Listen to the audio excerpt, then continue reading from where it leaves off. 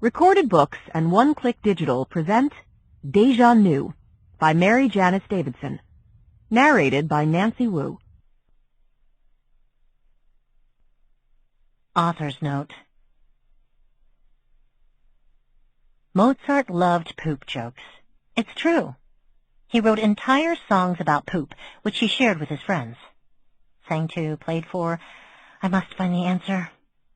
This is how I know my love of profanity means I'm really a genius. Mom and Dad, you were wrong about me and my genius. The great state of Illinois has dozens of prisons. For the purposes of this story, I've made up the Illinois Correctional Campus, mostly because this is a world that accommodates insiders and past lives, and the rules are a little different than the prisons in our world. Also, I wanted a prison with an acronym that would be pronounced ICK, because who wouldn't? Edward Gorey wrote some of the most wonderful and disturbing stories in the history of the written word. He wrote about lonesome socks, but he also wrote about sociopaths who killed children. Even now, I have no idea if his work was intended for children, like the first 3 Harry Potter books, or adults, like the last 3 Harry Potter books. I also have no idea if he was some kind of literary/theater snob. He wrote and directed shows for which he made papier-mâché puppets, and he called this scripted weirdness le théâtricule stoïque, or a giddy pop culture fan. He liked the X-Files and Buffy the Vampire Slayer. It's probably some combo of all of them, but no one's ever going to be sure. This is the same man whose work has earned major critical props over the years, which is cool, but he also described his work as literary nonsense, which is cooler. Basically, Mr. Gorey is a mystery to me, which is why he's wonderful. Check out the Gashly Crumb Tinies, or the Beastly Baby, if you get the chance, but be warned, his stories are like nachos. Strange, surreal nachos. You can't stop with one. Joseph Vacher was a French serial killer, nicknamed L'Éventreur du Sud-Est. I don't speak French, but I'm assuming that translates into something terrible. Before he started killing people, he tried to kill himself, so it's doubly tragic that he was better at murder than suicide. He committed violent acts against unsuspecting shepherds, and was finally, thankfully, caught in 1897, and executed the fall of 1898. He pled insanity, and while I'm no psychiatrist, I think the guy who heard voices, ate most of his meals out of garbage bins, and killed shepherds in a frenzy was completely crazy. Detective Klein is right to dismiss the idea of being Vacher in another life, but for all the wrong reasons. The frosting Angela drools over exists, and it's specifically for frosting brownies. And not just regular brownies, still hot just out of the oven brownies. The secret ingredient is honey, which pulls it all together. It's friggin' exquisite. Chief Leshy was chief of the Nisqually tribe in the 1800s, who were screwed out of land by the United States government. And when Chief Leshy dared protest, he was unjustly hanged in 1858 on a charge most people, the hangman included, knew was false. He went bravely to his death and was vindicated by a historical court of inquiry and justice in 2004. For whatever that's worth. The Donner Party. Wow. Where to even start? Their bravery, their despair, the fact that virtually every decision they made was the wrong one. For those who don't know, the Donner Party was a group of families trying to make a fresh start in the mid-19th century. Through a series of setbacks, which at the time didn't seem fatal, but, like a Michael Crichton novel, were actually a domino effect of disaster. Half the party died. The survivors lived through the disaster because they dined on oxen, horses, their own belts, and their dead travel companions. The first of the dominoes to flip, they got a late start. In the 21st century, a late start can mean missing a plane. Back in the day, it could cost you everything, up to and including your life. A late start meant they were trapped on the wrong side of the mountains when winter closed in. The exciting new path guaranteed to be a shortcut? Not only was it a lie pitched by someone who had never taken that route, others tried to warn the Donner Party it was no good. But the warning letters, and there were several, either didn't make it in time, were lost entirely, or, worst of all, were deliberately withheld. Every chance the Donner Party had to abandon the new untried route and get back on track with the old one was vetoed, because ironically, they felt they were losing too much time. Going back and getting reorganized would, they thought, be riskier than keeping with the shortcut. They told themselves the worst was over, repeatedly. For an excellent account of the entire horrifying/courageous story, give Ethan Rarick's desperate passage, The Donner Party's Perilous Journey West, a try. Mr. Rarick doesn't sensationalize the lurid details, but he doesn't pull any punches either, which is exactly the treatment such a terrible, ultimately triumphant story of survival demands. Be warned, if you're anything like me, you'll need frequent breaks from the book to go stand in front of your fridge and reassure yourself with the sight of food. And you'll probably want to wrap yourself in a blanket first. BBC's Sherlock fanfic is the greatest thing in the history of things. Archive of Our Own has devoured so many hours of my life. Worth it. Colonel Charles Rowan was a British Army officer and the first Commissioner of Metropolitan Police. He and his bestie, Richard Mayne, helped found what would later be known as Scotland Yard. In 3 months, they found, hired, and trained close to 1,000 men. They must have been champion delegators or micromanagers. In that same period of time, they arranged for uniforms, equipment, and a place to work, and furniture and supplies for the recruits, and then they really went to work. Rowan retired at the tender age of 68, but only because cancer made him. Jesse Tefero, convicted murderer, was executed on May 4th, 1990, in Rayford, Florida.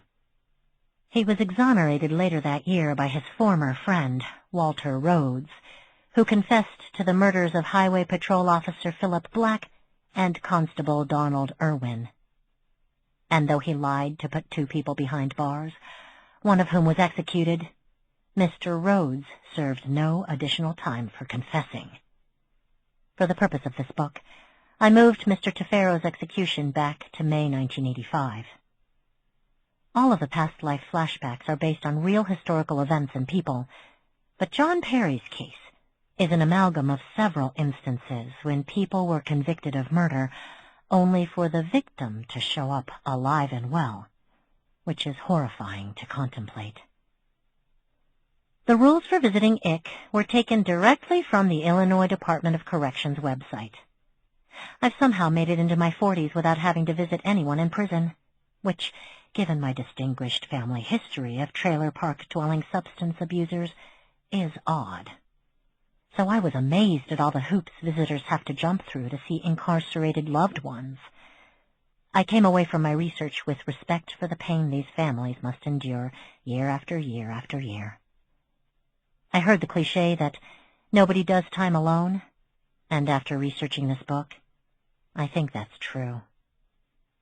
Elizabeth Betty Paris was 9 when she started accusing random townsfolk of witchcraft. This "I'm bored and the internet hasn't been invented yet" mindset led directly to 72 trials and 20 state-sanctioned murders.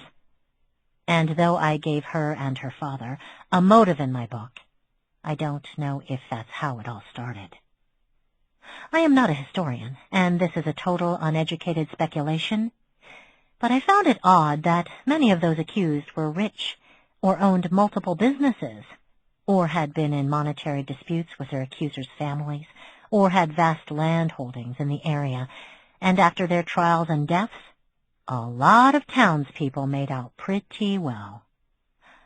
Curious, and maybe just a coincidence. Prologue. He walked in on a nightmare and realized at once why his brother had been murdered. The how was also immediately apparent. two in the face, point blank. He's dead, and my life is over too. To put it mildly, who was he without his brother? He had always been prepared to go first. At times, he would have welcomed it. But he couldn't spin this, couldn't fix it, and he couldn't run from it either. He had his family to think about. He tried to look down a tunnel of years without his brother and drew a total blank. It was unfathomable. There was nothing for it but the truth. This one time, he would tell the exact truth. In an act of carelessness and envy, he'd killed his brother, and he would accept whatever punishment was assigned. He wouldn't try to wriggle free of it. Ever. And he wouldn't let anyone else get him free of it. Ever. When he heard the sirens, he felt nothing but relief.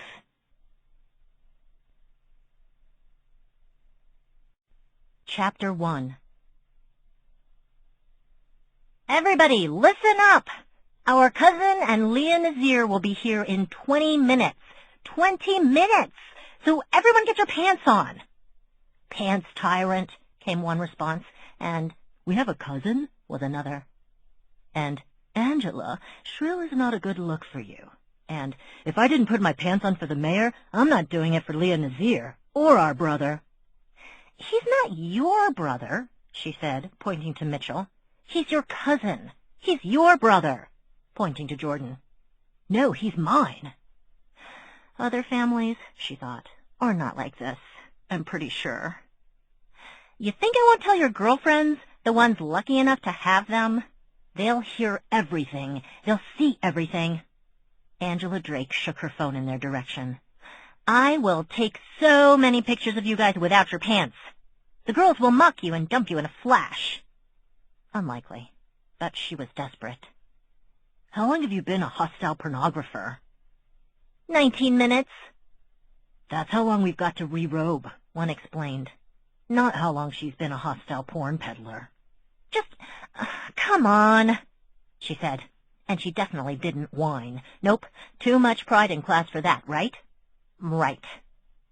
Guys, come on. Pants, okay? Grumbling, they complied. She was careful not to let the relief show on her face. Her plan, hatched at age 10, had a much better chance of working if everyone played nicely together. So it was good to see amusements, cookbook, TV, phones, gambling sheets, were set aside as the lot of them changed out of one thing, swim trunks, hot pants, boxers, culottes, briefs, into another. Khakis. The lot of them. That was just right. Because she was a bad person, Angela found her brothers and cousins generally interchangeable. They were all young and lanky, and had messy mops of thick, dark hair, from lightest brown with gold highlights, her brother Jack, the lucky creep, to near black. Her cousin Jordan, another lucky creep. Why were long eyelashes wasted on boys? And everything in between. They all had blue or green eyes, or, in her cousin Archer's case, one of each. Long noses, wide mouths, long limbs, big feet, deep voices, except Jack, who was 16, and still occasionally squeaked, to his annoyance and everyone else's mirth. They were a pile of energy when they weren't a pile of sloth. Looked alike, talked alike, annoyed alike. In fact, if some of the family gossip about her father and uncle was true, some of her brothers were actually her cousins, and vice versa. If it turned out to be true, not a single one of them, herself included, would have been surprised. Which reminded her, and we're not going to bring up family scandals. Even as she said it, she understood at once it was a lost cause.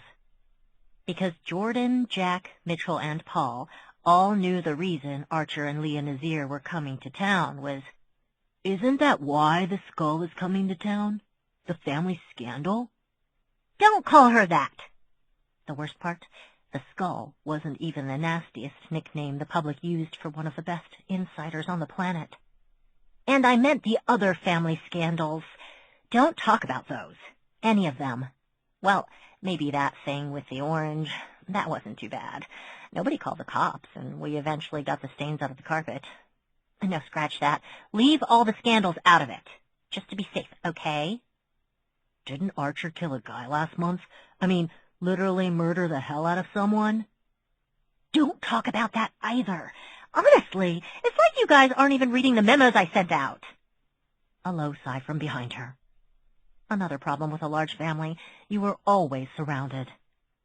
I've told you before, hon. Shrill isn't your best look. I remember, Mom. The scandal no one should talk about had blighted Angela's childhood and stolen her mother. Mrs. Emma Drake had turned into a shadow the day her brother-in-law pled guilty to murdering her husband. Angela knew that threatening the lot of them with, "Or I'll tell Mom," would never have worked. Mrs. Drake was so unplugged from herself.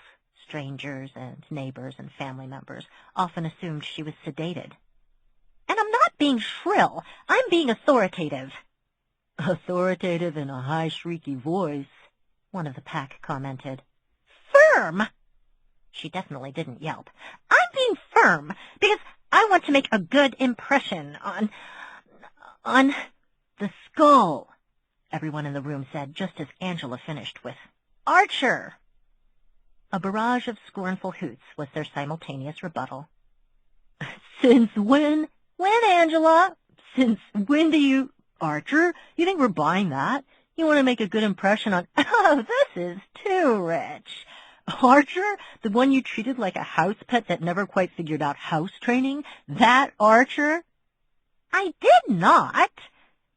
Well, maybe sometimes. During middle school, possibly. Maybe once or twice in high school. All of you, back off. And back up. They'd all climbed off or from beneath various pieces of furniture and were closing in, which was as dreadful as it sounded. We didn't get along when we were kids, but that was years ago. Years. Years, she says. Hey, guys, it's all in the past because, you know, Angela here says it's been years and years, and she thinks last Christmas is years? She thinks last month is years. She groped for the fly swatter hanging on a nail between the living room and kitchen, then lunged forward like a fencer on the offense. Back! All of you! Get back! The horde collectively flinched as the swatter swung and hissed through the air. Oh, gross. Seriously with this, Angela? Don't point that thing at me. We have a fly swatter? Yeah, it's usually on one of those little hooks on the keyboard. All right! Swish, lunge, parry. If I didn't know better, she thought, I'd think I was a fencer in a former life. But nope. Alas, she'd been nothing more exotic than a minor league baseball pitcher just after World War I, which was probably why she didn't consider softball a real game. You're right. Hear that? I'm right. Which one of us is right? Shut up! You're all basically a hive mind anyway. She'd stopped ducking and weaving, literally as well as figuratively, and held them all at fly swatter length. I admit it. I was a shit to Archer through most of our childhood. The sordid truth comes out. It was awful. I was awful, and I've apologized to him. So many apologies. Even now, she flushed hot with embarrassment when she remembered the cutting things she'd said over the years. The fact that, as an adult, he tolerated her with absent good humor was more a testament to his easygoing personality than to her amends, which she found perversely irritating. The guy can't even hold a grudge right. But again, the plan. We need to put that behind us now because, oh my God, they're here. She almost dropped the fly swatter, hesitated. It had kept the throng at bay pretty well, then hung it back up. She would not meet Leah Nazir with a fly swatter in one hand.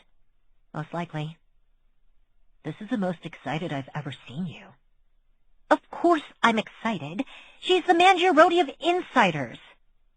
She could actually feel the puzzled silence, and tried again. The Mozart of insiders. She's a famously immature genius harpsichord player who loves jokes about shit? Scatological humor. she corrected automatically, then cursed herself. I mean, no. She flinched as she heard car doors thunking shut in the driveway.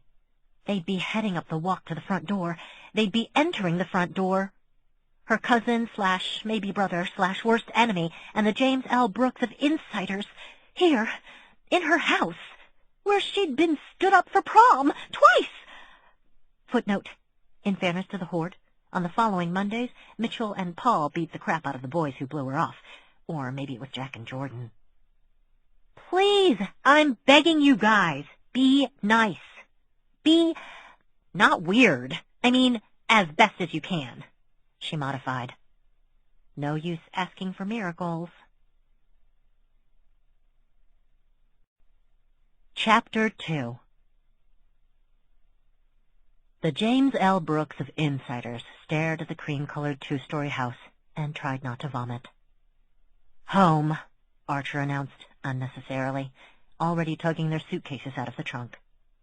The place where they are morally and sometimes legally obligated to let you in. I don't think I can do this, the Mangiarotti of insiders muttered. What's that, babe? I said I don't feel well. Okay, let's get you inside and you can have a ginger ale and lay down. Ah, Archer Drake, the love of her life. Well, this life. Straightforward, and not a man to get lost inside his own head. Product of a close, large, loving family. Brave and sweet and gorgeous, and clueless. Also, lie was one of her peeves. It's lie. Unless you were physically laying down, it's lie. Her peeves were legion. You'll lay yourself down, he said with aggravating cheer. I stand by what I said. And you know it's totally fine to be nervous, right? Hell, I've met all the players, and I'm nervous. Actually, that's probably why, he added thoughtfully. I know 'em. But they'll love you. Leah found a smile. I'm certain that's a lie.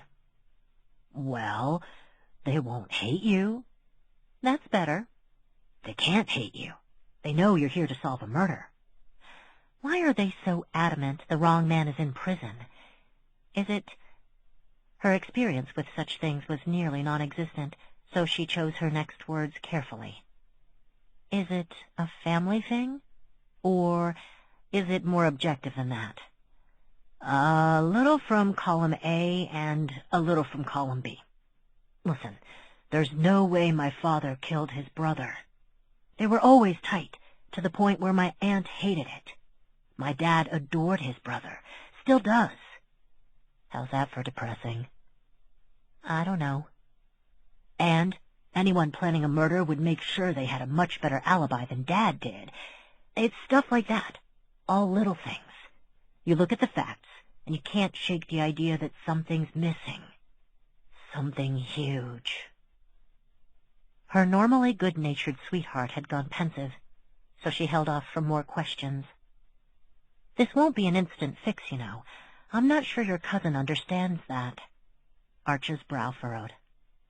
What? I'm not following. Before she could say anything else, not a fix, and also get me out of here. What was I thinking? I mean it, get me out of here. The front door popped open so hard, it rebounded in the face of the young woman standing just inside. Archer! She called as she wrestled with the screen door and bounded out in a burst of energy with which, by now, Leah was familiar. The woman, his cousin, strongly resembled Archer, with the same long limbs and barely suppressed hyperactivity, the same bright eyes, and a mouth made for smiling. Her hair, a riot of shoulder-length reddish-blonde waves, was the only visible difference. Well, the hair and the breasts, too, obviously. Huh, Leah mused. You're all like that.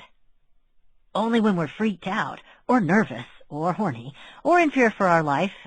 Yeah, Arthur finished, giving up.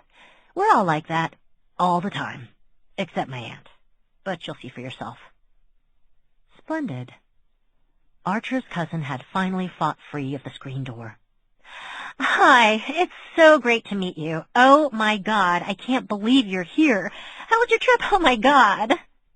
This, as she rushed over so quickly and shook Leah's hand so enthusiastically, she nearly knocked her back into the car.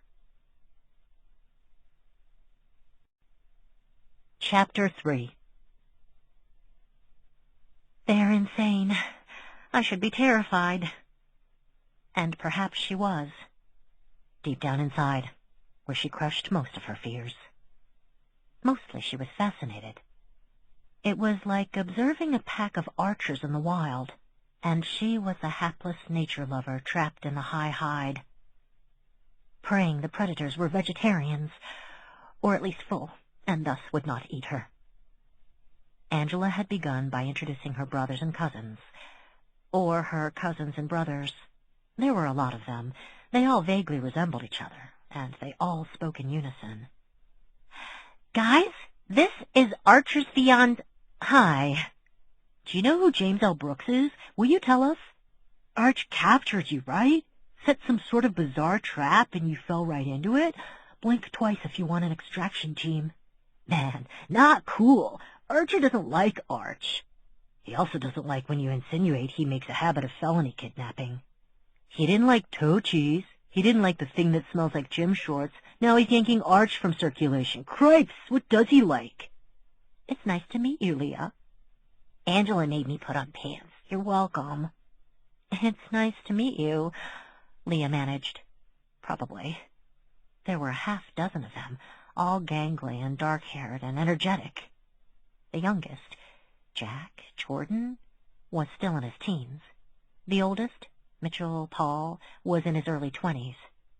Angela was the oldest of them all, at 25. All of you. What? What'd you say?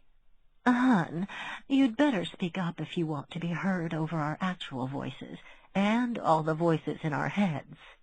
She said, shut up! She said, shut up, you guys! Let me talk! She said it was nice to meet you!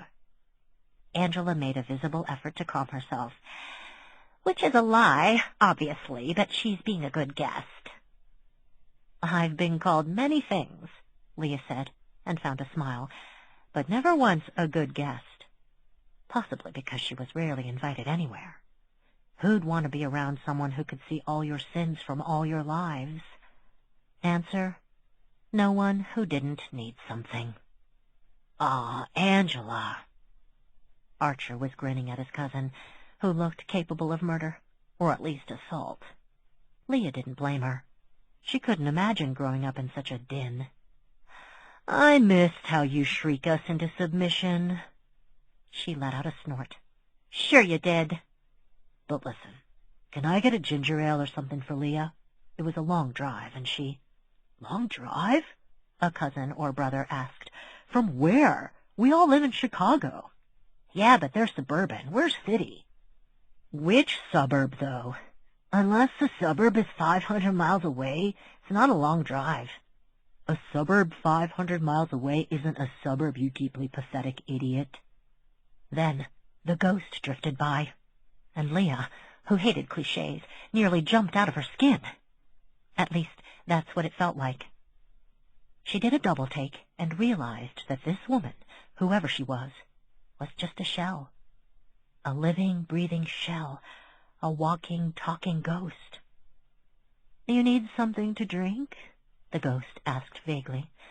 Nice flight? They drove, Mom, Angela put in before Archer could say anything. Leah noted that he shot his cousin a sympathetic grimace. They don't live very far away. Actually, they live in a suburb 500 miles away. Shut up, Jack. Oh, well, you'll be visiting lots of times, then, the spirit predicted as she began to drift away. She followed that with a non sequitur. I picked up the mail. Thanks, Mom. We know that's your thing. To Leah, it's her thing. She's in charge of the mail. Everyone else is in charge of everything else. Curious. Leah broke her own rule.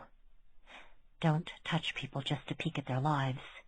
It's only okay to invade people's privacy when you're on the job. But holy God, what is up with this woman? Is she here? Are we and extended a hand. "It was kind of you to invite us." "Oh, well," came the vague reply. "I didn't, really. Angela did. I'm Leah Nazir. It's nice to meet you." Mrs. Emma Drake gave Leah her limp, pale paw, and Leah saw nothing. Nobody. Alone. Always alone. But on purpose. Always alone, alone, alone. Should have stuck to the rules. Chapter 4. "It could be worse," Angela reassured herself. "It could be a lot worse. The boys are behaving. Mom is being Mom, but I never expected anything else. Archer seems fine. He's even teasing me a little. Ms. Nazir seems, hard to tell, actually." And that's when Leah Nazir's big brown eyes rolled back and she pitched toward the floor. She would have face-planted if Archer hadn't been so quick. Her mother blinked, her way of showing extreme alarm. "Oh, I think she needs to rest. I'll go check the—" And she drifted away, probably to check the guest room, which Angela already knew was perfectly appointed. Coward. The thought rose in her brain like a bad-tasting bubble, and for once Angela didn't try to squash it. Her mother had been through a lot. Her sister-in-law succumbed to cancer a year before the murder, leaving her to raise all those kids on her own. She'd taken the cousins, too, as they were virtual orphans. It had been tough, no question, but it hadn't exactly been a laugh fest for the rest of them either, and Angela became a de facto parent at age 13, the minute the hearse pulled into Graceland Cemetery. Still a coward, though, and Dad would have hated what she turned into. He wouldn't appreciate her abandoning his brother either. Angela shoved all that away. "You got her? Come on, let's stretch her out on the couch. Should we take her to the ER? I can call 911. "I'll do it," from Paul. "Bullshit," from Mitchell, predictably, since he lived to keep track of everyone's turn. "You got to call 911 when Jack fell out of the treehouse. It's my turn." "No, the last time we called 911 was when the neighbors called the cops on us. Why are we always surrounded by tight-ass neighbors?" "I'm already dialing. It's done. I'm doing it," Paul announced. "See? 9. "Hang that up unless you want to be on the stretcher next to me," Leah managed from Archer's arms. "Okay," Jordan said. "That's pretty cool. I'll hold Paul down for you, Leah, and you can work the body. I suggest starting with the lower ribs, or his upper lip." "I'm fine," she continued, waving away Jordan's offer to help her assault his brother. "Temporary setback. I'll be okay once I get off my feet." "You are off your feet," Angela pointed out. She followed them, fretting the length of the hallway to the guest room. "Are you sure you don't need a doctor?" "I'm fine." "Do you often faint?" "I did not faint. Silly ingenues in bad movies faint." "Silly what now?" "I temporarily blacked out. Very temporarily. For barely a second. Half a second, thank you," she said as Archer deposited her on the bed with a flourish. "I was already a little under the weather, but I don't need 911, or a doctor, or an exorcism, or anything of the sort. And also stop fussing." "Okay." "I'm pregnant," Leah added, and grimaced. "You're... really?" Angela felt a huge grin break over her face. Why the grimace? Is she not happy? No, stop reading into it. She fainted in front of the in-laws. She's a little embarrassed because she doesn't know how many people have swooned in our family room over the years. "Yes, really," Archer replied, smiling and puffing out his chest a bit, probably because he got to have sex. "Well, that's great! You're going to be a dad!" Angela was impressed, and not for the first time. Archer had been the first to leave home, hold down a number of odd jobs. Jordan kept a chart of them, and the thing was eye-popping. Fall in love, foil a murder, get engaged, and now to have a baby on the way. In that exact order, too, she realized. He, unlike the rest of them, had moved on. And not just on. Forward. He was a grown-up, and not just chronologically. That's really great. No, it's not, Leah said dully. Huh? Angela managed to tactfully say nothing, or even raise an eyebrow, and when Archer didn't scowl or burst into tears, she realized that whatever was upsetting Leah about being pregnant, he knew all about it, which in its own way was kind of cool. Leah broke the short silence. I'll explain. You don't have to, Angela replied at once, not meaning a word of it. Please explain. Explain until you're blue in the face, but not really. I know I don't have to, Leah snapped. Her lips thinned, and she added, I'm sorry. I'm in a foul mood. It's like this. I had a terrible mom. Okay. Angela knew Leah's mom. Everyone did. A B-list actress from the 90s, a gorgeous redhead in the style of 50s pinup queens, never as famous as her daughter, and went to her grave trying to change that. So, I don't know how to do it. I'll be bad at it. She met Angela's gaze dead on. I'm afraid. That's what this is. That's all this is. Pure fear. I'm sure that's not true. It's absolutely true. I am scared shitless. No, I meant about your mom. It's definitely true, Archer cut in. Leah's mom was the worst. Not that either. I meant that Leah won't be a bad mom just because she had one. It doesn't... Her gaze went from Archer to Leah and back to her cousin. It doesn't always follow. There's not an insider in the world who won't tell you that. We see a lot, she said, turning to Archer. But it's not all bad. That's one of the myths. We see plenty of the good in people's pasts. A weak snort from the bed. Stop generalizing, and bad mom doesn't do it justice. Okay, but it's not like you cornered the market in crap parents. Although it sure sounded like Leah's B-lister mama had been a worse-than-usual momager. At least, according to the tell-all book by the actress who only played her daughter.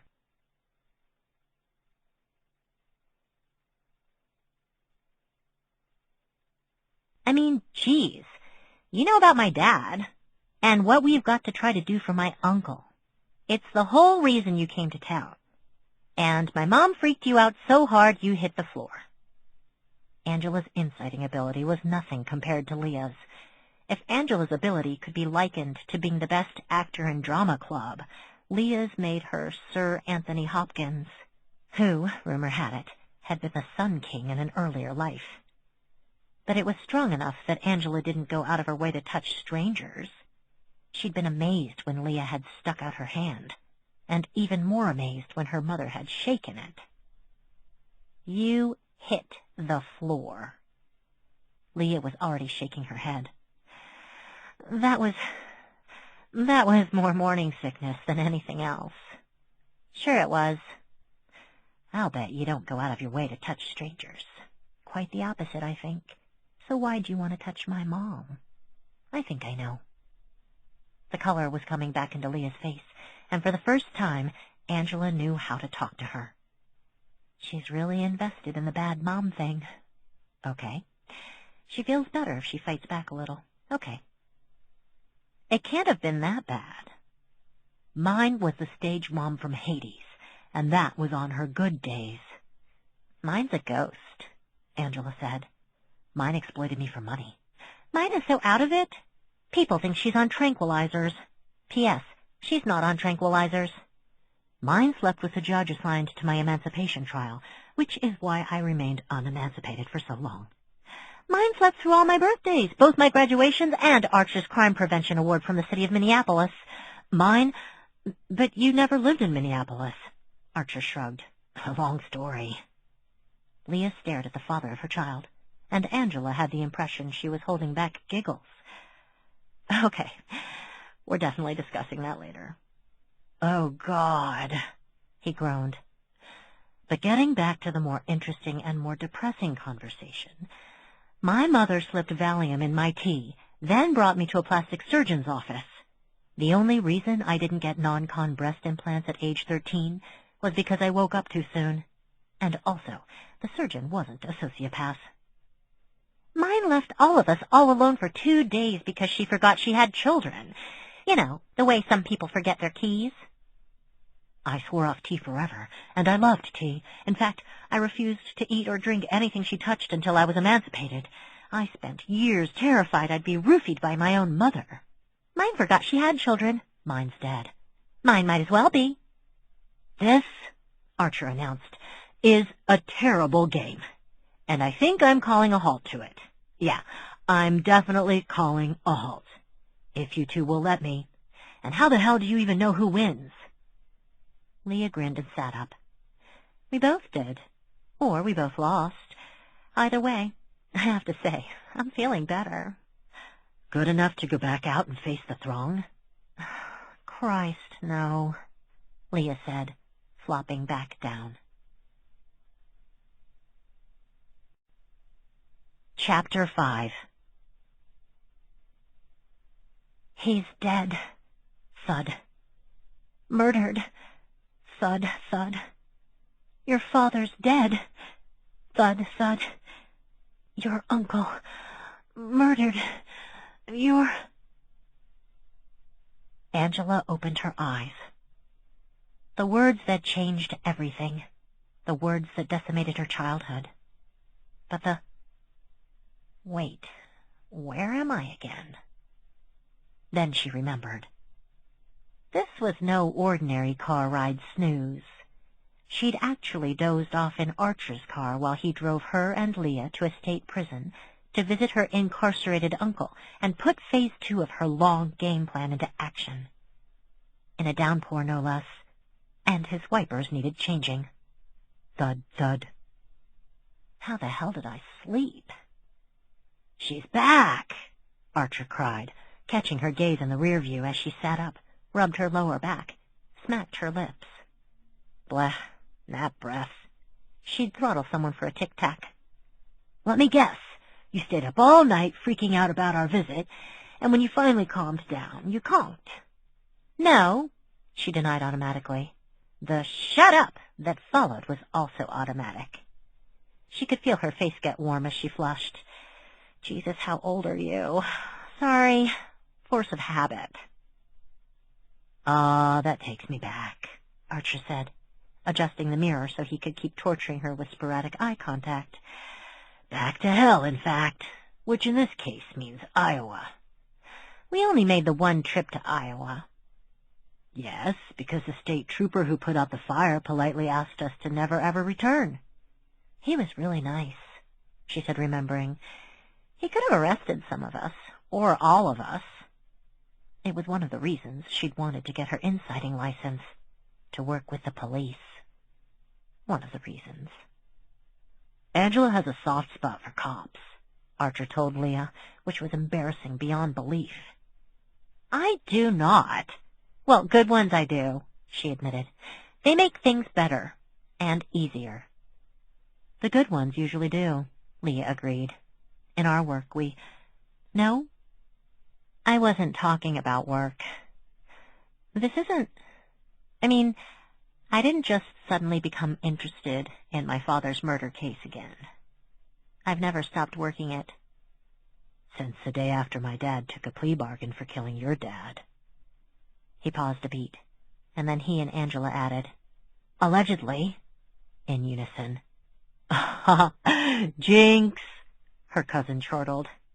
Ugh, you're endlessly annoying. At that, Leah burst into giggles, and Angela was able to see her as a real person, instead of the glorified insider ideal for the first time. It was as sobering, heroes are just ordinary people having a series of bad days, as it was exhilarating, Oh my God, she's so cute when she laughs. Do you still dream about it? The night you found out your dad was dead? Actually, I've been thinking about Mom's 180 on the whole accident versus surprise thing. Hopefully Archer wouldn't notice she hadn't answered the question. Accident versus surprise? Leah asked. Yeah. Angela leaned forward so her head was between both of their headrests. The first time I did the math, I saw I was older than my parents' marriage and asked about it. Turns out they had to get married. Mom got pregnant, and Dad wanted to do the right thing. My dad always said I was a surprise. When I asked the difference, he said, with an accident, if you could do it differently, you'd go back in time and undo it. But with a surprise, you'd never go back and undo it. And what did your mother say? Oh, the reverse. Angela laughed, but there wasn't a lot of humor in it. One of the reasons I was so surprised by the depth of her grief was because mostly I remember them fighting all the time. It wasn't some great love match. So when I found out they had to get married, it made sense. And, Archer, you're not saying anything, so I'm betting you knew what was going on. Archer didn't reply, just kept driving. Leah's gaze met Angela's in the rearview mirror. I'm afraid I don't understand. I wasn't an accident. Mom got pregnant on purpose. She'd wanted to get married for ages, but Dad had, zero interest. Here's the irony. Dad wanted Dennis's life, and Dennis wanted Dad's. So, you were... Leah paused. Archer filled in the blanks. Bait in a trap. Personally, I liked Uncle Donald's version of the story. Well, yeah, I did too when I was 6. And I think your mom was a real jerk for telling you the truth. Angela shrugged. I'm glad she was honest, and I give Dad props for sticking around. Was that why her mother had made grieving her full-time job? She had gone to such lengths to haul Douglas to the altar, losing him was too much? Something to think about. Also, I'm not sure I was bait. I think I was more like the canary in the coal shaft. Angela, that's awful, Leah cried, but then couldn't stop giggling. You guys have the oddest way of looking at the world. Look who's talking, Archer said fondly. Angela had to admit, she hadn't thought they'd all be laughing as they drove through the gates of Illinois Correctional Campus. What did that say about her? And them? That things will be different this time. Because I'm different. And Archer's definitely different. And we have Leah Nazir, and a new detective, and we're finally going to get it done. Please, God. Chapter 6.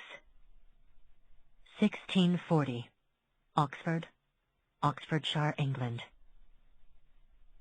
Paucis notus, paucioribus ignotus, hic jacet Democritus, unior, qui vitam dedit et mortem, melancholia. Footnote. Little known, and even less forgiven, here lies Democritus Jr., who gave his life and death to melancholy. Died 9th January, 1639. Epitaph from the monument to Robert Burton. So it was coming for him again. The serious ailment, the settled humor. The timing was dark and sweet, because with the beauty and simplicity of knowing when you are predicted to succumb, if one so chooses, you can make the astrologer a seer or a liar. So, a seer, he said aloud.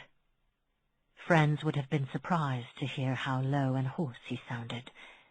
When it was on him, he went days without speaking. Or bathing, he remembered, glancing at his reflection in the mirror. Or shaving. Or eating. He couldn't even muster the will to gasp in horror at his reflection. What little energy he had he needed for breathing. There was room for nothing else. Ah, but euphoria might be on the way. He knew that as a dying brain fought and clawed for oxygen, chemicals flooded the system with joy and jubilation and a burst of biochemistry. That would be delightful, but it wasn't a requirement. All he required was nothing, forever. He changed into a reasonably clean suit, even as part of him knew it was idiotic. He'd shuffle off the mortal coil, but not before pissing and shitting himself. But the idea of ending it all in the same pajama pants he'd lived in for the last month was unpleasant. He found the rope, ran it through his fingers for the 10th, 60th, 100th time. Sturdy, strong. The knot would hold, and the beam, and the chair, until he had no use for the latter, or, he supposed, the ladder he needed to reach the noose. No note, at least not in the traditional sense. Friends would say he had been writing his suicide note for the last 3 decades. The Anatomy of Melancholy. Footnote, full title, and it's a mouthful. The Anatomy of Melancholy, what it is with all the kinds, causes, symptoms, prognostics, and several cures of it, in 3 main partitions with their several sections, members, and subsections, philosophically, medicinally, historically opened and cut up. 5 printings in 17 years, and every page dedicated to recognizing, treating, and enduring that wretched and serious ailment. His friends would also point out his inconsistency on suicide. He had expressed conflicting points of view about the last act, stating at times that taking one's own life was a natural consequence of the fiend melancholia, as a tumor was of cancer, and other times seeing it as a moral choice. Readers had chided him for the disparate views, as they did not understand a fundamental truth of his condition. Sometimes he wished to be dead, and sometimes he did not. It would never be done. The Anatomy of Melancholy could never be done, which was the work's most dreadful and wonderful characteristic. And he was tired. So then, what next? He positioned the chair, tossed the rope, tightened the knot, and wondered about what he would face as he left. Nothing, or choirs of angels, or another life. What if I come back? What if melancholia finds me again? Don't think of it, don't. He stepped off the chair and simultaneously gave it a savage kick, so there was no way to get his feet back under him. So his traitorous brain couldn't rebel and force his legs to find purchase. What if it finds me? Don't. What if it does? Don't. Oh, please, please don't. Chapter 7. Prisons were like hospitals and gas stations. No matter where they were, or what size they were, or who ran them, or who was in them, they always smelled the same. Cleaning products and sweat, with a slight aftertaste of urine and ennui. Urine and ennui? Get a grip, Chambers. Detective Jason Chambers put his book, The Gashly Crumb Tinies, a very good gory alphabet book. Footnote, and it's not even the weirdest thing Gory wrote. Aside to focus on the Drake contingent, who were nearly finished jumping through the bureaucratic hoops necessary to visit an inmate in the state of Illinois. He'd inherited the Drake file from his predecessor, a dour grouch who had never warmed up to Angela Drake and didn't mind if she, or anyone within bitching distance, knew it. One of them insider freaks, Detective Klein had confided, had the fucking balls to tell me I was Joey Vasher. Who? Oh, you mean Joseph Vasher? Yeah, if you can fucking believe it. This is upsetting news? Chambers guessed, barely making an effort to appear interested. Yeah, no shit. Klein had been packing his desk, an exhausting, judging by the moon-shaped sweat stains on his tan shirt, and smelly, going by, well, the smell, task he seemed glad to break off from. He slumped into his desk chair, which let out a wheeze as it took his weight. "Said it right to my face. Hey, Klein, you used to be some dumbass frog serial killer."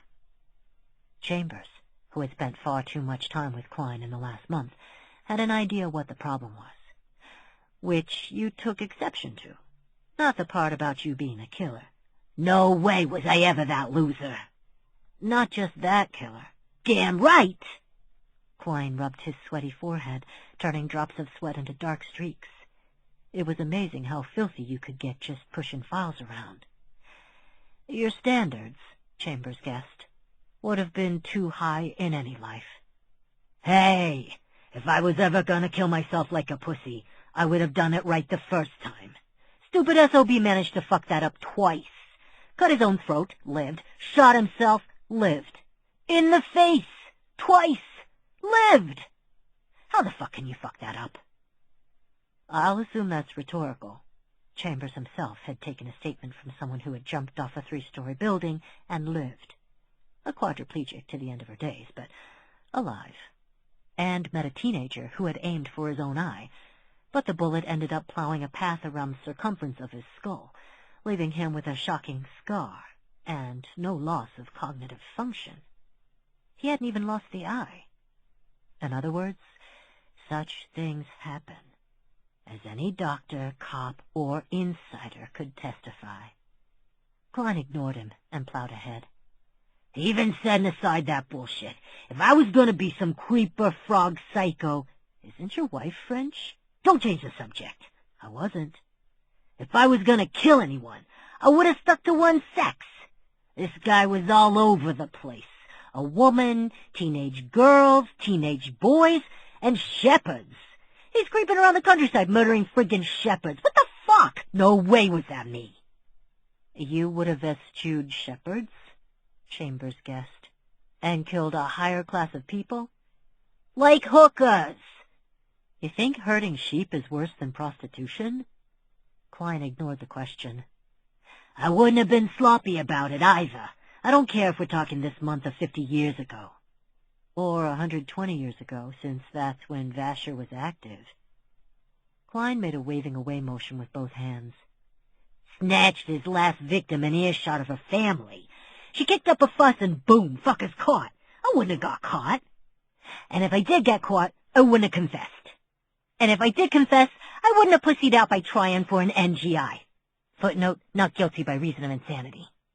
And if I did pussy out with an NGI, when it didn't work, I'd have taken my death sentence like a man. This guy, they had to drag his pussy ass to the chopper. Guillotine. I mean, fuck! That sounds upsetting," he allowed as an alternative to, "Klein, are you familiar with the theory about people who protest too much? And are you unaware that slapping on cologne isn't a substitute for a shower?" "They're all full of shit," was the closing argument. Klein meant insiders, presumably, or killers. But the older man was sour enough that he could have meant mankind in general. And it wasn't the job. Klein had been a dour rookie and a jaded patrolman, and, as a detective, was more or less dead inside, and clearly not at all pleased with his French wife. Chambers figured that was about as good as it was going to get, so he left, but not before Klein got the last word, again. "We got the right guy, kid."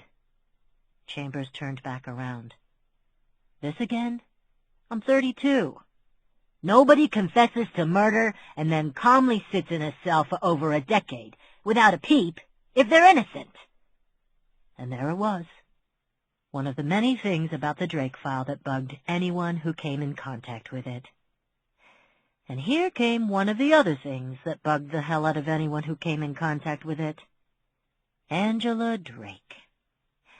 She was doing what she usually did, pacing like a thwarted tigress as her cousin handed over the PVI forms crucial to IDOC procedures. "How could I have forgotten how much fun this is? The only thing better than the body search is the paperwork," the man announced to the air. That sounded sincere, right? Archer, none of us want to be here. Least of all your father. I get that cracking jokes is your way of diffusing the tension, but why would you want to diffuse the tension? We're supposed to be tense and horrified to find ourselves here. We're supposed to feel that way so we fight hard to get him out.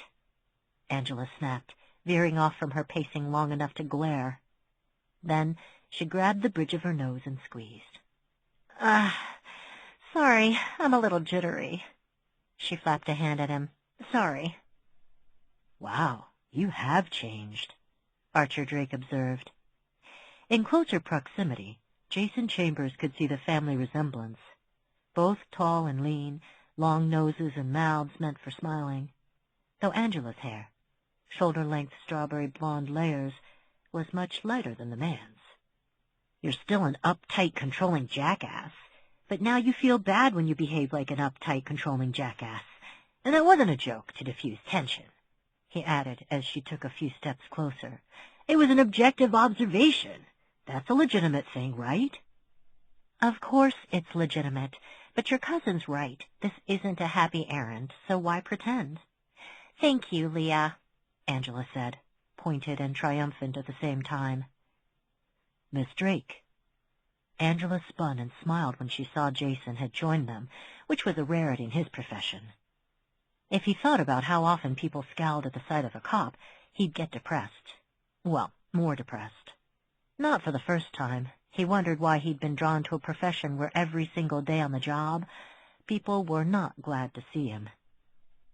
Angela, like I told you last time, and the time before that, please call me Angela. Please call me Jason. Please call me Jason. Please call me Jason. He opened his mouth. Please call me Jason. Sorry, I forgot. Not even close. Fortunately, the dazzling, intense woman he'd been horrified to realize he had a crush on, a crush like he was 16. What next? The acne makes a triumphant return? Was too busy with the introductions to notice his stilted delivery. This is my cousin Archer and his fiancée. Leah Nazir, he interrupted. He'd recognized her at once. Hello, Detective Jason Chambers. I'd know you anywhere. She shook his hand. She had long, wavy dark hair, wide-set eyes, and a pale, pretty face. Her hand was tiny. Have we worked a case before? It was a good guess. Most local cops knew Nazir consulted with police departments all over the country, but wrong. No, I was a big fan of That's My Mom. Nazir's smile dropped off, as if his hand had turned into a dead rattlesnake. She extricated herself from the handshake and managed a small O. Mistake. Oh, Angela added. Mistake. Why? Sorry, he said, because for some reason he now had to apologize for the fact that Leah Nazir was once a household name. It's weird that I keep forgetting you were a child star, right, hon? Archer asked. Why do you keep asking questions you don't actually want the answer to? And it's not weird. It's lovely. She managed to arrange her lips into a gruesome approximation of a smile. I'd prefer everyone kept forgetting. Sorry, Jason said again, and then he could put his finger on what he'd overlooked. Not just Leah turning her back on acting, but the eventual fallout from that decision. Her co-star/mother had been murdered just a few weeks ago. It had made headlines in various entertainment sections of various papers. People and Us Weekly had each done a small article on the case. Death of an icon's mother. Agent murders former client. That's My Mom co-star slain. It hadn't been his case, but when it came to gossip, cops put hair salons to shame. The murder had been exceptionally foul and violent. 2 rookies had gotten sick at the scene. It had been discussed, frequently. All right, the brisk voice pulled Jason back to the present. Your IDOC paperwork is all set. Here are your IDs back. A corrections officer had looked everything over and fed copies into the great bureaucratic machine that was ICC, pronounced IC to nearly everyone's annoyance. This was a small relief, because filling out paperwork didn't necessarily guarantee an entrance to intake processing. And if you were allowed in, you weren't yet done. Such things took time. A minimum of 2 forms of ID for every visitor, searches, paperwork, no cell phones, no pagers, no smoking, no boxes, no purses, no bags, no books, no sunglasses, no keys, no drinks, no food, no money, no backpacks, no magazines, no wallets. Lock them all away. But the state of Illinois is not responsible for anything stolen. If someone breaks the flimsy lock and absconds with your purse, bag, book, keys, drink, food, backpack, wallet. Diapers, tampons, medication, determined on a case-by-case basis. Hint, take your meds in the parking lot. Contraband? Illegal per the Illinois Code of Criminal Conduct. Hint, leave contraband in the parking lot unless you want to live in a cage. Clothing? Everyone must wear underwear. All females must wear a bra. Footnote? Seriously, the bra thing? Required by the state of Illinois, which makes me wonder about enforcement.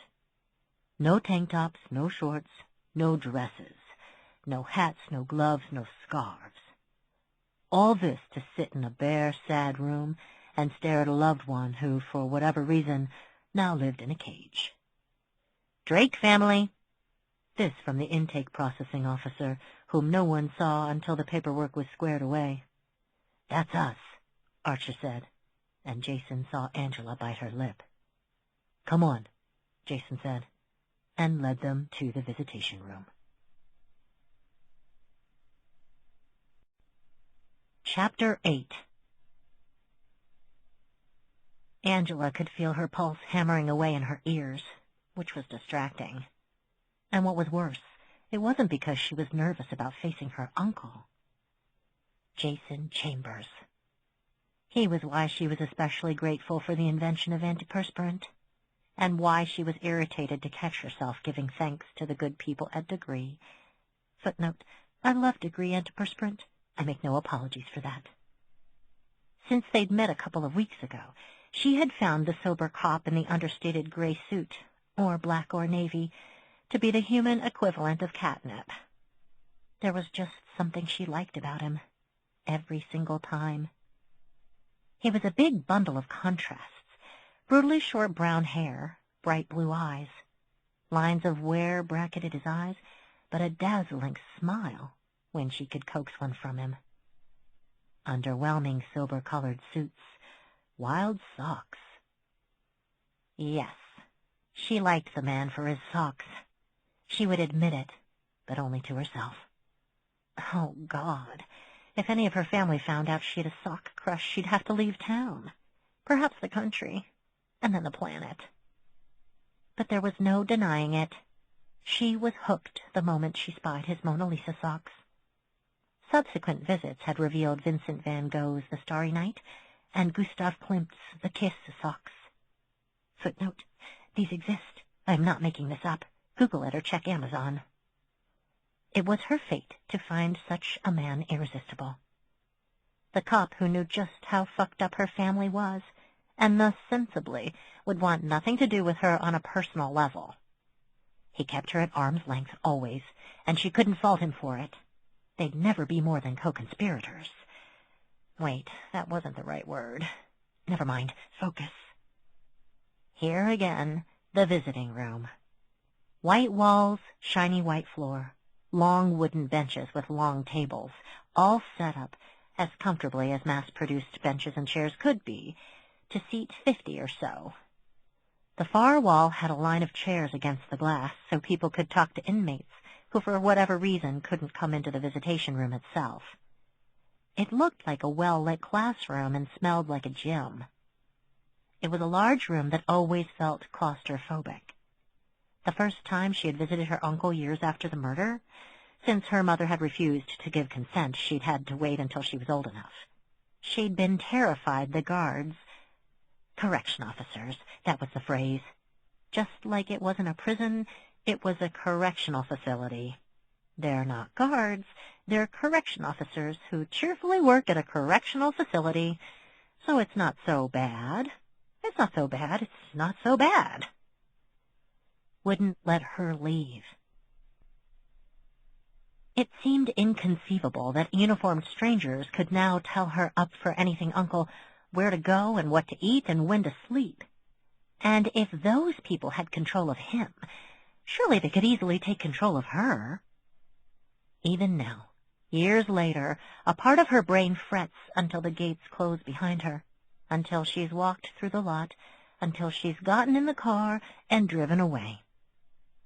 That small, scared scrap of brain finally shuts up when IDOC is in the rear view. Till next time.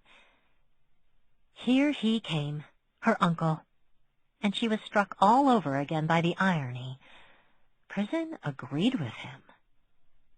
Dennis Drake was in his 60s, but other than de rigueur salt and pepper hair, cropped close in a buzz cut, and laugh lines, are they laugh lines if they're caused by stress? He could have passed for mid-40s. She knew that Dennis looked as her father would have if he'd lived long enough. Born 13 months apart, they'd occasionally been mistaken for fraternal twins. Dennis was in a Minions yellow IDOC jumpsuit, socks, loafers. Clean-shaven and pale, with the grayish complexion of someone long years away from sunlight. His light blue eyes scanned each of them, and she could practically feel him adjusting to their new adult ages in his head. Hell, when had he last seen his son? Had to be... Hi, Dad. None of them had taken seats, so it should have been the easiest thing in the world for Archer to take those 3 or 4 steps and embrace his father. But it seemed to take forever for him to get there. And the hug was as impersonal as a hug could be, arms forming a stiff A-frame, nothing touching below their shoulders. It's been a while. To put it mildly, this was Archer's 3rd visit in 10 years. Archer. This is my fiancée, Leah Nazir. Yeah, I remember her from your letters. Dennis nodded to Leah, who was probably the least uncomfortable person in the room. What a pleasant change that must be, and extended his blocky hand, the knuckles slightly swollen. He's getting so old in this cage. Nice to meet you. Thank you, Mr. Drake. It's nice to meet you. A small, crooked smile. Is it? Leah smiled and shrugged, and tightened her grip just a bit. This was the moment. The Amy Borman of inciting would, in this one grasp of hands, see something momentous from his past that would help them figure out what really happened. From there, they could figure out how he'd ended up in that particular room on that particular night, and from there, they could deduce and find the real culprit, and justice would finally be served. It would work because the universe practically demanded it. It would work because it was no coincidence that Archer got involved with Leah at the same time the irritating jackass in charge of her father's murder case retired. Events such as those were too momentous and perfect to be written off as random quinky-dink, as Mitchell would put it. But never mind Mitchell. Leah and Dennis were still shaking hands. Then they stopped shaking hands. And nothing. Wait, give it a few seconds. It'll happen. The universe wants this to happen. Nothing. Instead, they were shuffling around, finding chairs, settling in for their allotted time, trying to get as comfortable as possible, considering the room, benches, and the occasion. Awkward. No, not entirely nothing. Something was happening, because Leah was looking at her, and there was something like resigned patience in her face. And was that? Yes, patience, with a dash of pity. She knew, Angela thought, her throat closing in despair. Knew what I thought, what I hoped. Knew it'd be no good. Came anyway. We'll waste no time going back to her own life once we're done here. Shit.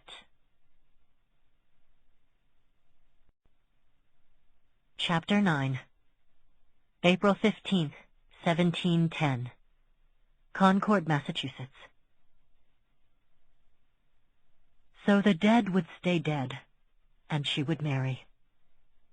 She was old for such things. She would see 30 soon, and felt 1,000. But regardless, her father would see that she lacked for nothing, as he should.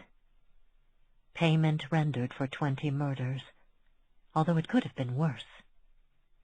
Even now she had trouble believing it had all happened. All of it had really happened. It had been like a roaring conflagration, devouring lives and smashing families, and leaving only useless, stinking ash behind. Useless, stinking ash was her heritage, and never was one more deserved. And it could have been worse. That was what she told herself through every day and night of the horror. 20 murders, yes, but 72 were tried, so it could have been worse. 20 murders, but nearly 100 accused, so it could have been worse. Rebecca Nurse was bad enough, and Bridget Bishop, and Susanna Morse, and John Proctor. They were dead, and everyone was safe. They were dead, and everyone was safe, and if other people now had Bridget's taverns and Rebecca's vast acres, and Susanna's inheritance and John's many properties, that was mere coincidence, and certainly nothing that should haunt her. It wasn't as though powerful men, intelligent men who knew a great deal more about the world than she ever would, encouraged her. Oh, no, no, no. The dead were witches, and a danger to all of them, and thank God and his beloved Son they were now and forever casting their spells in hell. But she had heard her father's complaints about Bridget's brazen ways. A woman should own nothing, and certainly not taverns or public places of any sort. And John's stinginess. He could so easily be of assistance, and he won't. I truly believe the devil pushes out all his good impulses. And the Nurse family's land disputes. We had an agreement. That particular plot of land is mine by rights, and they know it. But their greed smothers the voice of God. And they were witches. They were the servants of Satan. They had devil's marks on their bodies, and spells in their lying, crying mouths. And everyone was safe now. It was over, and they were safe, and she was to be married, and it wasn't her fault, and it was all her fault. She would marry Benjamin Barron, and bear him children, and teach them the Lord's Prayer, and warn them that devils were real, and often looked like ordinary people, and sounded like her father. She would live to be an old woman, too old to be afraid of ghosts, and it would be all right. Everything would be all right. Chapter 10. No, Dennis Drake said for the 4th time. Angela swallowed a groan and dropped her head. Her forehead hit her outstretched arms with a dull thud, which was exactly how she felt. Dull, wrapped in cotton, and every time her uncle shook his head, the cotton pulled tighter. Pretty soon it'd be hard to breathe. Dad? From Archer, who from the state of his eyebrows, who knew he could arch them so high, they were like fleeting caterpillars, wasn't far from losing his temper. Come on. Another headshake. Another no.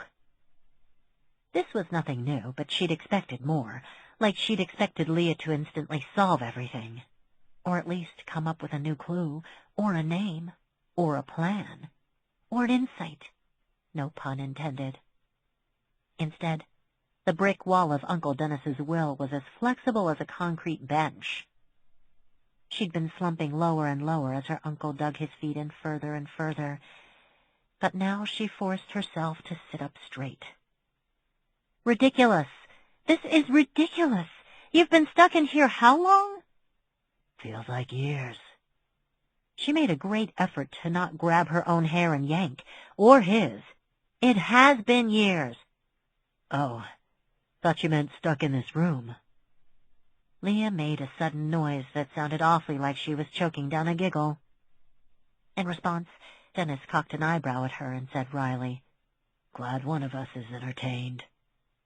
Detective Chambers cleared his throat.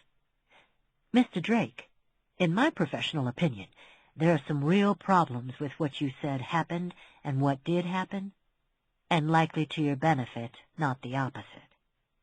Don't care. Go direct traffic." "Maybe don't alienate the cop trying to help you?" Archer suggested. "Ha! Tell that to her." He jerked a thumb in Angela's direction.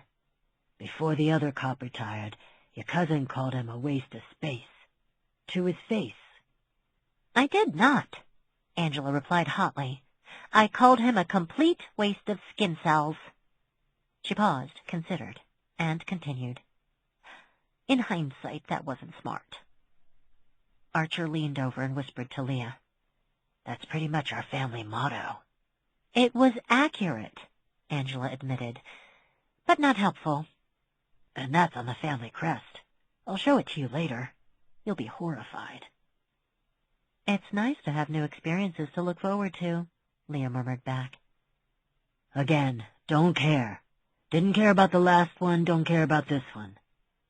Dennis fixed his pale gaze on, gulp, Angela.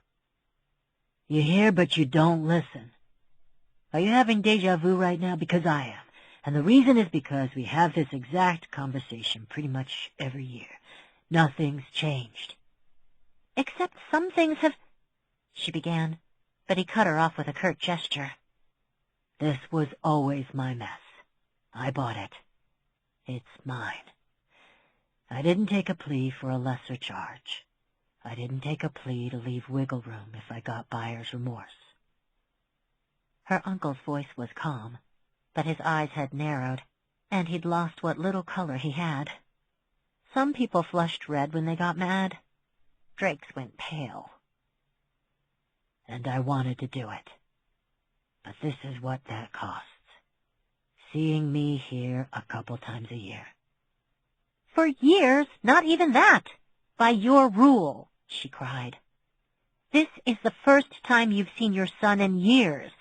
You haven't seen me for 2, but you must know we'd come more often if you'd let—" "But I won't let," Dennis continued with deadly calm. "You're doing it again. You're hearing, not listening. I made it clear after my plea. I made it clear each time you came. I made it clear 2 years ago. I made it clear last month. Nothing has changed. I'm in. For the duration. Move the fuck on." The appalled silence was broken by Detective Chambers' flat. "I don't know what they've got on you, but it must be considerable. Visit's over." Dennis popped up from the table so quickly, Angela would have missed it if she'd blinked. "Now then," he continued with cool calm, "you guys probably know that IDOC Gen Pop gets 6 visits a month, 4 hours each. You guys are going to push me over my limit. And for what? So you can keep not paying attention? So we're done. Archer, Leah, Detective Chambers, Angela." He said my name last. Is that bad? I think that might be bad. With that, he walked away, and, as happened every time, he never slowed or even glanced back. It always looked to her like he was marching back to war. She put her face in her hands, then groaned into her fingers. "Waste of time, all of it. Son of a bitch. Sorry, Archer. Sorry, Leah." "You got nothing to apologize for," her cousin said. You're a goddamned hero as far as I'm concerned. Putting yourself through this for all of us? Not really. I'm putting myself through this for all of me. But she could never say that. Would never. And then, feather-light, she felt a touch between her shoulder blades, too brief to be a pat. She took the small comfort that had been offered, and cursed herself again for being such a shit to Archer when they were kids. This had to be as awful for him as it was for her. But he still took time to let her know with a nonverbal sign that he was there, except he wasn't. He was sitting too far away, beside Leah. It was impossible for him to have reached across. So who the hell... Oh... Detective Chambers. Oh. Meaningless, she reminded herself. But she could still feel that touch. Chapter 11. So that was a sizable pile of nothing. Like the family Easter basket of 2013, Angela agreed. All jelly beans but no Peeps or Cadbury eggs. It had been a living nightmare. They were trudging out to Ick's parking lot, and a glum group they were. Angela could just make out Archer's car. Her spirits were so low it looked miles away. I can't believe that was the first time I've seen my dad in years. And it was just a whole lot of blah. Angela winced. At least now you see you haven't missed anything. I know you were down about it for a long time. Oh, the I forbid you to visit me, cherished eldest child edict? Yeah, gotta admit, it was hard not to take that personally. Angela had to muffle a giggle. Trust Archer to find a way to make the horrible seem almost hilarious. Thanks for coming with me anyway. Of course, Leah replied. We were glad you called. Archer coughed. And we were glad to come. Ow! Weren't we? Oh, yeah. Archer rubbed the fleshy part of his arm where Leah had gently pinched the bejesus out of him. Super-duper glad, no question, tons of gladness. And while the visit didn't have the desired effect, Leah continued, we did learn a few things. Yeah, pathological stubbornness is a Drake genetic defect. Angela snorted. No, 'cause we already knew that.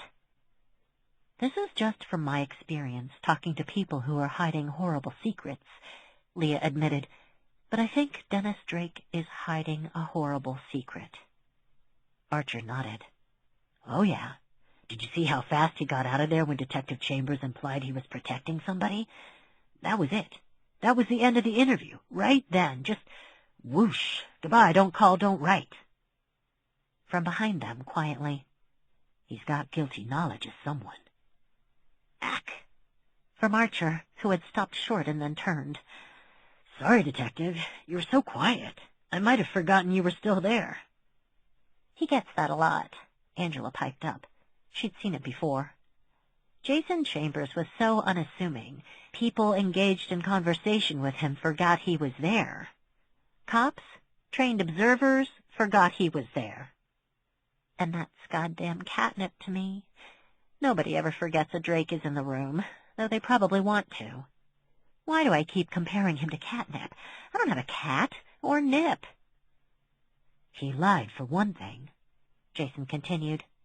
He'd sped up a bit, so he was now walking beside them. And not for the first time.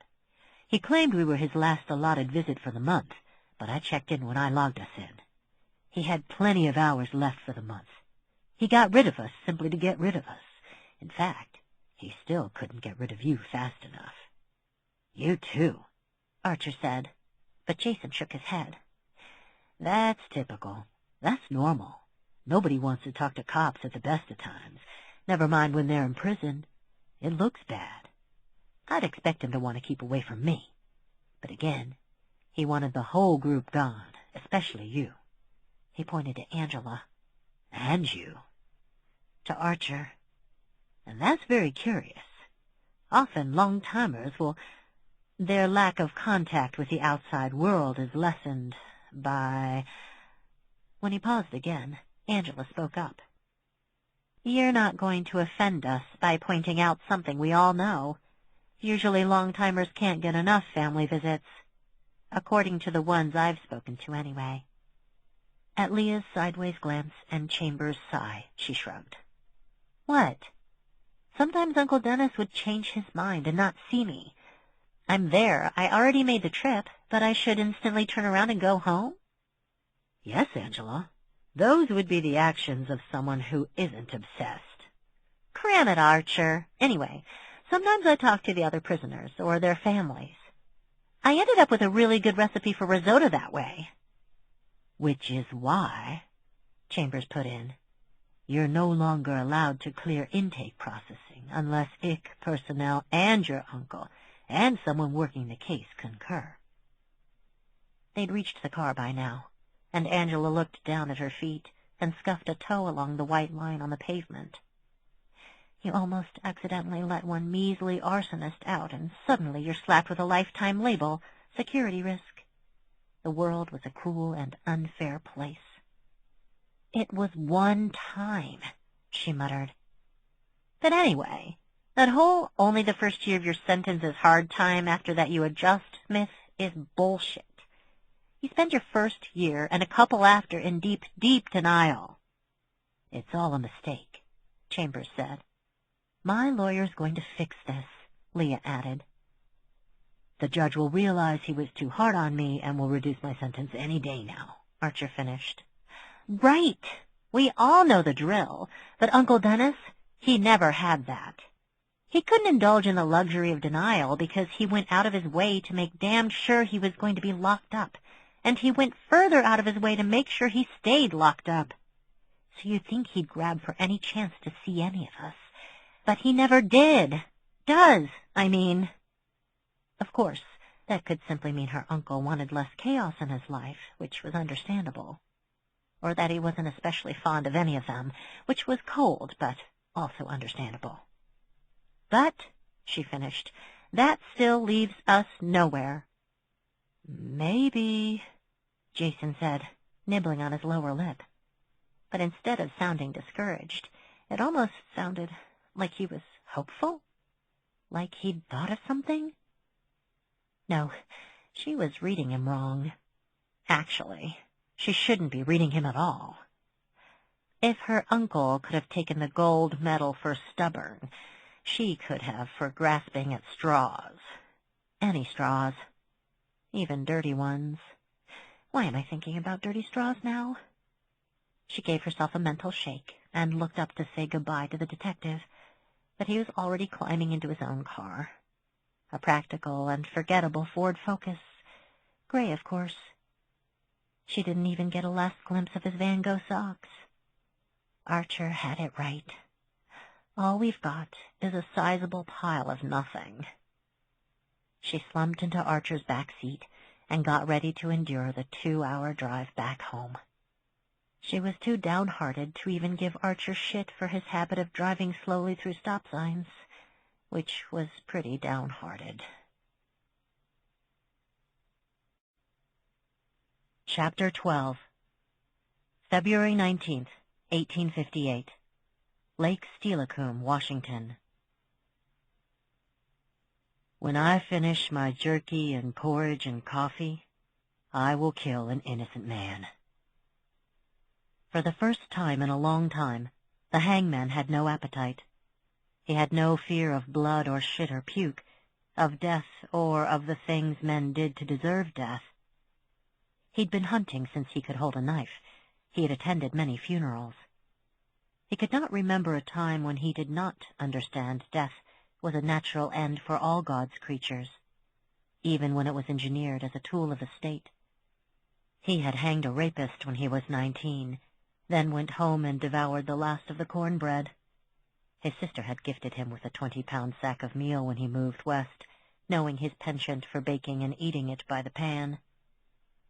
Now in his early 30s, he had executed men for everything from stealing telegrams to patricide. His appetite had never flagged because punishment was a consequence of crime. Think of the chaos if it wasn't. Besides, someone had to do it. So no, he did not fear death. He feared hell. Chief Leshy was a native, a war chief, a raider and an instigator. A man who took a bad deal, then blamed everyone but himself for taking that deal. But he wasn't a murderer, and most people knew that. The chief kicked up a ruckus, you bet. He would tell anyone who stood still how the government tricked him, stole from him. He squawked often enough that acting Governor Mason sicked the militia on him. Didn't shut him up, but did result in 2 militia fellows turning up dead. This horrified every white person in 100 miles, and that was enough for Mason. First trial, hung jury. Second trial, conviction and death sentence. Because the second time, the judge did not explain that killing combatants in war did not meet the law's definition of murder. The state occasionally learned from its mistakes. So, guilty despite a total lack of evidence. Guilty despite his fine lawyers. Guilty despite appealing to the Territorial Supreme Court. Guilty despite sympathetic coverage from the press. Guilty despite appeals to the governor. Guilty despite the local lawman's stunt. Sheriff Williams let himself be arrested so he wouldn't have to supervise the execution. But the government couldn't back down.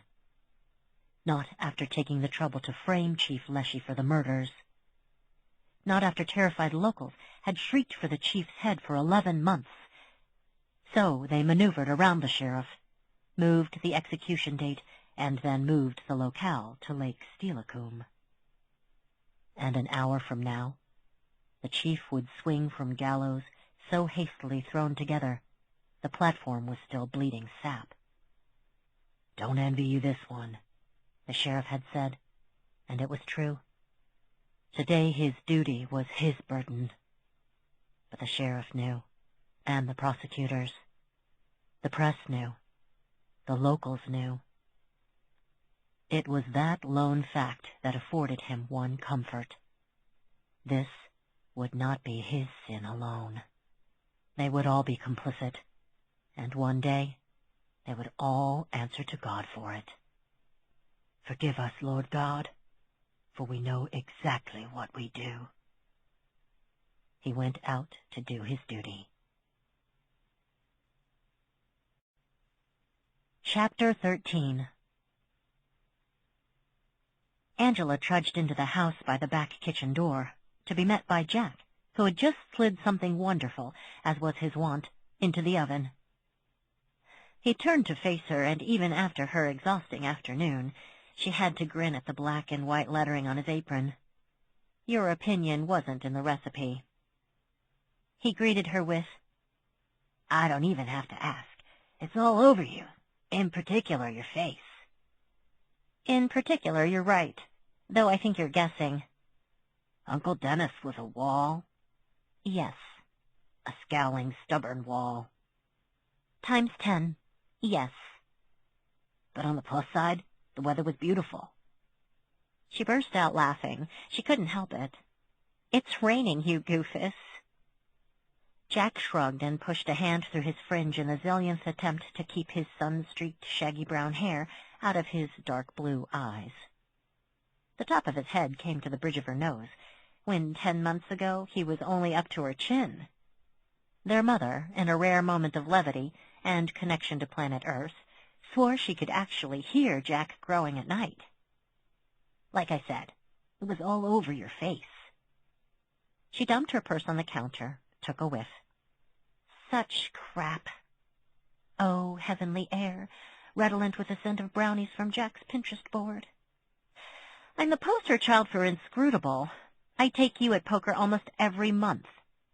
"Yeah, when we're playing poker, a game where a straight face is a necessity. We're not playing now. You just trudged into the kitchen."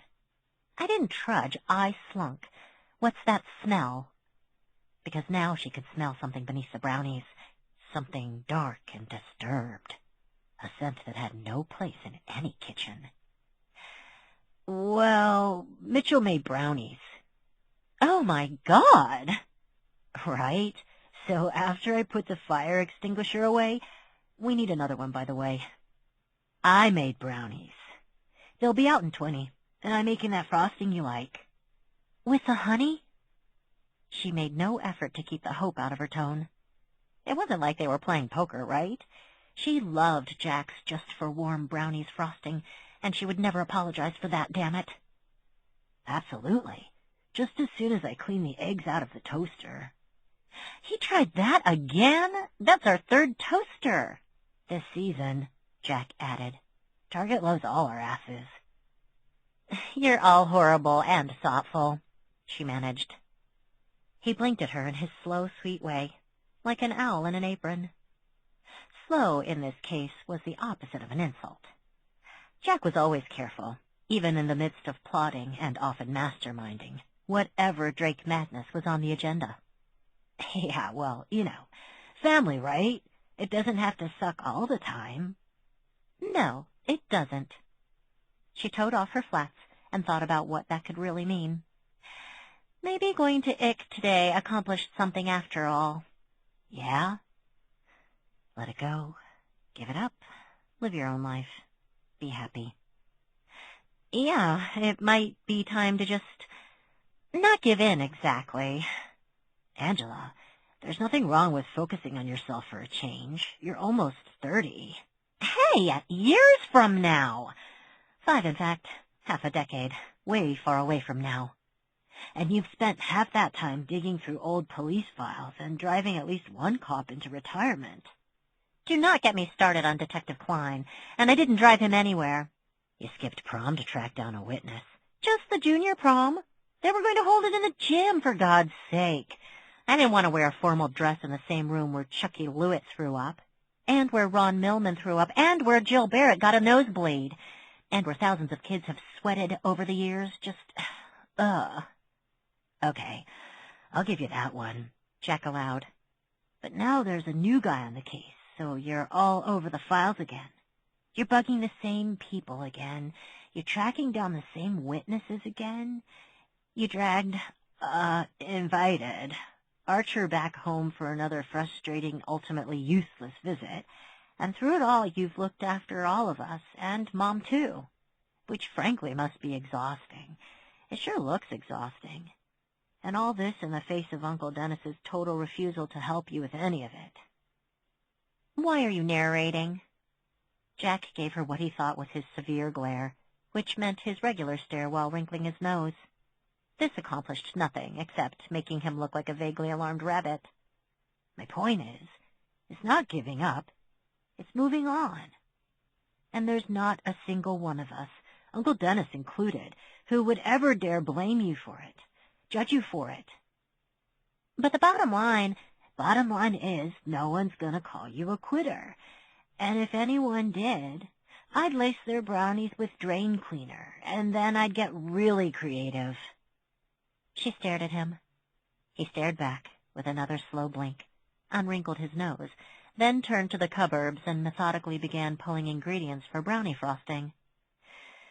Sometimes it's hard to remember you're only 16, she said to his shoulder blades. We're all older than we are, he replied, without turning around, which shouldn't have made sense, but did. Heck, Mom lost the love of her life, and we... What? That was wrong. Her parents had been fuck buddies, not soulmates. When Emma turned up pregnant, Donald did the right thing and married her. Angela had always been a little embarrassed that she was 6 months older than her parents' marriage. That's not quite right, Jack. Oh, come on. They were all lovey-dovey all the time back in the day. Don't you remember? No, and you're the one who doesn't remember. But why shatter an illusion? Well, they were passionate, that's for sure.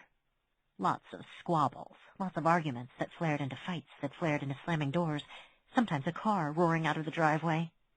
But Jack had been little more than a baby then. It was no surprise he didn't remember it the same way.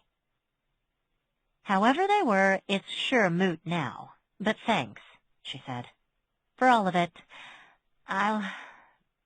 You've given me something to think about. She could already feel her mind probing the idea of closing the file on her father's murder, this time permanently, like a tongue poking a loose tooth. Leave it alone? Or poke at it until you couldn't stand it any longer, and then just pull the fucker out? I've also given you brownies. Yes, my eternal gratitude is yours. I'd rather have $10. She snorted. I'm not paying a family member for baked goods made with ingredients I paid for. Cheapskate. Speaking of family, where's Archer and the woman he was incredibly fortunate to knock up, ensuring she'll hang around for at least 18 years? Jesus. From insightful young adult to thoughtless teenager in less than 10 seconds. A new record. She has a name, Jack. I know. Her name's the Mangiarotti of Insiders. But who has time to say all that? It just makes everything take longer, starting with the happy birthday song. It's disturbing that you've given this so much thought. I think they're still in the car. Leah wished to, discuss, Archer's habit of... She's busting him for rolling through stop signs. Jack's blue eyes lit up. And you left? You should have gotten it on video. Pass. I think it's their first big fight in a while, and it just whipped in out of nowhere. Makes me wonder if... She cut herself off. She'd wondered if it was pregnancy hormones, to be honest. Leah had gone an alarming shade of red and laid into Archer, who'd sat frozen in the driver's seat like a deer hypnotized by semi-truck headlights. But that was as patronizing as it was pat. Besides, Archer did run stop signs. Constantly. Before she could pester Jack to just hurry up and make the frosting already, and also she had dibs on the bowl, the back door was flung open, and in marched Leah, Archer in her wake. It's physics, you gorgeous dolt. Stopping is stopped. Movement is movement. It's basically the same thing, he protested. To his credit, he wasn't whining. Much. Do you not understand basic physics? He doesn't, Jack stage whispered. Leah made a sound Angela couldn't place at first, the combination of a yelp, a giggle, and a shriek of rage, all while simultaneously grinding her teeth. How are moving and stopping the same instead of being, oh, I don't know, total opposites? This really isn't a big deal. Oh, ho, rookie mistake, Arch. Heck, even Jack knew that, and he was in high school. Do not presume to tell me that flagrantly, frequently flouting the law. Flagrantly, frequently flouting? Can she say that 3 times fast? I can't even think it 3 times fast. Fragrant Nope, not even once. Is not a big deal, especially given what we've been up to today. We just got back from seeing your severely incarcerated father, and your go-to move once we left was to break the law? How did I miss the fact that the father of my child has a criminal mind? I don't know, Archer admitted. I did help you kill a guy, remember, after your dead mom hired me to spy on you. Don't bring that up. I warned the horde not to ever bring that up. It's been his go-to for years, Jack broke in, possibly to shift the subject away from murder, or to stick it to Archer, though there was no reason it had to be one or the other. You know he did that the day after he passed his driver's test, right? Think about that for a second. The guy didn't even have the laminated license yet his thirst to flout the law was that strong. Tragic. Leah jabbed a finger in the boy's direction. This brother, or cousin of yours, is helpful and makes a great point. I have a name, Jack huffed. It's Ariana Kiss My Butt. The second T is silent. Get bent, Ariana, Archer snapped. Whoa, do you kiss my mother with that mouth? Archer turned back to his fire-breathing fiancée. Leah, you're acting like you've never been in a car with me before. Huh, I wish. And putting up with something isn't the same as condoning it. Those 2 things are exactly the same thing, Jack pointed out. Jack, enough, Angela muttered. This is not the time to instigate loved ones into a full-blown WWE wrestling match.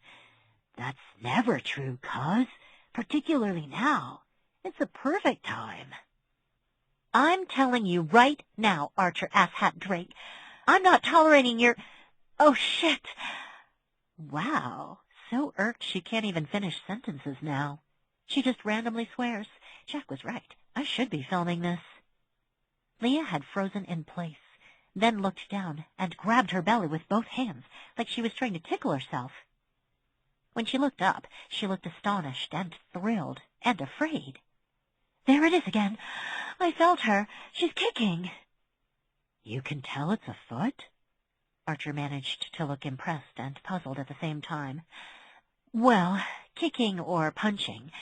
It sounds malevolent if it's a punch, though, so I'm not sure that's fair. Wait, what do you mean again?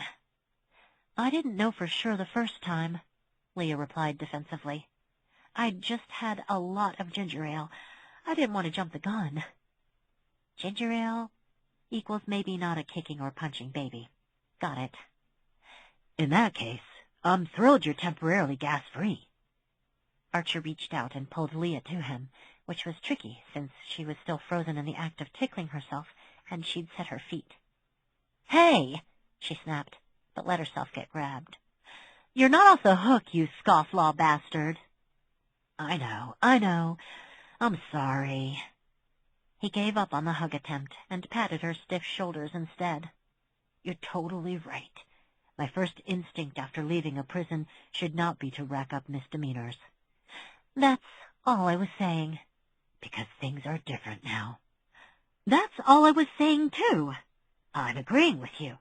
And apologizing. He soothed. Because you were totally in the wrong. 100%. And this isn't about hormones. Nope. Okay. It's great you two made up, Jack said. But this is boring now. Archer by now had sort of snuck an arm around Leah's shoulders in a stealth side hug, which didn't prevent him from frowning at the youngest Drake. Why aren't you making frosting right now? Those brownies are brazenly naked. Come on, Leah, let's lie, she corrected. Ourselves down and marvel at your lack of gas. You're ridiculous. Irrelevant. Angela watched them go, not a little jealous. Not about the baby. There wasn't a single detail about pregnancy that didn't sound ghastly, and she was in no hurry to experience any of it. But she was definitely envious of Archer's connection with Leah. They'd fallen in love while protecting each other. They had taken life, then made it. Made a person. Well, they were working on a person. They were workshopping a person. And, yes, it was overly simple, but no less true. Things were different now. So I can't, she finished aloud. She heard twin clicks and saw Jack was fitting the beaters into his hand mixer. Yeah, figured you'd see it that way. What way? I didn't let any details drop. Didn't have to, because you were thinking the same thing I was. You don't want another generation of Drakes growing up in ick visitation. Damn right I don't. Not that we did, because Uncle Dennis usually wouldn't let us visit, but you get what I mean. Yes. So you're still in? Yes. And we're all still in. He thumbed the power button and started whirring cocoa powder, powdered sugar, and vanilla together in the bowl.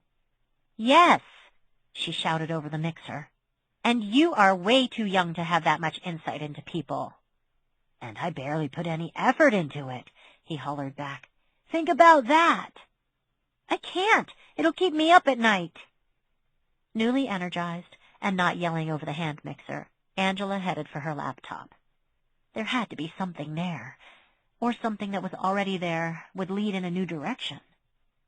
If not at first glance, maybe later tonight, or later this week. Either way, her self-indulgent daydream was over, and it was past time to get back to work. She'd come back later for the bowl. Chapter 14. I picked up the mail. Okay, Angela replied absently, engrossed in the minutiae of legal jargon. You didn't have anything, just some catalogs. Thanks for the update. So, how was everything? Angela looked up. It had finally happened. The one thing she had long foreseen. Her mom had forgotten her only daughter's name. Damn it! Jordan wins the pool. Angela, she prompted. I know that, the older woman snapped. For heaven's sake. She was standing in the doorway to Angela's office in her long yellow robe, the one Jordan and Paul insisted made her look like a sleepy banana. Her short brown hair, streaked with silver, was damped with her pre-bed shower, and she was in fret pose number 2.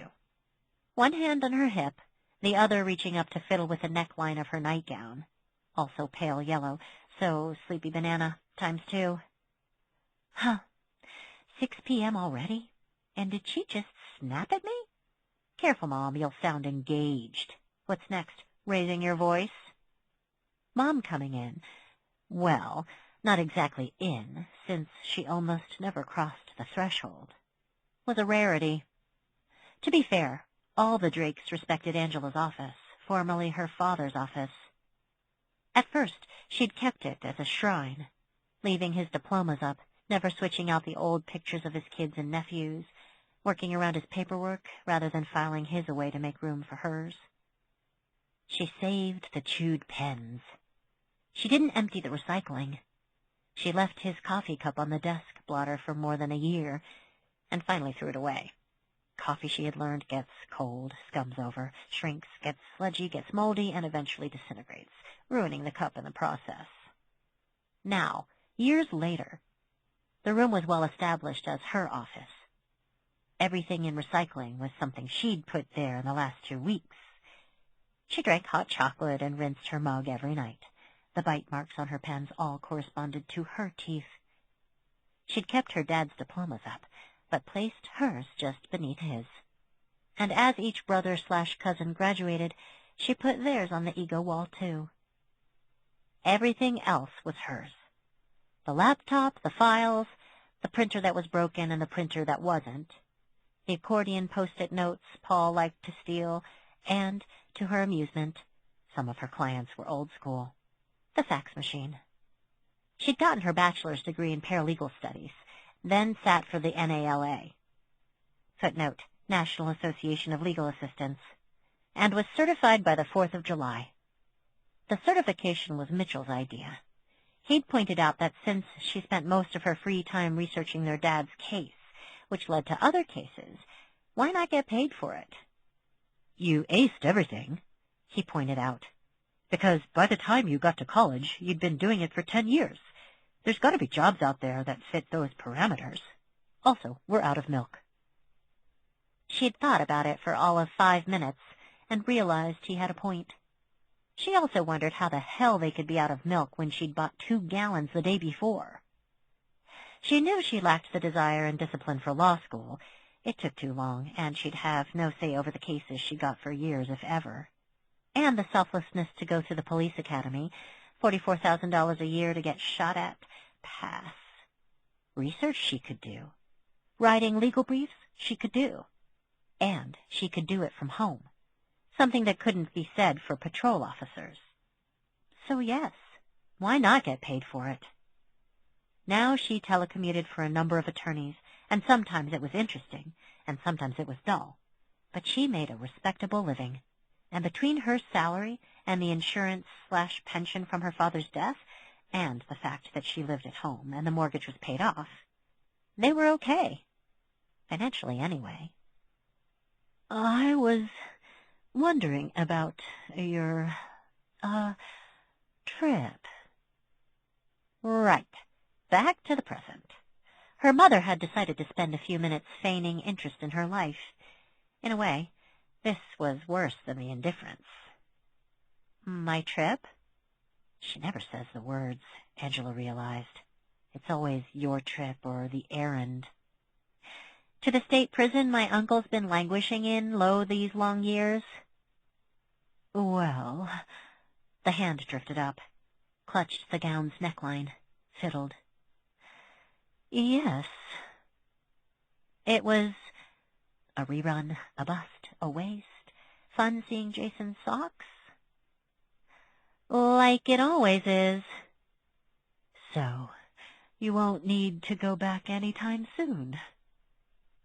When Angela said nothing, her mother continued.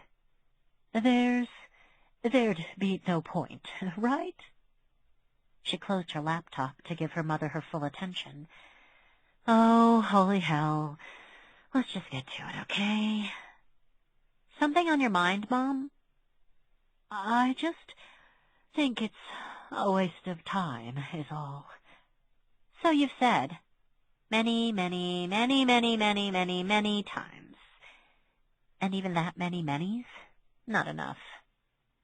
And now, here came the vaguely hectoring tone she knew well, you've dragged your cousin back into it. Angela felt her eyebrows arch involuntarily. Dragged? Not the verb she would have gone with, and that her mother thought Archer could be dragged anywhere was laughable. He has a new family now. The sleepy banana masquerading as her mother went on. He has responsibilities, new things he should be focusing on, not old business? You make it sound like I don't care. Because you don't. Of course I care. Nope. But how long until you let this go? Mom paused, like Angela actually had a time period in mind. Like she'd jump in with, I thought I'd give it another 3 years and 78 days, and if I don't have it solved by then, I'll hang it up forever. It's been a decade. Mom, I could understand your mindset if it was one you had gradually come around to. But you've never liked me looking into Dad's murder. It was almost as if her mother knew more than she had told back in the day. Not guilty knowledge exactly, but... Wait. Why assume she doesn't have guilty knowledge? I've never understood her paralyzing grief. What if she had something to do with Dad's murder? What if it's not grief, but guilt? Ridiculous. The woman had problems, but ascribing guilt was a big step too far. Meanwhile, Mom's brows had rushed together, and she nearly shouted. Because you were a child. Yes, but I wasn't for long. We all grew up pretty fast. Unspoken, we had to because you fell apart. You know who paid for that robe, right? After a while, and not a long while, I wasn't a child. I was a pissed-off young adult looking for answers, and you still did everything you could to discourage me. In response, a mutter. Obviously not everything. And it's not just me. Here was a conversation they should have had years ago. Oh well, no time like the present. This'll teach her to hover in my office doorway. You've always been opposed to anyone researching the case, discussing the case, thinking about the case. That's not... No denial this time. Let's try something different, okay? Just for fun, no denial. Angela realized she was rocking back and forth in her agitation. God, this ergonomic chair was the best gift to myself. Hell, when I was in college, my prof offered extra credit to anyone who wanted to help me. He was so goddamned enchanted by Dad's murder and loved that I was working a real-world scenario. And yes, he was an insensitive boob, but half my floor took him up on it. Free labor and a bunch of fresh eyes, and you were still against it. That's not what college is for. It's for drinking too much and learning new things and making terrible decisions about your sexuality, but coming to your senses in time for graduation. Wow. Where to even start? If it's any consolation, I did all that other stuff, too. Oh, my God. I did not just tell her that. Mom's hand froze mid-fiddle. Oh, well, Good for you, then. I visited my imprisoned uncle in the company of the Andretti of insiders and a detective wearing Van Gogh's sunflower socks, and this is still the most surreal conversation I've had today. Mom, something I've always wondered. Bad idea. No, good idea. No, terrible idea. Fuck it. Why do you care? This... She gestured to the files, the boxed files in the corner, the entirety of the office, which wasn't a shrine to her father, but was HQ for catching his killer. All of this, it doesn't affect or alter your life at all. Whether I'm working on Dad's case or writing a brief for Judge Shepard, your day-to-day routine is exactly the same. So what's the problem? Her mother stared. You really don't know? I really don't know. A long sigh, followed by, the problem is, I don't want to see my daughter throw her life away like... She cut herself off so quickly, Angela heard her teeth click together. Like my uncle? She asked quietly. It should have been him. As a revelation, this wasn't exactly shocking. Emma Drake had not kept that concept to herself. But it wasn't. So we had to deal. Have to deal. I understand why you've never visited Uncle Dennis. A bark of laughter, quickly choked off. Figured that out, did you? Yes. This is the longest conversation we've had since Paul accidentally sent us all to the emergency room. So many forms. The paperwork was worse than the stitches. To Angela's alarm, her mother took another step into the office. Okay, I'll reiterate, so there's no misunderstanding going forward. It should have been your uncle. There's bleeding out on that filthy floor. No misunderstanding. In that shitty little drug warren. On my end, any of our ends. Not your father. Yes, got it. But, again, we have to deal with what is. But her mom wasn't listening. So that doesn't come as a surprise to you? That I wanted your uncle dead? No, but it's good to receive confirmation, I guess. And now I've reiterated. But you know what else was a surprise, Mom? You taking Dad's death so hard. The others are too young to remember, but you guys used to fight. A lot. About your uncle. About how he was an irresponsible, junky shithead we all should have stayed away from.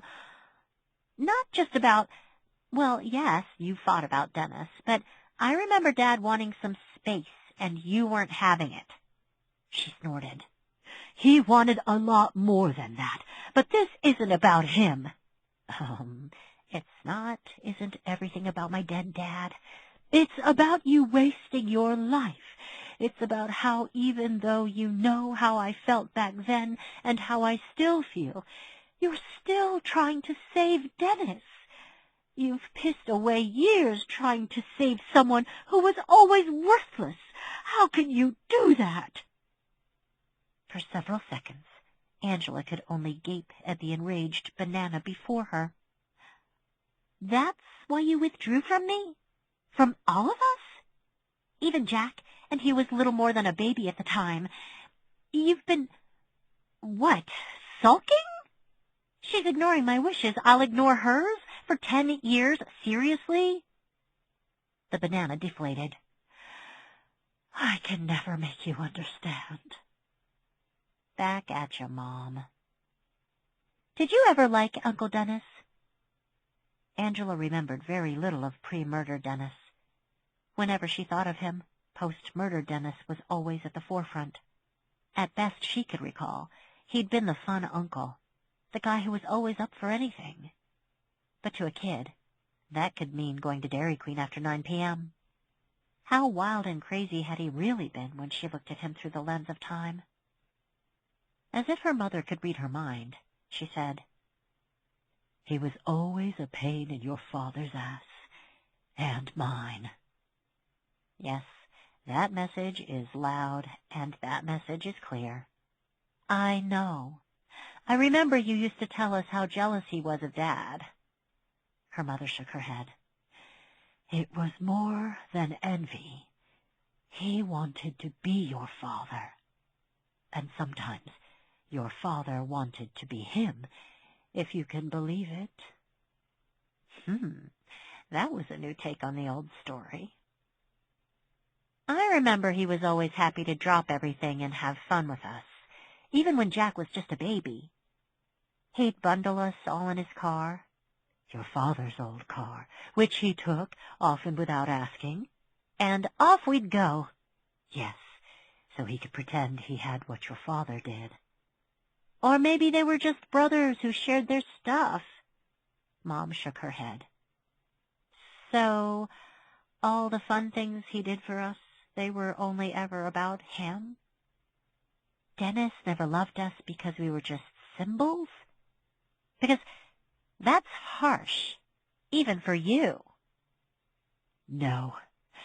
Harsh is stealing what other people have and pretending it's yours all along.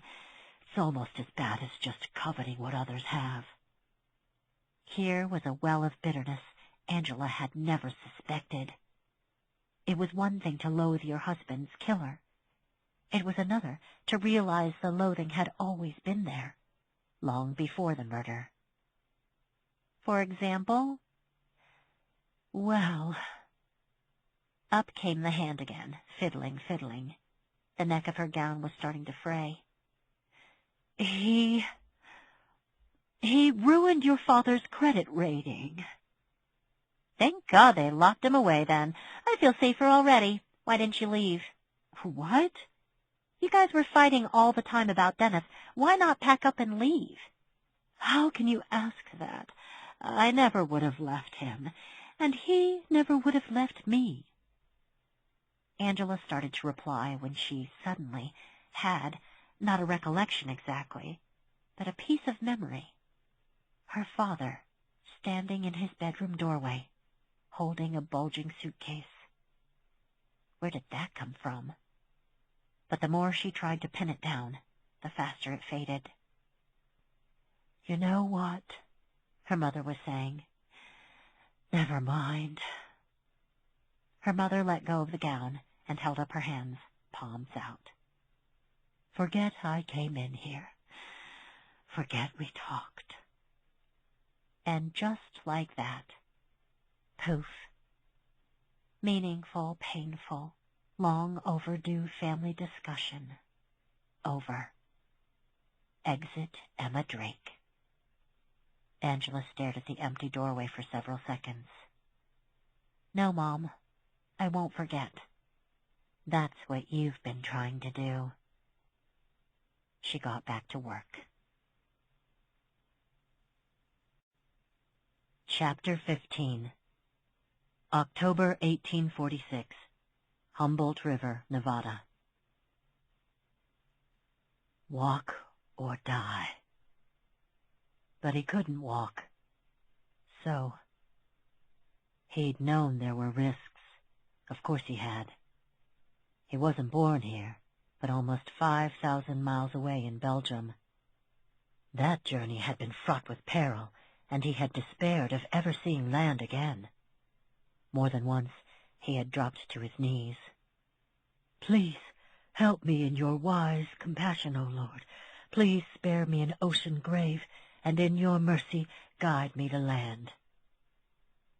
He had been heard, and at the time was grateful to have been spared drowning, a bad death surrounded by hundreds of fellow passengers, all gasping and crying and praying, all fighting the sea. Now he was surrounded by land stretching infinite miles in every direction, and he was alone. The Lord Almighty had answered his prayer with a vengeance that under different circumstances he would have found amusing. He supposed he should pray and prepare for death. He supposed he should greet his Maker in as serene a state of mind as possible.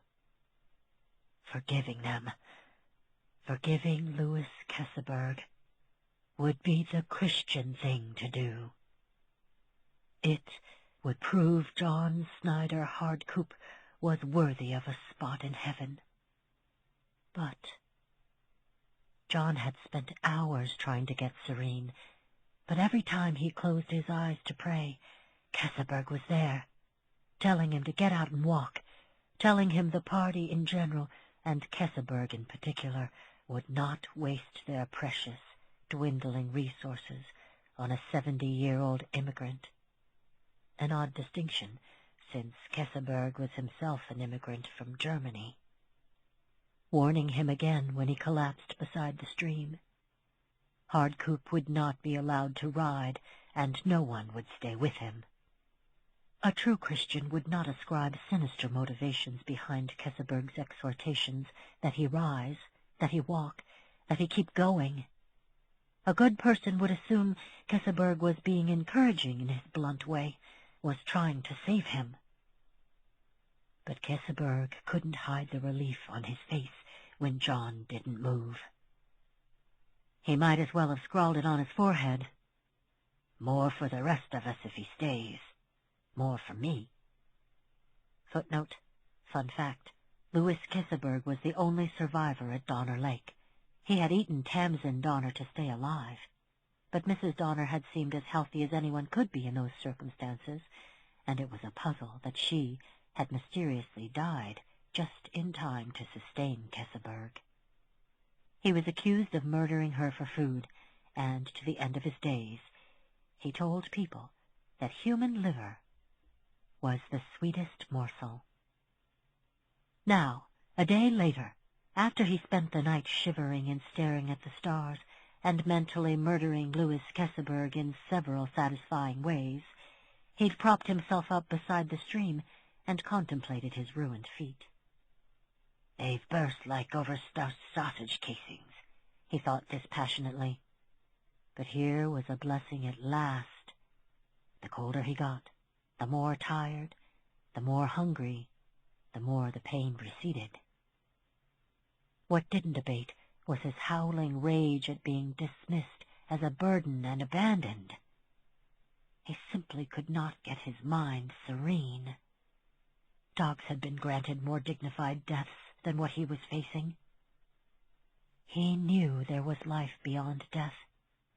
He knew that one way or another, John Snyder Hardcoop would continue. And if it was the Lord's will that he be born again, if another life was his burden or blessing, so be it. But he would take every care in the next life. He would make himself valuable, irreplaceable. Someone who would never be abandoned in a vast wilderness and left to die. And if he ever ran into Louis Kesselberg, he would cheerfully murder the man. Yes. He closed his eyes. It would be over soon. Surely.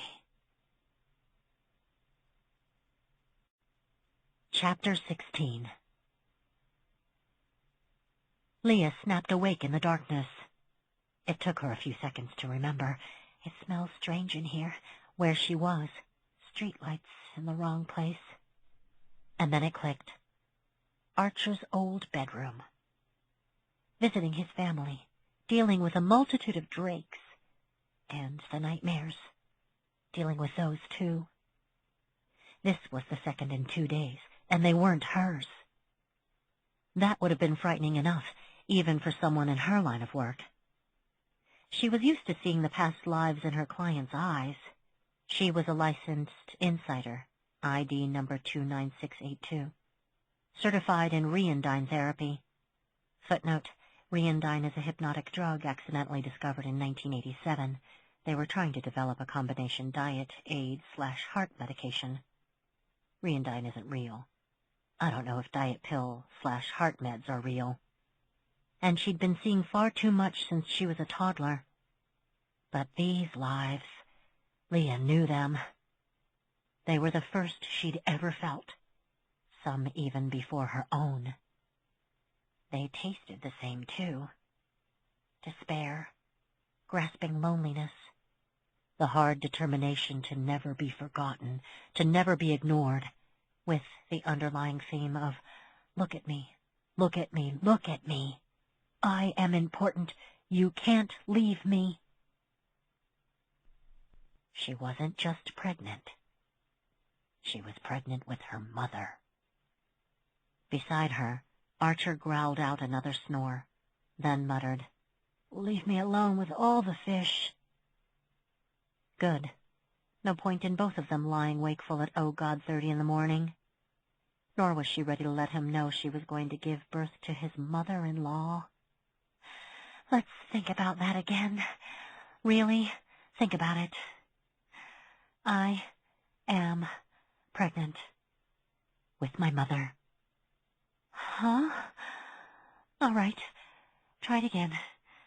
We deal with the unknown and the severely strange by making it known. We deal by learning about it. So, in the history of humanity, this can't be the first time this has happened. There's precedent. There will be case histories you can look up, and even if there aren't, you aren't alone. Archer and a dozen Drakes will help you. Nope. Still no good. Because it didn't matter if there was a precedent. It didn't matter if this happened to someone else 300 years ago. It was happening to her, right now, and she was the one who had to face it. She was destined to swell like a bullfrog, endure edema and hemorrhoids and morning sickness, the tedium of multiple doctor visits, the cravings, the restrictions, the hormonal shifts, the stress and pain of labor and delivery, and at the end of all of it, she would give birth to her worst enemy. She put her hands on her belly and laid awake until the sun came back. Chapter 17. August 1875. Osterbro, Copenhagen, Kingdom of Denmark. Death, the last guest, was coming, but he'd been the one to open the door. He wondered if they would carve the truth, "Here lies Hans Christian Andersen, who fell out of bed and never recovered," on his tombstone. He decided they wouldn't. Or worse, they would carve their truth on his tombstone. People who read his stories thought they knew him. In the beginning, he had found it droll. But as time went on, it became less amusing and more depressing. And he had never been one to need any help succumbing to melancholy. He imagined a conversation with the Tombstone Committee. "Let us keep things as simple as we can. Names and dates, I think." Then he imagined the gentle arguing that would ensue. They would say, "So humble, even though you're of nobility," to the son of an illiterate washerwoman. They would describe him as a weaver of tales, though it was nothing so profound, though in his youth he had apprenticed to an actual weaver. They would say, "A born scholar," about a man whose school years were the worst, most hateful years of his life, and "a national treasure," to a man whose works sold poorly until they were translated into other languages, and "you would have made a fine husband," to a man who only ever fell in love with women he could never have, and "but such a gift with children, what a wonderful father you would make," to a celibate. Nobody knows me. Nobody at all. This thought, this yearning to be known, remembered, had been with him as long as he could remember. But nothing he did made any difference.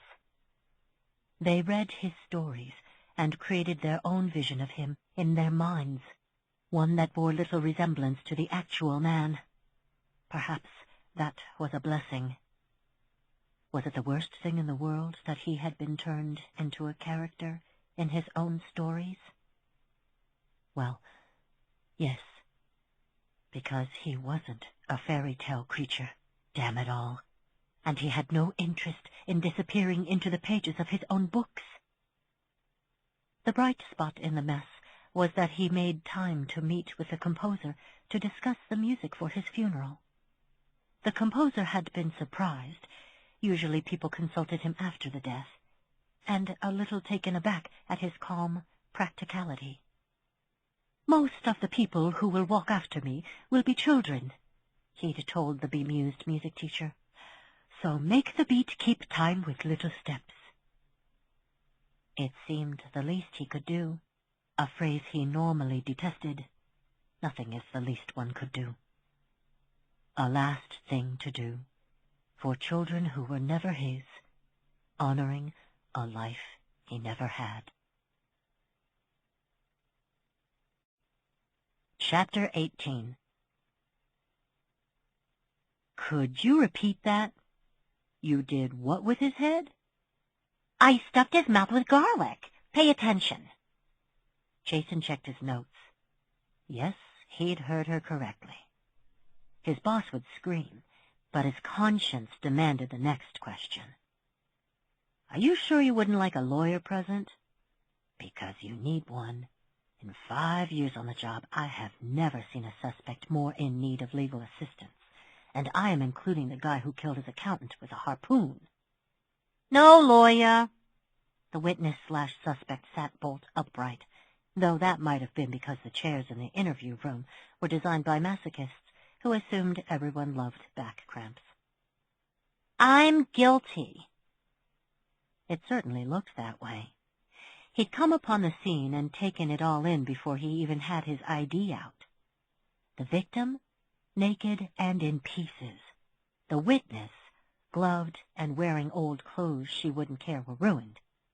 The grave she'd been digging in the salsa garden, the blooming pink roses behind her, as well as the bright yellow boots on her feet. Grave digging equals muddy. Had been the perfect surreal touch. The matter-of-fact neighbor who'd called 911 summed it up quite well. "You know how when people find out a killer lived in the neighborhood, they're all like, 'But they were so quiet and nice.' Yeah, not these guys. They're both fucking crazy. And loud, but mostly with the crazy." Jason'd written it down verbatim. Too good to paraphrase. She'd certainly been chatty on the way to the station, waving Miranda and bitching about the traffic. She was a petite brunette with hair that had been slicked back with so much product, he could almost see his reflection in the top of her head when he handcuffed her. Old jeans, faded paint-spattered T-shirt, no jacket, and those cheerful yellow boots. Hazel eyes, freckles. Small and wiry, and she looked adorable, which made sense. Most murderers didn't look dangerous until they'd gone ahead and taken a life, sometimes not even then. He'd learned that 2 weeks into the job. "So there's no point in calling a lawyer," she finished. "There is, because—" "No lawyer, Flatfoot." "What year do you think it is? That is not sarcasm, by the way. That's a legitimate question because I'm not sure you're, cognizant." "I'm plenty cognizant. It's 2017, which is just ridiculous given what I had to do this morning." Early this morning, in fact. He'd gotten the call at 6:37 a.m. "Well, yeah. I couldn't kill him at night, obviously." I can hear the italics when she talks. "Is that why you drove a stake through his torso?" "No. I mean, I'm the one who staked him, but I was aiming for his heart.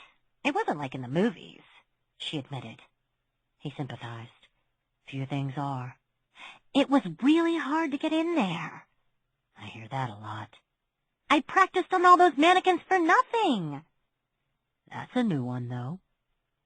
Jason wasn't a doctor, but he was pretty sure her blade caught on a rib, which was great news since protecting the heart is their job. But in the end, it made no difference.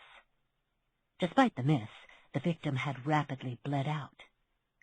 "It was so fast. It was like his body was a garden hose, and he was spraying his blood everywhere. He checked his notes again. And you did these things because you thought he was a vampire? Yes. Despite the fact that he had never, not once, per your statement, tried to suck your blood or turn into a bat? Oh, please, that one's just pure myth. Or burn in sunlight? I said he was a vampire, not that he is one. She was all irritability and wrath in sunshine yellow boots. Don't you know anything? Clearly not. He drank all my blood in a past life. So this was payback? Yes. This with the expression of someone's finally catching up on her face. Which you understand has been illegal since Darrow versus Henry VIII, he persisted for the record, back in 1964. Yes, it's why I had to take care of it myself. The suspect crossed her arms over her chest and gave him a smile almost as cheery as her boots. There's not a jury in the world who will judge me for it. By definition, every jury judges the defendant, even if the outcome of that judgment is positive. She waved away his summary of the American legal system. They'll get it. I have to say, you certainly have a positive attitude. Oh, yes. She uncrossed her arms and leaned forward, resting her elbows on the table. I'm generally a positive person. Things will work out. And if they don't give up. You can fix it. You just can't be afraid of doing the work. If she doesn't go to prison, this woman has a real shot at being a Hollywood spin doctor. You are by far the most cheerful person I have ever arrested. The woman who had cut off her brother's head and tried to drive a chair leg, which she'd whittled to a point over the last 3 months, through his heart, beamed. Thank you. Time to get photographed and fingerprinted, he said kindly, and she jumped to her feet, clearly ready for the next phase of her adventure. That's okay. Why else do you think I got highlights? Why else indeed, he replied, and escorted her out. Chapter 19. He was midway through his paperwork. Should I put in the thing about her highlights? When he saw Lassard making her way to his desk. Depending on what was in the folder in her hand, this could be terrific or terrible. Captain Marcy Lassard greeted him with, "Nice catch." No. This wasn't false modesty, or even actual modesty. He hadn't done any detecting, simply responded to a call and arrested the bad guy. That was fine. Most police work was strictly custodial. That was fine, too. But you could have shot yourself in the foot, Jason. Marcy, it worked out for you. It usually does. But it's not your job to repeatedly remind people arrested for homicide that, no, really, you can still have a lawyer. Are you sure you don't want a lawyer? When they turn you down, and thank God she did, you focus on your job, taking statements, building a case for the DA. She was pitiful, irrelevant. Wonderful attitude, though. I'll agree it's nice when they don't try to kill us or, worse, spit on us. Marcy Lassard, like most cops, had in her younger days been cried on, puked on, bled on, spit on, and shit on. Most of it barely made her blink, but she loathed saliva. She was a heavy hand sanitizer user long before most people even knew there was such a thing. But that's still no reason to sabotage your own investigation. I don't want to have this chat with you again, Jace. That's a relief. Hilarious. She slapped the folder on top of his copy of Dancing Cats and Neglected Murderess. Jason could actually feel himself getting pale. Not this. Not this again. No. See this? No. Oh, God. That's right. Not the chart again, Marcy. Take a look. I am begging. Do you hear me? begging you. Look at my face. Observe the stress. I thought you looked a little constipated. Listen to my voice, my pleading and pathetic voice, he whined. Put the chart away. I see that thing in my dreams. I will obey you in all things. I will clean the lunchroom fridge every day for a month. Too late. She slapped the Chicago Police Department organizational overview chart in front of him. Her finger jabbed at a box about midway down. I'm here, and I want to be. The finger, having jabbed, moved on. Up here. Superintendent of Police. By way of here. Chief, Bureau of Detectives. You want me to be somewhere down here. Records Inquiry Section. I promise I don't. He didn't. His predecessor did, which is why Klein was his predecessor and not a partner. I can't move from here, point, to here, poke, without the detectives under me making lots of arrests and closing lots of cases. Encouraging someone to call a lawyer when they've waived their rights is not helpful to either of our careers. And sorry to sound heartless, neither are closed cold cases. Thought so. Has my productivity suffered since I took over the Drake case? The captain plunked down in the chair beside his desk. You know it hasn't. She brushed her short, reddish-brown bangs back from her face. The fluorescent light bounced off her wedding ring. She and her husband were the rare met-in-high-school and still-in-love 20 years later couple. Other than Mr. Lassard's belief that police work was exactly like what he saw on TV, and his insistence on using phrases like, "We threw a real 415E last weekend," around his wife's colleagues. Lassard was a good enough guy. Certainly his wife adored him. She'd asked him to change his name to hers, and he had, without hesitation. All her life, she knew she'd be a cop. Just like Commandant Lassard from the Police Academy movies. It was a calling, and not just because I was Charles Rowan in a previous life, she'd tell rookies, eyes shining with a near-fanatical light. There I was, watching the movie, and my name was exactly the same as the guy in the movie. The boss with all the goldfish. The Lassard name up on the big screen. It was fate. The only reason we even watched Police Academy Mission to Moscow was because Blockbuster was out of Pulp Fiction. Woe to the rookie who said, "What's Blockbuster?" This really isn't about your productivity, his captain continued. It's about you not burning out. Really? I thought it was about the chart. Everything leads back to the chart, she said solemnly, then grinned. But enough on that for now. He nodded. I've been punished enough. Hilarious. So you and the family went to visit Dennis Drake yesterday? Yes. He didn't give you shit? Not even the smallest trace of shit. So, your next step? Marcy's delicately arched eyebrows were more for form's sake. She'd worked homicide longer than he had. She knew perfectly well what the next steps were, and weren't. The next steps. Right. Well, the Drake file's closed status was problematic. The CC division had their own budget, equipment, and staff, and as a detective with another bureau, he wasn't entitled to any of it. His captain, who wanted her detectives happily challenged because such people brought results, had given him some room to run. But nothing had changed in the month he'd had the file.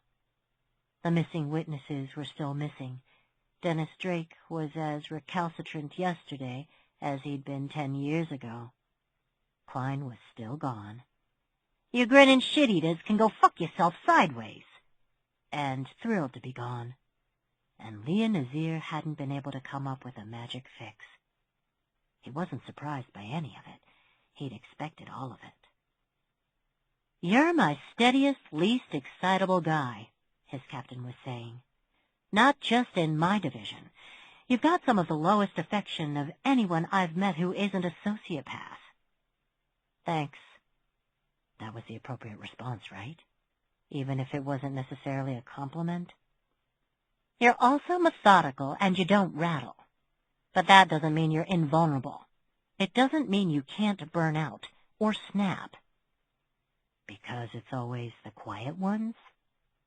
Because I've seen you almost every day for years, and I've never even heard you raise your voice. Yup, sounded right. Sounded like the feedback he'd been receiving since he was 9. He'd been tested for the spectrum, and had no idea if the negative results were a relief to his parents or bad news. What I'm saying is, there's laid back and there's comatose. Long, delicate pause. Are the meds for your depression working out? There it is. Dysthymia. What's the difference? Normally he'd find this line of questioning irritating, or at best pointless. But Captain Lessard never lobbed "so how are you feeling" questions for the sake of small talk. Dysthymia is much like depression. The same general symptoms present for treatment, but they're not as severe and they last longer. Depression light. Close enough. Not as severe equals the good news. Lasting longer equals the catch. A lot of sufferers, himself included, would go years without seeking professional help because they assumed being low, being sad, was just part of their character and could not be fixed. Jason thought the ancient Greeks had it right. The literal translation of dysthymia was a bad state of mind.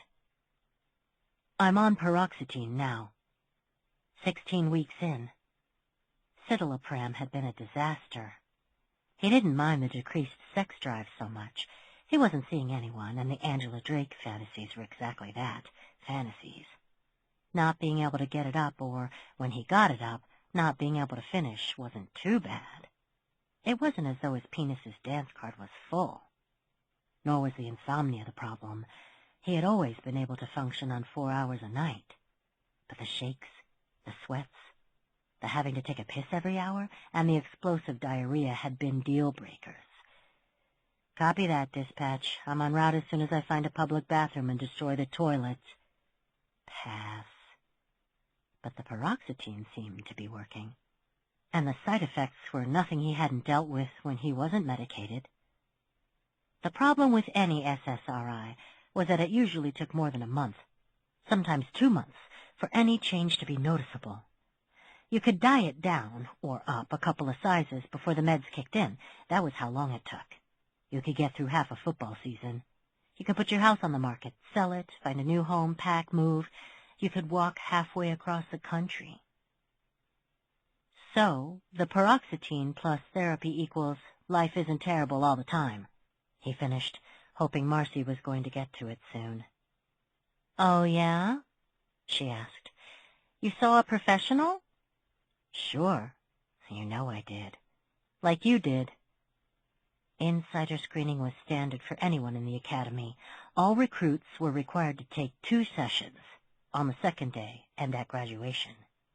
Depending on your department, you could also be required to see one whenever you were up for a promotion, if you'd had to fire your weapon, and, most puzzling, for off-the-job injuries. All my past lives had some form of it or another. Didn't you head up to Ick with What's-Her-Face, the head kahuna of insiders? Leah Nazir. The one who killed her mom? No, she killed the man who killed her. But Marcy was already shaking her head, annoyed with herself as always when she got a detail wrong. Right. I knew that. It was all over the news. I saw her on TV a few times. The Brenner case and Lane v. Hitler. What was she like? Quiet and pointed.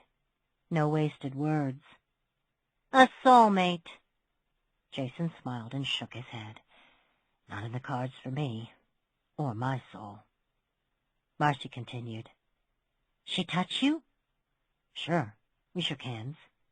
She give you the rundown on your past lives? No, of course not. That'd be like a doctor running into someone with a broken arm, examining them, and setting the bone on the spot. You're saying a doctor wouldn't do that? Captain. "We're getting off topic," she said, which Jason knew wasn't true. Marcy didn't start up random conversations and then let them roam far afield. She had wanted to talk about what was going on inside his head so she could decide on his workload. "We were talking about your next move with the Drake file." "Yep, we were. My next move." He had no next move.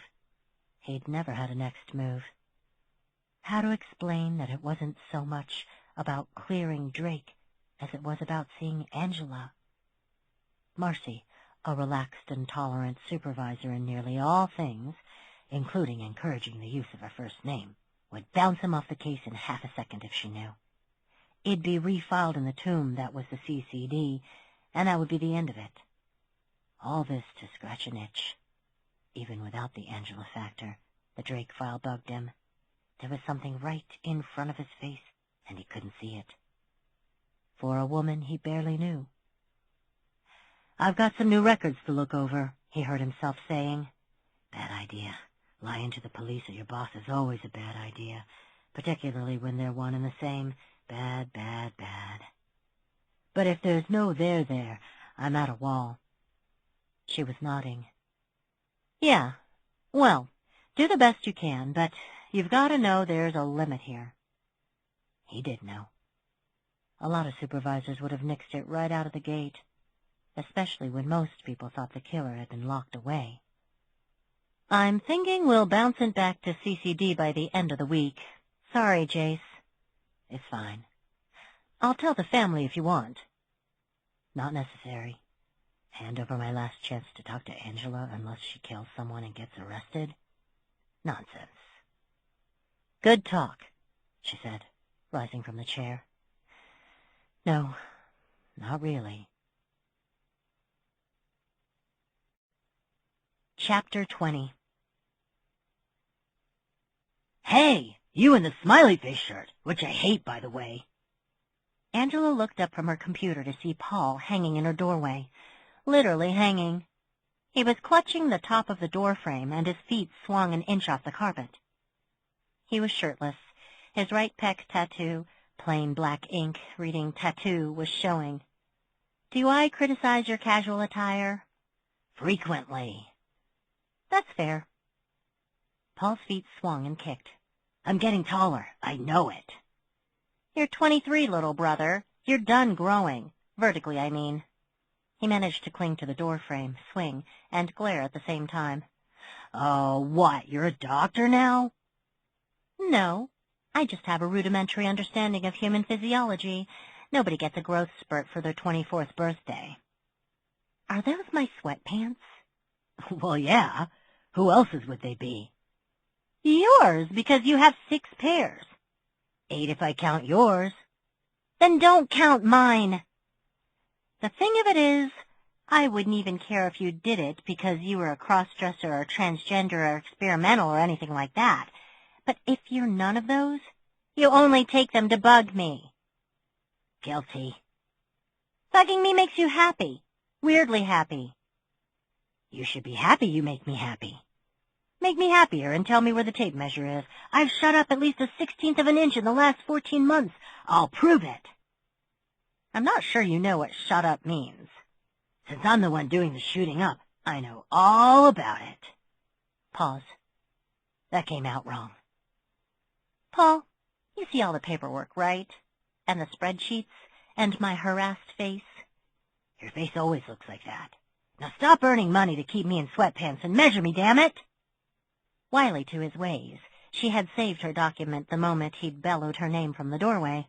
Average height and build, but Paul had a voice like a bullfrog that swallowed a bullhorn.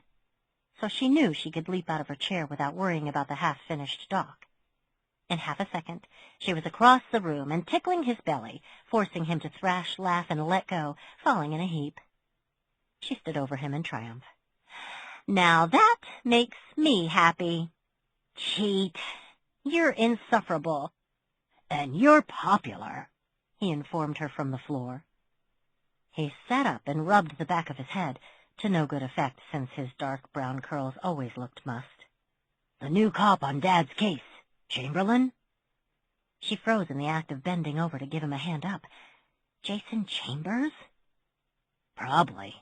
Plainclothes detective, super shiny badge. Anyway, he's in the kitchen. For you, of all things. Are you stuck? You're all hunched over. Oh, God. The potential for disaster was staggering. Least important, but the first thing that came to mind. I look like hell. Most important.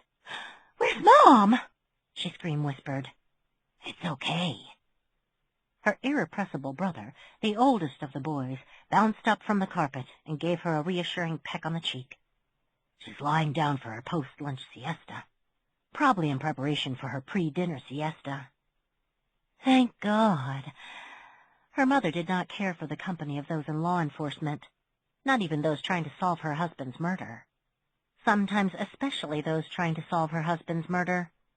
It was almost like, as bad as her father's murder was, her mother was afraid the police would find out something even worse. Just one more thing in the Drake dynamic that made no sense. Okay, I'll go talk to him. Okay. Oh my God, I'm wearing... Okay, no time to... Okay. She looked down at her t-shirt and leggings and swallowed a groan. The horde must not find out about her crush. Okay. He's in the kitchen? Okay. You're not having a stroke, are you? No, definitely not. Probably not. Okay. Hey, it's not all bad. He liked our weird doorbell. He likes Chick Habit? She was already half running down the hall. Okay. Chapter 21. She found Jason examining the papers all over the fridge and humming under his breath. Other families put up their kids' artwork. The Drakes left each other various ransom notes. Mitchell, you fuck. You can have your Cokes back when you return my little Debbie's. Death threats. When I find out who filched my baby spinach, I will end them. I will end them. And various to-do lists in progress. Grocery list. Eye of newt. Unicorn horn. Skim milk. Arsenic. Toilet paper.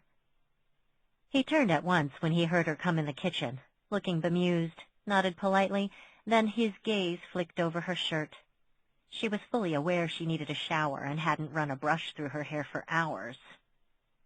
That shirt, he said, is just one big mixed message, said the sober-looking fellow in the black suit with the dimple in the crazy-ass socks. Yes, it's an oldie but a goodie. Black t-shirt, large yellow smiley face, bright white lettering. I hate you. What can I do for you, Jason? Detective Chambers, I mean. Jason, I mean. Long, tall stud in a black suit, I mean. Take me away from all the weird, I mean. He smiled. You were right the first time. I apologize for the pop-in, but I was reviewing the case with my captain a few hours ago.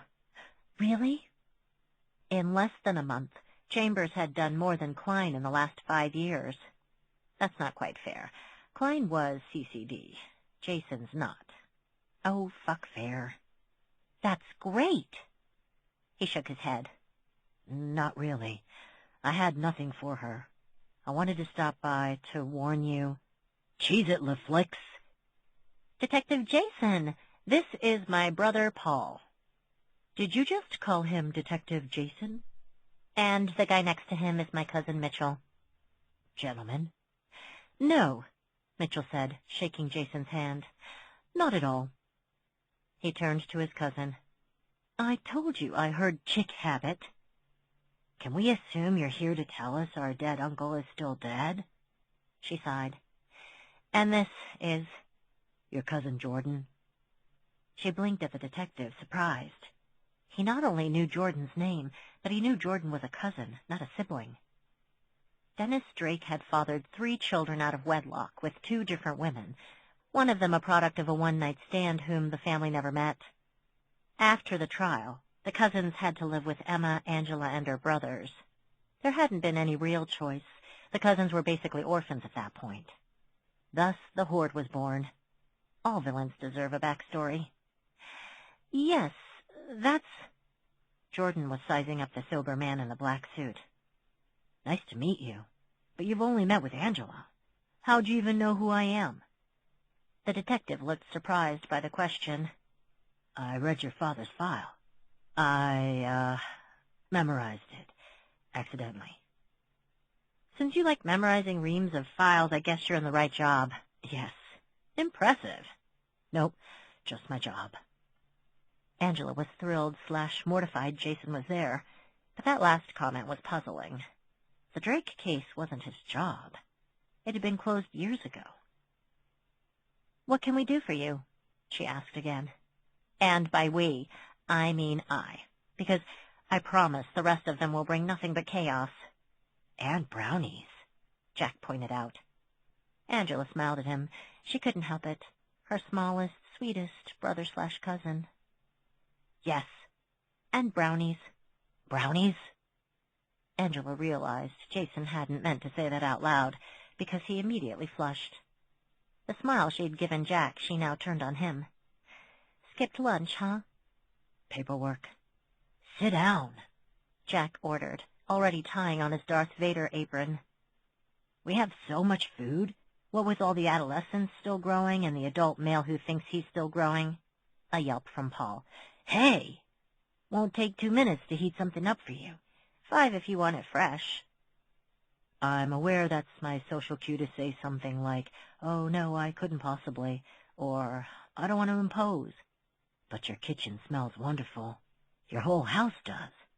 And I can linger. I went off shift an hour ago. If I'm invited. Jason immediately sat at the turtle table. I may have skipped breakfast as well. Jack looked delighted at the prospect of someone new on whom to practice his culinary wizardry and got to work. Paul gave Angela an inquiring look. "D'you need us?" And she shook her head so hard, the room spun for a few seconds. No, God, no. Go away and let me gaze dreamily at Jason Chambers. I'll save you the leftovers from the leftovers. If you want us back in, just holler. But they were already turning away, knowing the look of a cop who had no updates. Mitchell lingered long enough to lean over and murmur, "If Mom wakes up, I'll try to keep her out of here." "Thank you very much," she replied, then turned to Jason. "Drink? We have milk, chocolate milk, iced tea, pop." "Chocolate milk would be great." "He likes chocolate milk. That is adorable." She brought out 2 large glasses and sat across from him. "Chocolate mustache, here I come. Because as awful as I look right now, I can always look worse." "Sorry about the horde. They tend to descend, create chaos, abruptly lose interest, and then vanish, emerging periodically to feed or do laundry." "Looks like a fun group." She snorted. "Let me guess. Only child, right?" She'd heard such mythical blessed creatures existed. "No. Well, now I am. My brother was murdered when I was in high school." Shocked, she instinctively reached out, then remembered herself and yanked back her traitorous exploratory hand. "I'm so sorry. That must have been awful. Is still awful, I imagine." He nodded. 12 years last month. "Is that why you became a cop?" "No, I entered the academy because I lost a bet."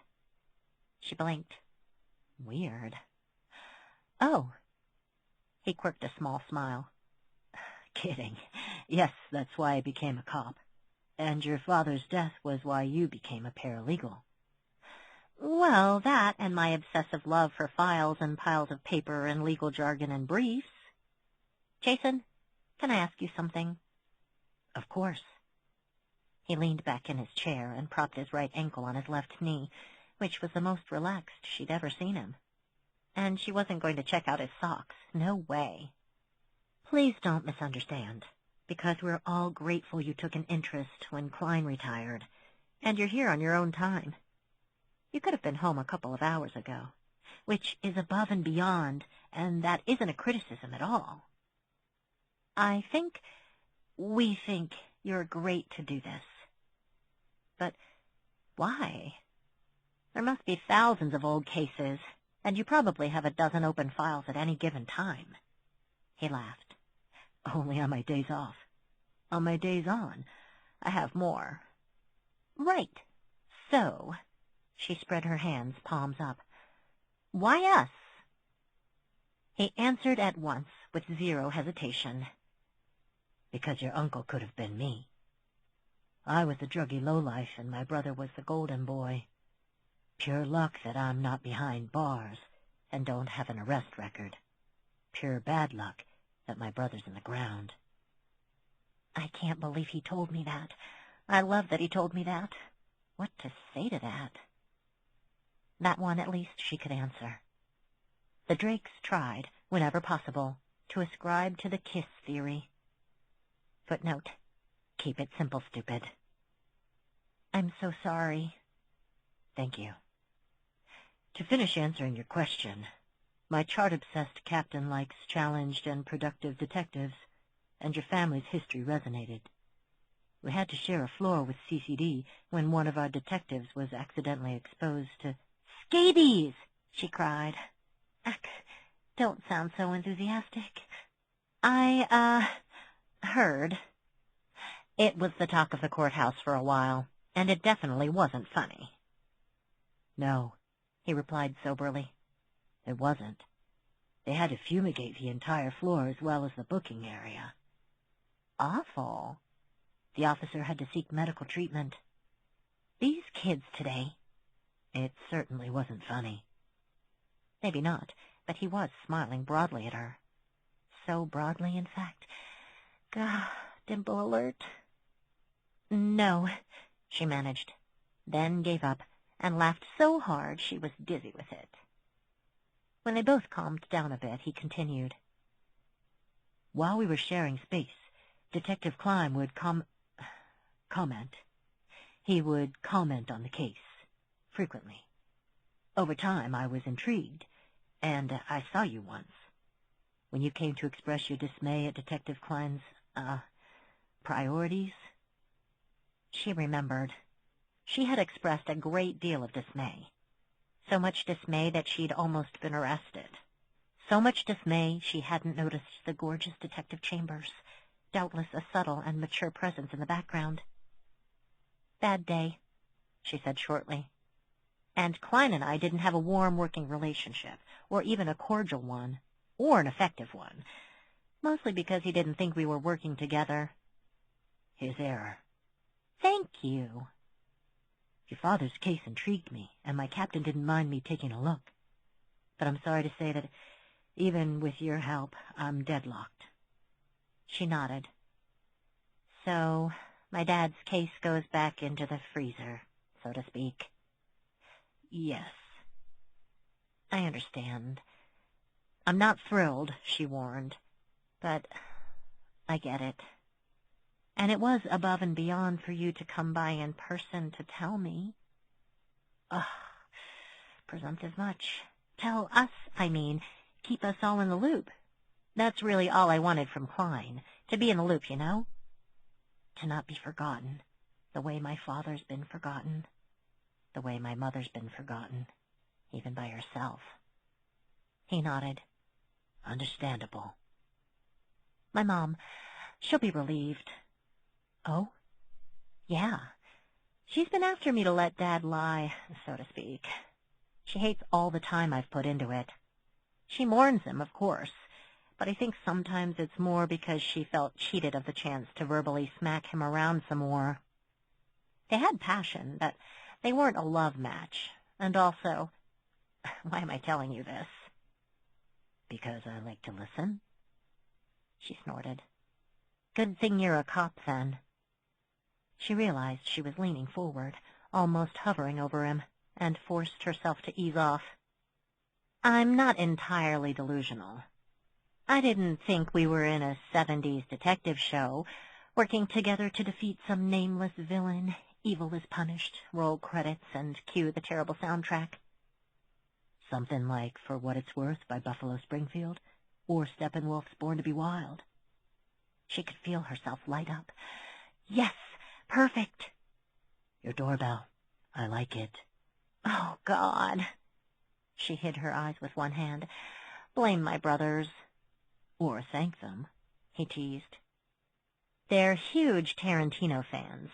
That song plays over the end credits of Death Proof. She dropped her hand. Tarantino fan? Not really. He's loud and not subtle, but he thinks he is, which gets old. You've described almost all of my blood relatives. He laughed again. To be honest, his movies remind me of my job, so they aren't escapist for me. But I love his soundtracks. They're eclectic and, unlike virtually everything else he does, subtle. All I had to do was invite him over and let him lean on our doorbell, and I could have seen a dimple. So many missed opportunities. And the dimple. But we're getting off track, he reminded her. As I was saying, I've got nothing new for the file. I know. It was beyond decent of you to come here and tell us yourself. But, he leaned forward, his blue-eyed gaze never wavering, I would imagine you'll keep working it. Angela could feel herself flush with pleasure. Klein had never, not once, referred to her assistance as working the case. Unless, Jesus Christ, I don't need a civilian getting in my way, was code for working the case. Yeah, of course. Commendable. She took a page out of his book and deadpanned. No. He laughed. Again. Had that one coming. But listen, if anything comes up or I think of anything, I'll get in touch right away. Thank you so much. Why am I excited? It's not like he asked me out. And could I call you if I have a question or run across something new? Or should I pester CCD? Please, pester me. If it's beyond my scope, I'll be glad to hand you off to one of our detectives. Again, why am I so psyched? It's not like I asked him out either. She knew why. It was an excuse to see him again, however slim. My dad's killer might not ever be found, which makes me happy because I can occasionally call Jason Chambers. That's fucked up. Aw, you two are cute. Jack bustled over with armfuls of plates. Soup's on. Not literally. Jason inhaled. Something smells wonderful. Her little brother beamed. That'd be my cologne, also known as Dawn Ultra Dishwashing Liquid. Or Angela's perfume, Eau de Office Max. Angela wears Dune. Jason paused. Sorry, I think that might be one of those things I shouldn't have picked up on. Or, having deduced it, shouldn't have mentioned it. Not a problem, Angela managed, because all the spit in her mouth had dried up. Drinks chocolate milk, great socks, wonderful smile, hard worker, atoning for adolescent bad behavior, notices my perfume. I might die. I might die right here in the kitchen at the turtle table. I'm coming, Dad. Soon we'll be together. Or maybe you're smelling... Jack presented their meals with a graceful flourish. Steak Diane with mushroom risotto. Those are reheated from last night, but the endive and watercress salad I just made... He turned and shrieked. Any of you useless fuckwads want to stuff your mouth holes, get your asses to the turtle table! Angela started to turn back to Jason to apologize, and almost missed his chuckle. He was already sawing into his steak. Thanks, Jackie, Angela managed, barely, to not clap her hands. Oh, looks wonderful. Well, you liked it well enough last night, so... But he was pleased. Whew, because there was a careful balance to complimenting Jack. Too far in the taken-for-granted category, and your next 3 meals would taste like bacon mixed with paper towels and tears. Go too far in the other direction, he was too embarrassed to go near the kitchen for a day. Oh, God. Jason looked up, chewing furiously. His eyes were narrowed with pleasure. Outstanding. Jackie jabbed her in the ribs and muttered, Marry this man. Don't tease, Jack. Paul chose that moment to breeze in. Can I have extra meat? Instead of the salad. Or the risotto? I also like meat for dessert. 2 desserts. I'm not giving you a big plate of steak as your meal again, and I'm not making beef creme brulee again. Eat the sides, Jack ordered. Ha! You're not in charge of what I eat, or what I don't eat. But hide under the couch, Shrinky-Dink. When Jack reached for a cleaver, Paul added, Fine, but I'm doing it because I want to, not because I fear you. Whatever works. Hey, Chambers! Mitchell had plopped down opposite them and started in on the risotto. Bet you're wondering why we call this the turtle table. Why would anyone wonder that? Paul demanded. You always think we're more interesting than we are. Jason glanced down at the shiny lacquered table, then back up. He had almost demolished his steak and was starting on the salad. Because it resembles a tortoiseshell in color and pattern, like a form of marquetry? Huh. Now I'm going to get horny every time I think of marquetry. Damn it. The chaotic meal, especially with the addition of Archer and Leah, which should have been a 15-minute study in embarrassment, was great fun. Even more impressive, Jason held his own under the barrage of inappropriate questions and observations. She was sorry when the meal was over, and everyone went back to what they were doing when not gulping down risotto. That was a first. They, kiss me. I'll also settle for a comradely pat on the boob. Well, my underboob. Shook hands at the door. I'm sorry I couldn't bring better news. She shook her head at him. Nothing to apologize for. It was kind of you to take the time and let us know. I'll be sure to reach out if I find anything new. I will too. He hesitated, like he was going to say something else, then just smiled at her and left. Nice enough guy, Jordan observed from over her shoulder. Uh-huh. Nice didn't begin to encompass the coolness that was Jason Chambers. Too bad about Dad's case, Paul added. But this guy's a huge improvement over Clown. Klein, she corrected. Pretty sure it's Clown. And if it's not, it ought to be. He's wonderful, Angela declared. Did you see his socks? He had socks? He had feet? Monet's water lilies, she sighed. No question. Jason Chambers was making her care about art again. Hopefully it wouldn't turn into some odd, embarrassing Pavlovian response. Museum visits would be a nightmare. Chapter 22 November 1889 Kamchatka Peninsula, Russian Far East. She had known when the contractions would not stop, even after her daughter had emerged, though in truth she had suspected for some time. She had gotten so big, every woman who saw her tried to smile, and then looked away. A few pulled her aside. Do not worry, your man is a big man, and you so tall. You have a large son in there, I am sure. She had no sons in there. She had 2 girls. Twins, as she had been a twin 17 years earlier. We have to keep our ways, her mother had whispered, as her grandmother and great-grandmother had reminded their daughters, and back, all the way to their beginning, when Kutsk gave the Koryaks the moon and the sun. Without the old ways, we are no better than the Cossacks.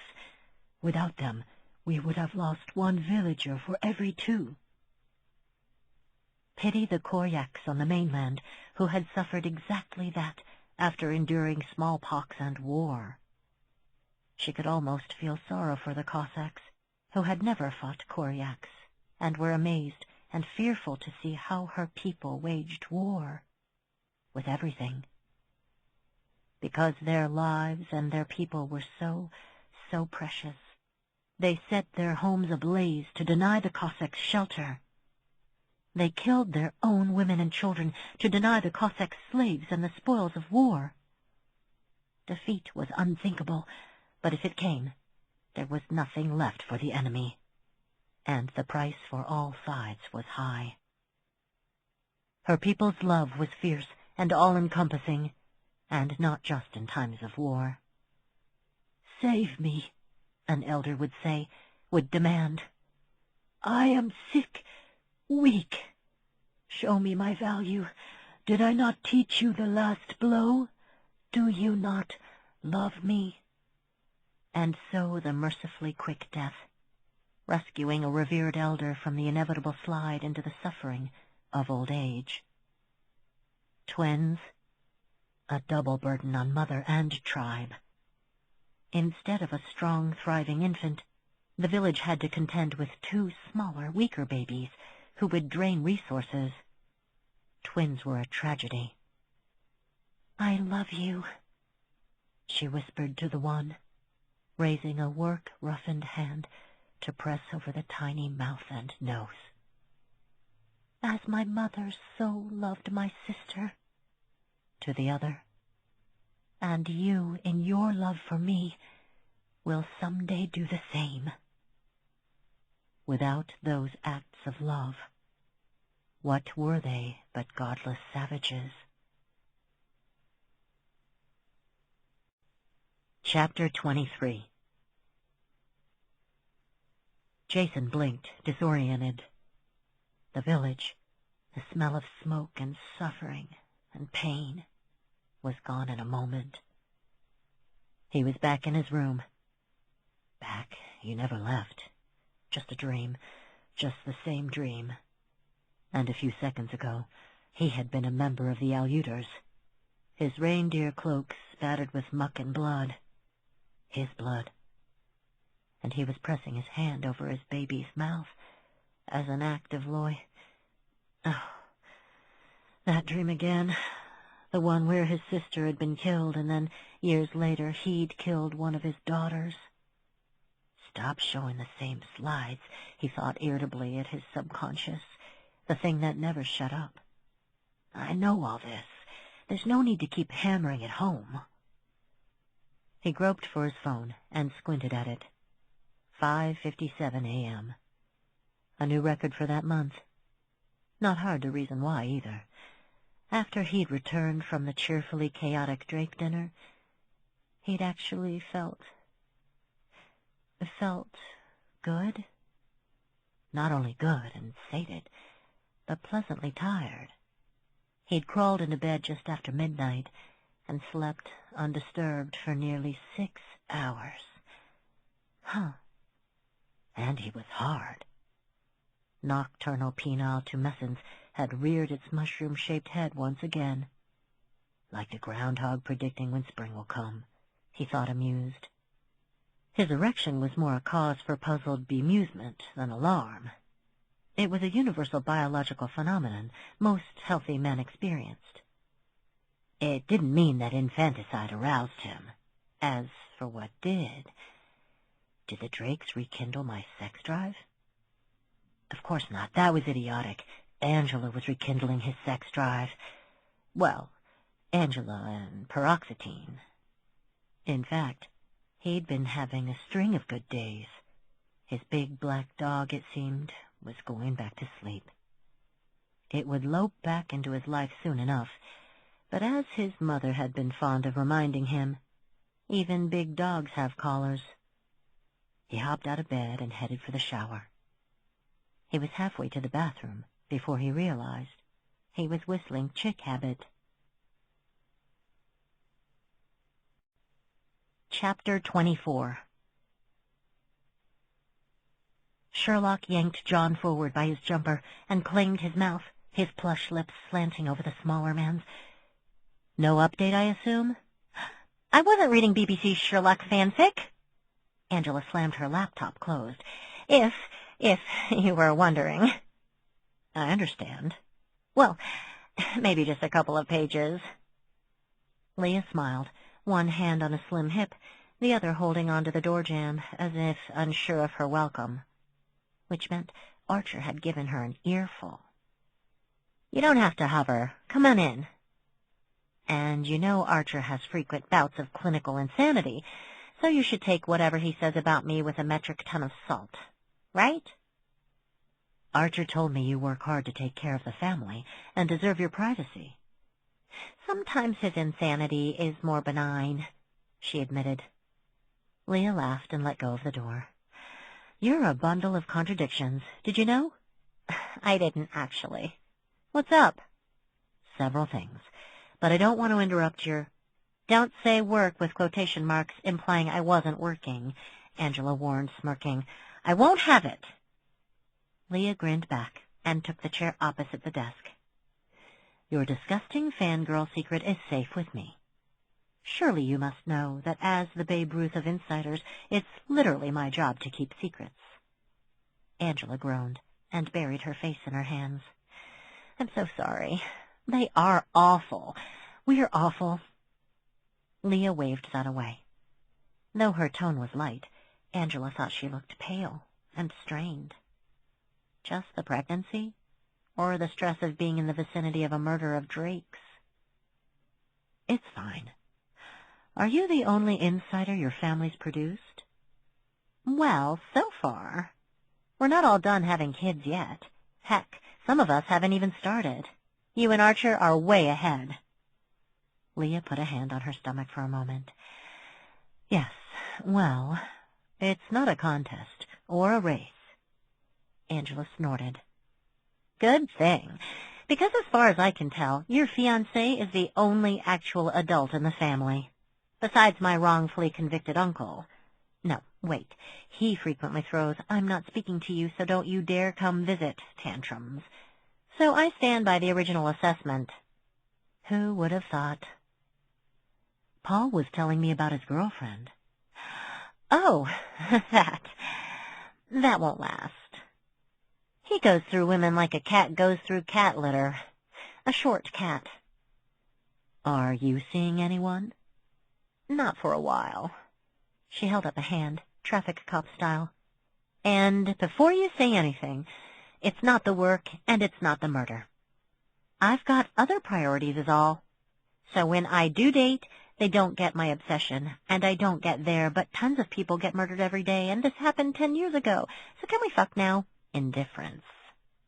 Or the horde runs them off. Usually both. It's too exhausting to fix. Fix? Look how we live. She made a gesture encompassing the house. More than a half-dozen people in a 2,400-square-foot house. Most of us are legal adults. None of us have lived away from home for very long. Or if we do, we always come back. Archer was the first who didn't. And before you blame my mom, I wasn't going to, Leah said mildly. Though it's interesting that you immediately went there. It's not just that she's, shattered. Is she? Forgive me, because I haven't known any of you very long, but her grief, it's almost vengeful in nature. That's just how she grieves. You didn't, pick anything else off her after you shook her hand? Like, ha-ha, maybe she was the killer, or knew who was?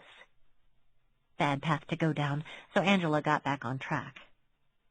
Our mom doesn't want to be alone, and if it was just that, we could fight. But we don't want her to be alone either.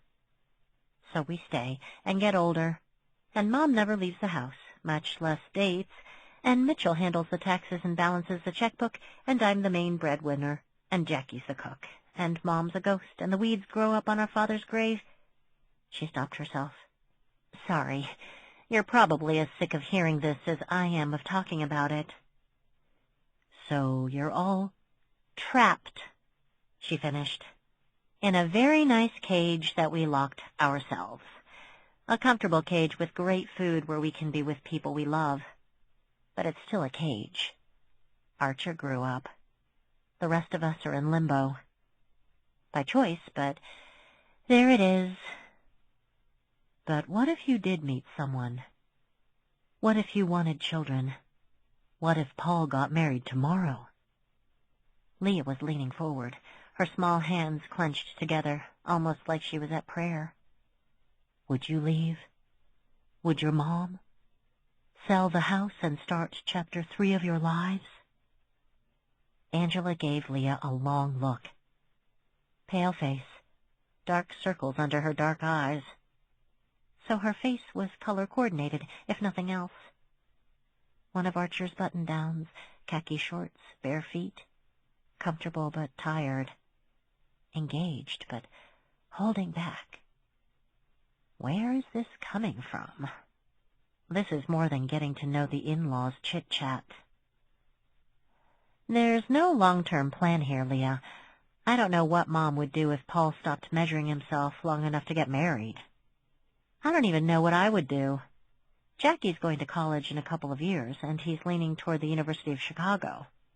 He won't consider anything out of state. He won't consider anything out of Chicago. This is nothing anyone asked him to do. Paul and I flat out told him he had the grades to go anywhere in the country, and we'd support wherever he wanted to go. Mom even weighed in. But as far as he's concerned, if it's not within a 2-hour drive of the house, it's off the board. Because he grew up in the cage. You see? So do we kick him out? Force him to go to, I don't know, UMass, Dad's alma mater? Or fresh ground, a place that no Drake has even been near. Help him make his own way, even if he doesn't want to? Leah leaned back, loosening her grip on herself. Your mother. When I shook her hand, she's not there, was Angela's flat reply. I know. I had to be around her for years before I figured it out. I don't get entire lives from a handshake. It's less fun than it sounds, Leah said dryly. Sure it is. Still, she couldn't help being envious, the way a minor league pitcher envied a big league superstar. But Mom, she's lived before, like most of us have, at least 3 lives. 7. Leah fake coughed into her fist. Do you live in 1995? Nobody fake coughs insults anymore. Smartass, she fake coughed. God, stop it. Whoa, did I just giggle? I think maybe I did. But yeah, I get where you're going. In every life, she's always alone. In every life, she's alone by choice, Leah corrected, which isn't the same thing. Choice or not, that's the reason I can't leave. I figure she deserves at least one lifetime where she's not totally abandoned by the time she's in her 40s. So keeping her company, that's the purpose of your life this time around. Angela didn't know what to say to that, so she said nothing. Leah leaned forward again. Please listen to me, and forgive me for talking to you like a client when I've got no right to butt into your head or your life. Oh, shit. It's fine. It's not. You're just being polite. When Angela laughed, Leah smiled a little. You are. You're also too hard on yourself. But that's an inappropriate chat for another day. Oh, boy. Can't wait. The smile was gone. I have done exactly what you're doing. It never works out. It never works out. Do you understand? The end result is always 2 lives wasted, and then you're born again. Only this time with a predisposed habit to put yourself second, and you spend that life doing the same thing, and around we go. It sounds like we're talking about my mom, but it feels like we're talking about yours. This may sound strange, Leah almost whispered, as if confiding a great secret. But being pregnant has made me ponder mother-daughter relationships. What an odd coincidence. Right? What are the odds?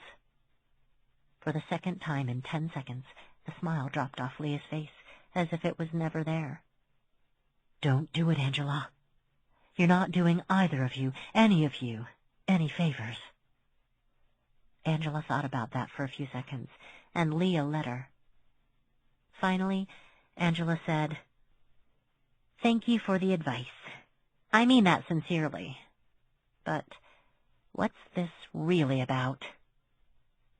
Mothers and daughters, families, old ones and new ones, the ones you're stuck with and the ones you make. Funny you should say that, she said slowly. I was giving serious thought to hanging it up earlier this week, letting Dad's file go back into cold storage. Not that it's up to me, but you know what I mean. And just letting it all go. Poof. She waved goodbye to the imaginary file flying off to CCD. And I won't lie, the idea of doing that, it was as tempting as it was frightening. Like standing in the doorway of the plane with your parachute, ready to jump. You want to jump. You paid the instructor to bring you up there, and you jump. But it's still scary. Ooh, metaphor. You hush up. It is weird and wonderful that I'm going to be this woman's cousin-in-law, that we're talking like regular people, which I am, but she is not. Stop fangirling. You've already been busted for that once today. She took a breath and finished. But the day we got back from Ick, I got to talking with Jack, and I thought, you thought, damned if the next generation is going to grow up like this. Yes, exactly. But another way to look at it is this. I saw the cage door start to ease open, and I wasted no time slamming it shut again. And I'm fine with that. Well, fine wasn't the right word, but she knew Leah would get it. But my choices don't have to be yours, just like Archer's weren't mine. Whatever you're wondering, whatever's on your mind, whatever decision you're trying to make, I don't think Uncle Dennis should factor in, and he'd be the first to tell you that. Well, Leah was studying her the way you'd look at a book you weren't sure you'd like, only to find it was growing on you. Or maybe I'm just projecting all over the place. I'm no stranger to family drama, that's for certain. But even if you won't take good advice, you certainly give it. Family drama. Yeah, that's one way to put it. Angela shook her head. I can't imagine. I can't imagine what fighting your mother's killer was like. What? Don't you think it's strange that nobody's talking about this? Well, not strange so much as courteous. I kind of threatened the Horde with dismemberment if they brought it up. But it's just you and me now.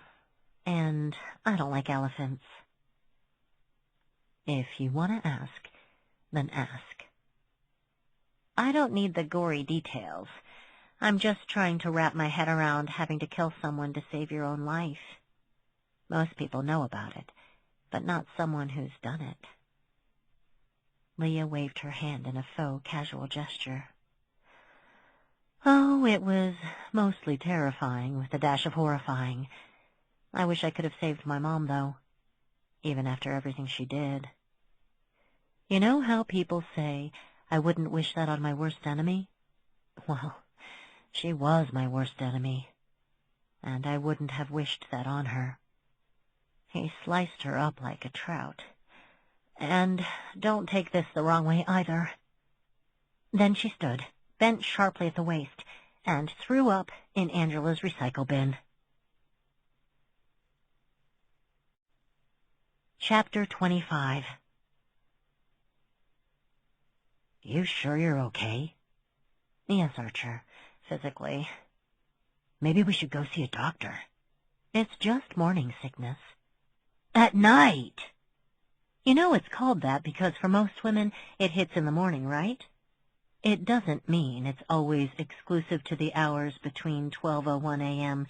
and 11:59 a.m., and that any deviation from that means you need to live in your OB's waiting room. You're actually reading the baby books you keep buying me, right? Something's up, he insisted, his face set in stubborn lines.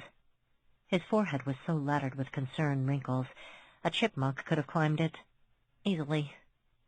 Archer's bad luck that his grim face was one of her favorites. You're not sleeping well. You're having nightmares every night, sometimes twice a night. You're not keeping much down, and reliving what that shithead did to your mom? He sliced her up like a trout? I cannot fucking believe she asked you about it. Angela's ears are going to be ringing for a while.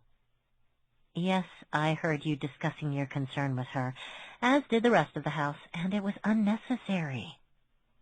Archer's pacing sped up, which Leah hadn't thought was possible. She prayed he wouldn't trip. He was going so fast he'd probably get a concussion. Don't care.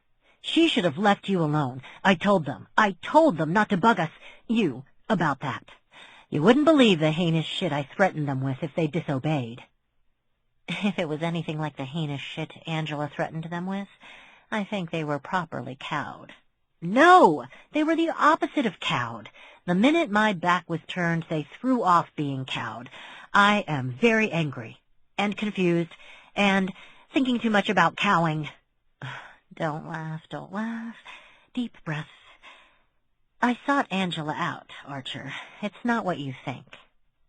She squared her shoulders and tried to look firm and uncompromising, which was tricky when you were prone. Sit down. He stopped and stared at her, his eyes so wide she could see the whites all around, like a horse that got a whiff of fire. Oh, my God.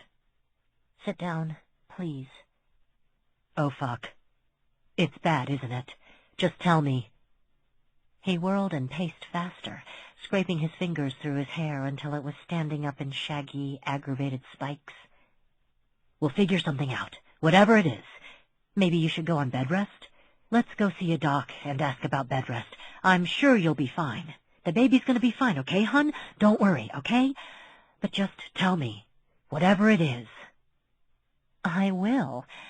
But first, I want you to have a seat. Just tell me! She propped herself up on an elbow and glared. I want you to sit down in this room's only chair, which is beside the bed, because it will give you proximity to me, which I will find comforting, and also because following your pacing is making me feel like vomiting again. Now sit down. He sat. She lay back and looked at the ceiling. They'd been there a week. She'd had ample time to stare at it, to think about what to say, and when. Trust Archer to notice, but give her time and space to broach the subject.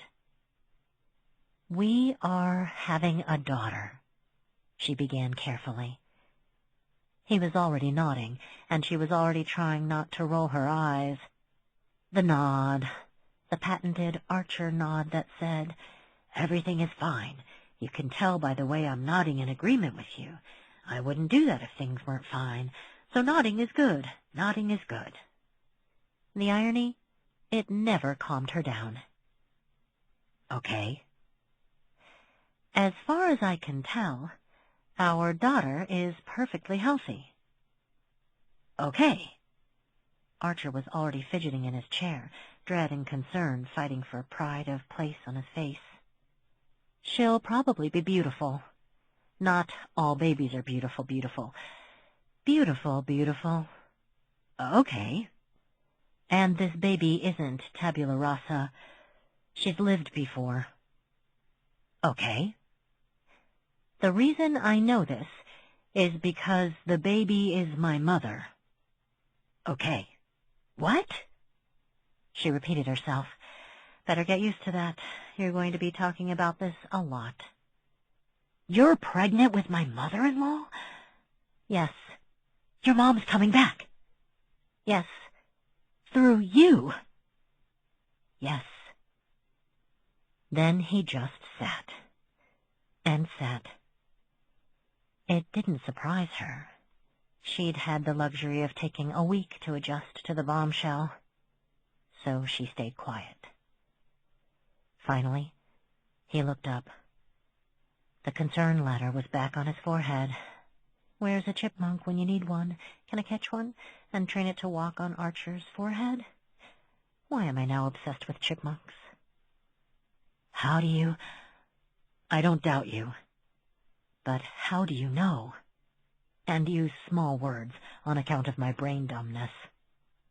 She smiled, as he'd intended, because he didn't have brain dumbness. Really not a fan of that phrase.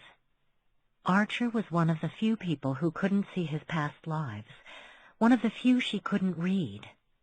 He was an utter blank, but in the very best of ways, like a canvas that could be made into anything, meaning he was either a brand new soul, at least I'm not a rerun like some people, he teased, or he'd lived so long and so well he had earned a clean slate. Archer didn't know or care which it was. She didn't know.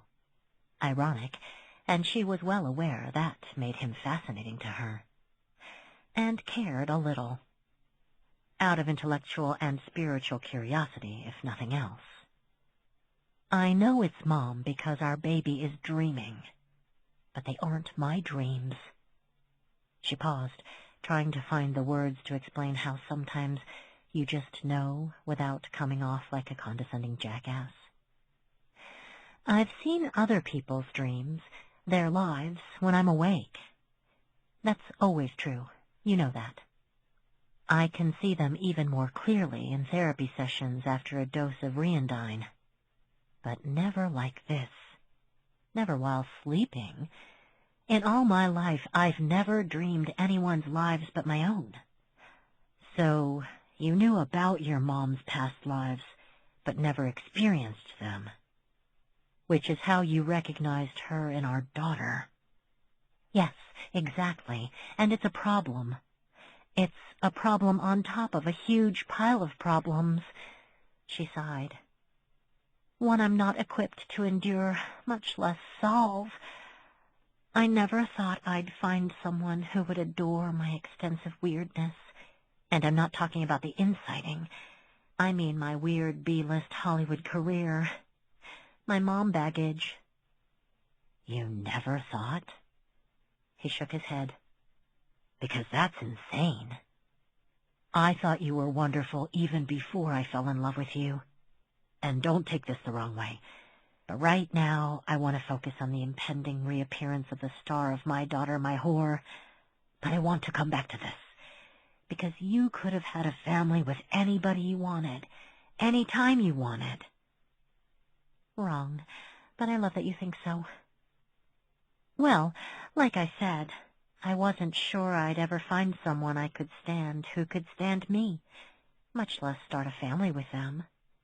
I knew I was in over my head before this week. But lots of couples feel that way. Have you already forgotten the Walgreens pee stick freakout? Given his shudder.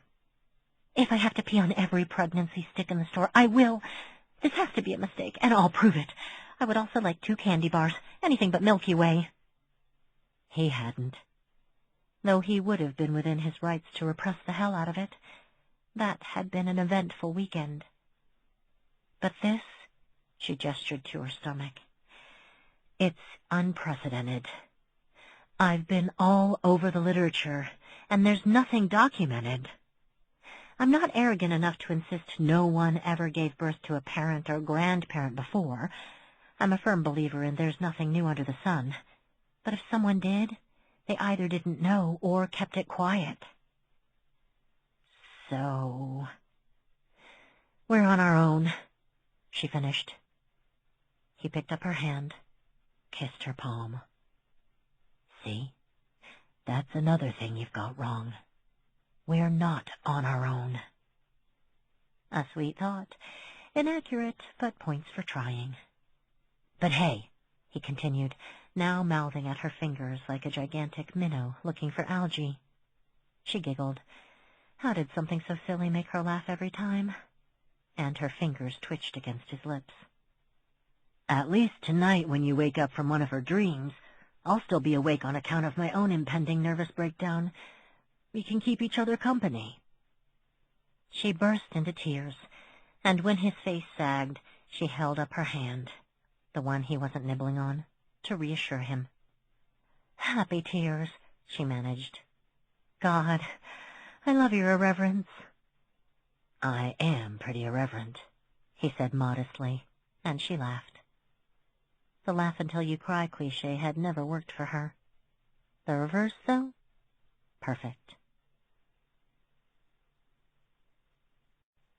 Chapter 26. No! Just once. Just to see if you like it.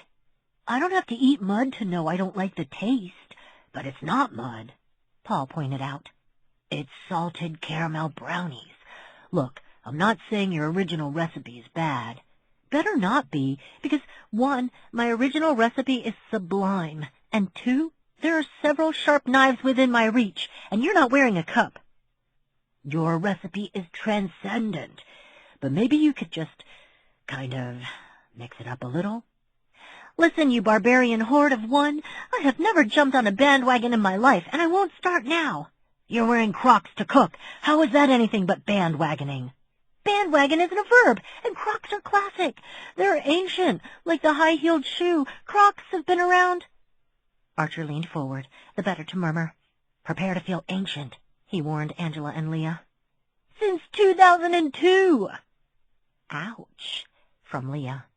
Yeah, that one smarts, Angela said, then adding, Paul, stop trying to fix something that isn't broken. Salted caramel frosting, salted caramel cake, salted caramel cupcake, salted caramel cheesecake, salted caramel marshmallows, salted caramel puppy chow. Jack threw up his hands. Salted caramel bark, salted caramel fraps, salted caramel martinis, salted caramel roasted almonds, salted caramel candles, salted caramel caramel. Boring, boring, boring. See? You were droning on, but all those things sounded great, Paul said. He was in his usual Saturday midday attire. Sweatpants, a faded green too-tight sweatshirt, bare feet, the red tape measure dangling over one shoulder. He occasionally used it as a belt. Even the candle. No salted caramel in this kitchen, unless you make it yourself, in which case I will yield territory long enough for you to be a salted caramel sheep, following along with a salted caramel herd, and God help you if you leave me a sink full of caramel-coated dirty dishes. God help you. Leah shook her head. You guys ever notice that when someone repeats the same phrase over and over, the words lose their meaning pretty quickly? Archer was already shaking his head. Leah, hun, all I heard, honest to God, the only thing I heard you say just now was salted caramel, salted caramel, salted caramel, salted caramel. Angela swallowed a giggle. And of course, now we're all craving salted goddamned caramel. Not my problem, Jack snapped, turning back to his cookbook shelf with a huff. The brouhaha du jour had begun when he was flipping through his cookbooks to seek inspiration for a new dessert, which unfathomably was Paul's internal cue to make the horrific, misguided suggestion that rather than try something new, Jack should jazz up an old recipe. They were seated around the turtle table, most of them anyway. Mitchell and Jordan were at work. Emma Drake was at the other end of the house, having completed her daily chore, the mail, and now doing who knew what. She tended to break her fast early, before most of them were up, preferring toast and coffee because anything else slowed her down. If I eat all that, I'll get loggy and just slouch around the house all day, she explained, which was terrifying to think of. Jack had prepared a breakfast, as was his wont, that was delicious, but, as wasn't his wont, lacked his usual perfectionist/gourmet tendencies. Scrambled eggs but no dill, bacon but not thick cut, the pre-cooked kind you could zap in a microwave, muffins but not from scratch, milk but no lattes, juice but not fresh squeezed. Jesus, we really take this kid for granted. He's phoning it in, and it's still a terrific meal. Thank you, Jack, she said brightly, then drained her glass. It's all delicious as usual. Goes without saying, Archer said, his mouth full. He swallowed and added, Leah, this kid, you wouldn't believe it. He's been good at this since he was 5. It shows, she replied, smacking his hand when he went for the last of the bacon, then wolfing it down herself. Every Drake in the room had the same simultaneous thought. She's perfect for us. Archer. Perfect for Archer. Then, the fatal error. Archer, as he often did, kept talking. And, as often happened when Archer talked, disaster followed. "Jack, even on an off day, your grub is outstanding." Angela froze.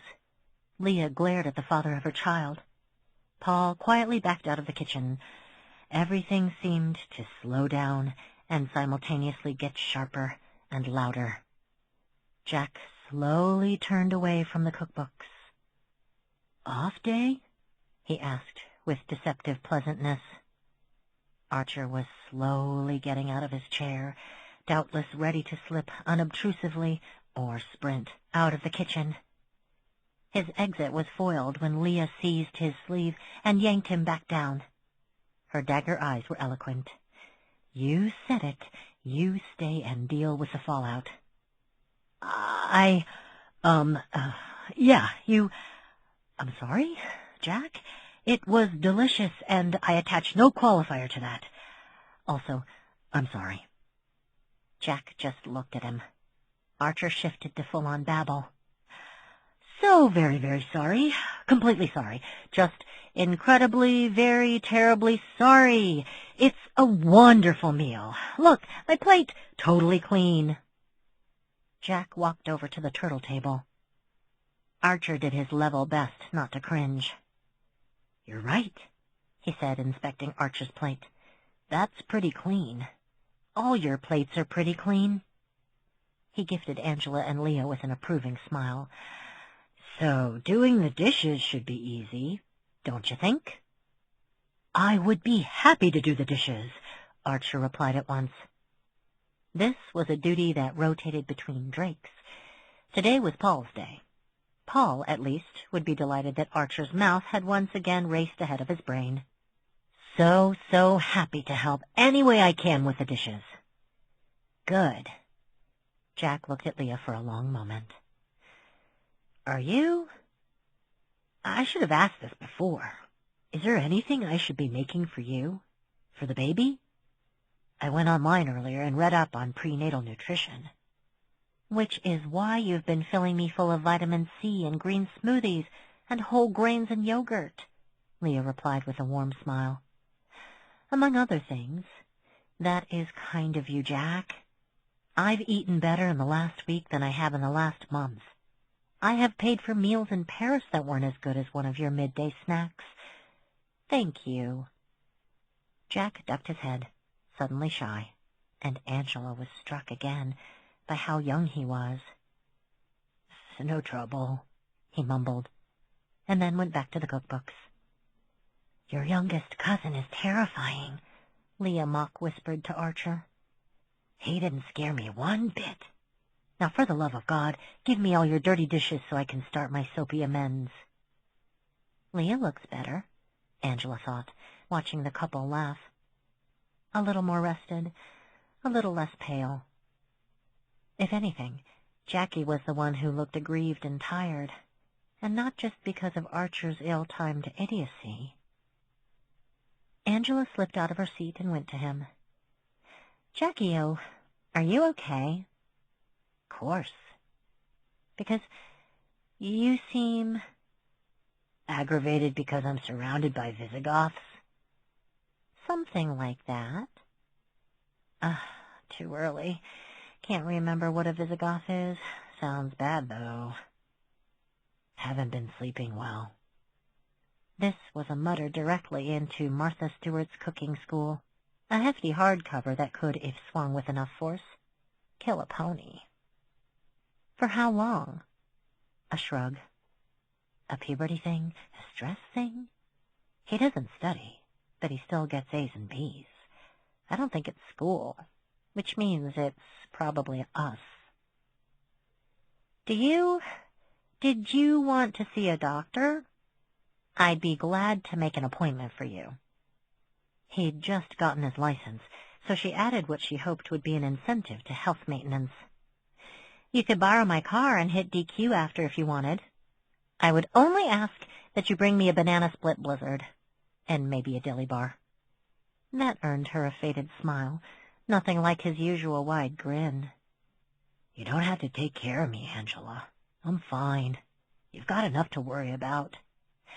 That's not true. I can always take on more things to worry about. Worrying is practically my superpower. He shook his head.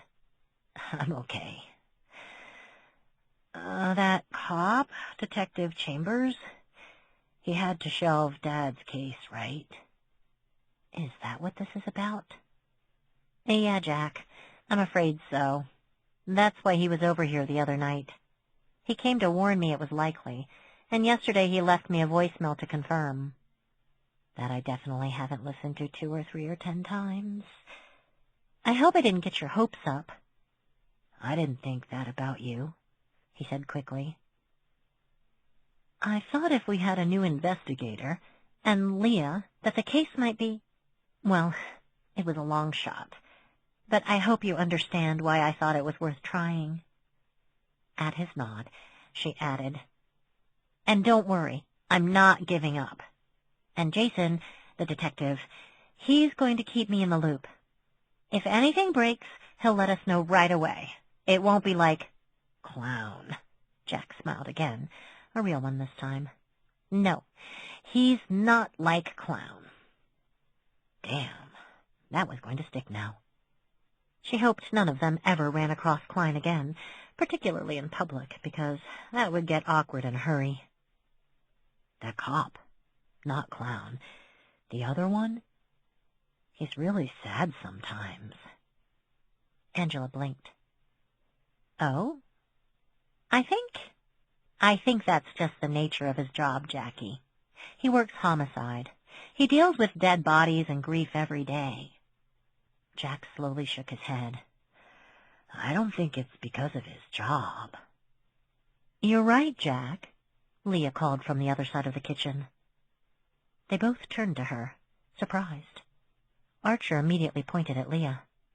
It was the inciting eavesdropper. It wasn't me this time. Eavesdropper? They're 5 feet away having a conversation in normal tones of voice. Leah turned back to them. Detective Jason Chambers has depression. Or maybe dysthymia. He's had it for at least 3 lives. Jack seemed to find that gratifying for some reason. I knew he was sad. I told you. Archer shook his head. Leah, I will never get over how creepy and impressive that is. Ow, don't pinch. Fine, it's just impressive, not creepy at all. Angela realized she was gaping. Her mouth had even fallen open a little, creating a sexy goldfish look. How embarrassing. And looked away before Leah caught her. The wonderfully besocked Jason was coping with depression. Or the other thing Leah mentioned. Mental note. Look up find out how to spell that word and then look it up. And he'd been enduring it for multiple lives? Was that why he was so composed and quiet and calm all the time? Was he trying to learn from his other lives, or just enduring until he got a reboot? She was dying to ask him about it. She was dying to ask him any number of things. But why did Leah do that? Leah was a professional.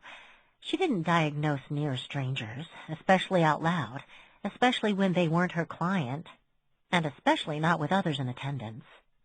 If she didn't know better, she'd think Leah was showing off. And since she did know better, what the hell was going on? What the hell is going on? Gah! Angela turned and saw her mother standing in the doorway. And my morning gets weirder. She's dressed and interacting with family at 8 a.m. no less. Wait, why am I mentally bitching about this? This is great. I can actually discuss my concern for a family member with an engaged parent who is fully clothed. She stepped forward and lowered her voice. Mom, I'm glad you're here.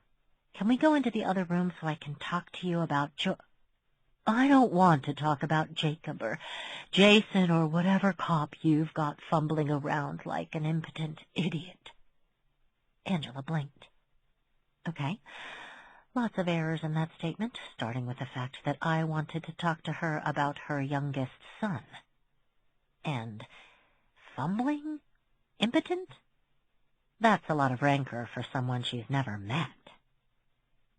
Well, then I've got great news, Mom. But before she could finish, cheer up, it's being shelved again. Her mother cut her off for the second time. We talked about this. I know, Mom, and the thing is, I said I don't want you going again. Angela paused. Careful, Mom. That was almost forceful. Widow Drake's eyes narrowed. Can't you see what it's doing to your brother? Which one? I'm fine, Paul bellowed from somewhere in the house. Leave me out of it. Look at him. Her mother pointed to a startled-looking Jack, who had moved on from Martha Stewart and was now clutching James McNair's Afternoon Delights, coffee-house favorites, to his chest. He's clearly not sleeping.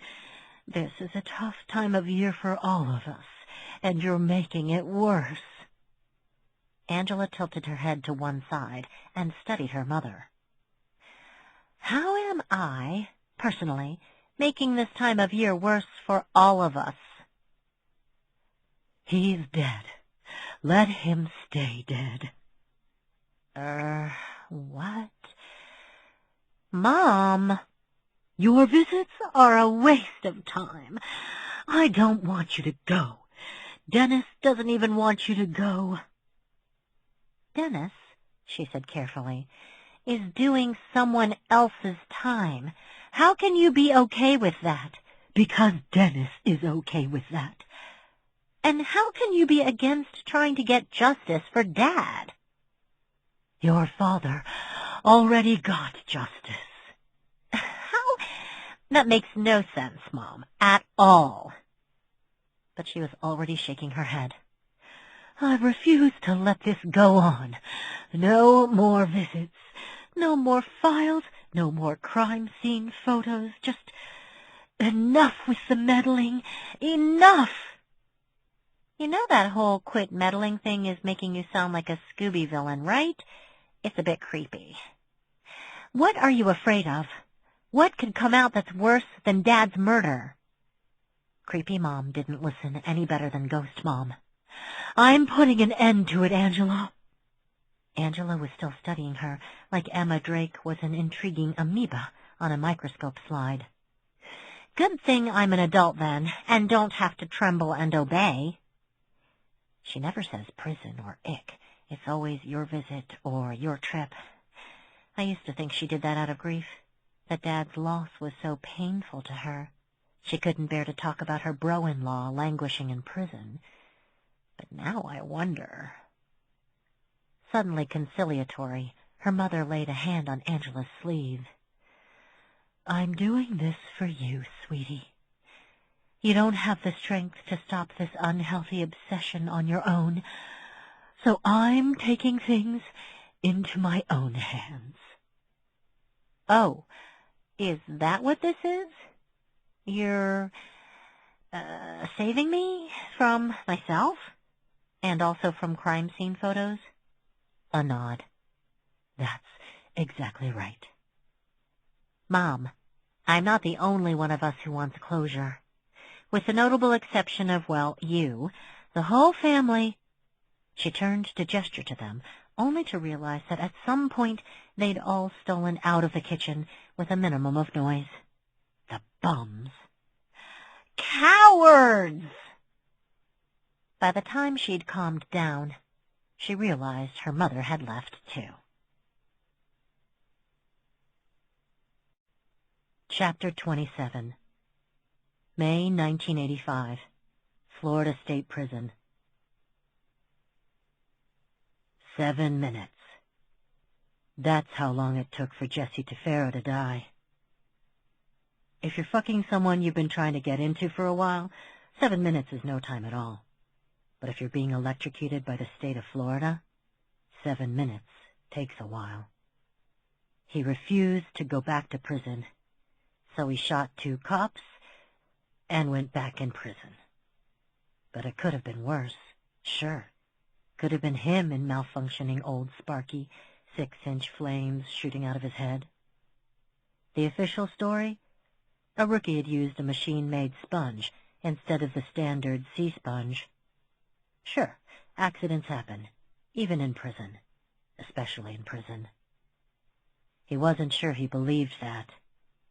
The rumor was the legal system fucking hated cop killers and found new and interesting ways to torture them, like forgetting to tell the new guy to use a real sponge, not something they picked up on sale from Walmart.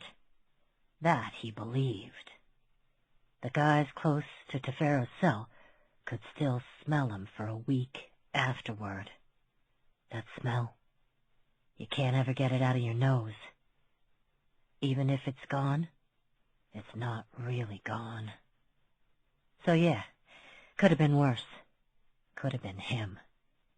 And yeah, Tefero's kids were pretty much orphans, because the lie that killed their dad had also put their mom, Sonny Jacobs, in prison.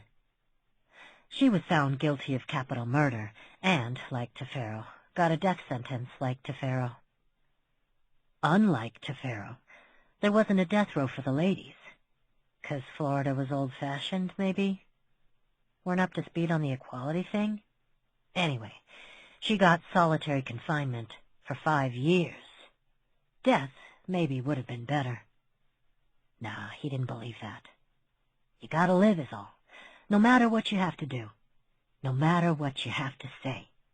Because when you were done, when God or the state of Florida put out your lights and burned you alive, that was it. There wasn't anything else. That whole past lives bullshit? Pure goddamned fantasy, thought up by chicken shits. Oh, don't worry about dying. You'll be born again and you'll get it right next time. What fucking bullshit. So he testified. Jesse had been the one to shriek about not going back to prison. He told the jury that Jesse had been the one to shoot Officer Black and Constable Irwin. That Jesse wasn't just a cop killer. He was an international cop killer. Irwin was Canadian. His bad luck to be visiting his pal, Black. Walter didn't even know what the fuck a constable was. His lawyer had had to explain it. After condemning Jesse, Walter turned his attention to Sonny. Who'd let it happen, he testified. And she hadn't cared even a bit. Thought it was funny. And she wasn't trying desperately to calm her babies, and she sure never begged him to stop. To stop already, please stop. You're scaring them. You're scaring me. Nah, she was in on it. Or if she wasn't in on it, she didn't care when it all went wrong. Just tell the truth, they prompted. Though nobody in that room wanted any such thing. Tell the jury what happened, that's all. Tell 'em, and we'll talk to the DA. No problem. But you gotta do the right thing. So he did the right thing, and his reward was second-degree murder and life in prison. And yeah, that was bad. But guess what was worse? 6-inch flames shooting out of your skull. That was worse. Stopping the execution 3 times to put out the flames, then starting it up again, that was worse. Your friends smelling you a week after your bad death, that was worse. Never a doubt in his mind. Nope, he did it, not me. Oh, sure. When it was all done, when the papers weren't writing about it anymore, when everyone was locked up and the cops were in the ground, he had his slip-ups. His conscience, miserable, useless thing, had prodded him to recant, not once or even twice. 3 times he lost his guts, then spilled them. 77, 79, and 82. But that worked out, too. 'Cause the guards, the cops, the DA, they didn't want the truth. Not on a closed case. Not after all the publicity. So he'd have an attack of conscience, but a few days later, sanity returned, and he'd recant his recantation, and the years slid by. But then, it was May 4th, 1985, and the thing that hadn't seemed real, something to think about, but unlikely to happen, well, it happened. They killed Jesse, and his bad death couldn't be undone. So he'd fess up. Again. But he wouldn't recant recanting this time. Not because he was pussying out. Not because his conscience was the boss. It was because he hadn't had a good night's sleep in years. Because when he closed his eyes, he saw Jesse burning. And when he took a deep breath, he smelled him. He got the shakes. His belly hurt all the time. He felt like puking all the time. And when he did, there was red in it. And he instantly flushed so he wouldn't have to think about it. It couldn't go on. He was disintegrating. He'd talk again, not because it was the right thing to do. That was for fairy tale suckers. He'd talk to save himself. That's what it was. That's all it ever was. Chapter 28. Ah, Jesus! Angela found herself sitting up in bed. The transition from dream to reality was so rapid, for a moment she still felt Walter's nausea. Yes, I get it. I'm compelled to work Dad's case because back in the day, I was a cowardly shithead. This is not news. At least it wasn't that memory fragment again, the one that kept bubbling to the top of her brain every other day or so. Dad with a bulging suitcase. But nothing before that image, or after. Her father, holding an overstuffed suitcase, standing in the doorway and looking at her. Why was it bugging her? She glanced at the clock and saw her alarm was going to go off in just over 2 hours. Fuck it.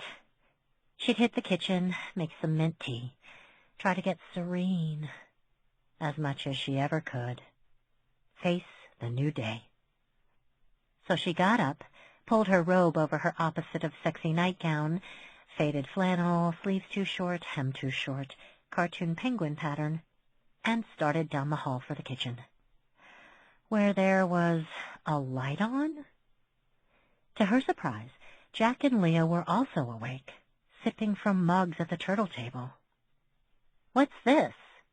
Leah immediately looked guilty. I didn't wake him, and I didn't ask him to make me anything. She pushed her nearly empty oatmeal bowl to one side.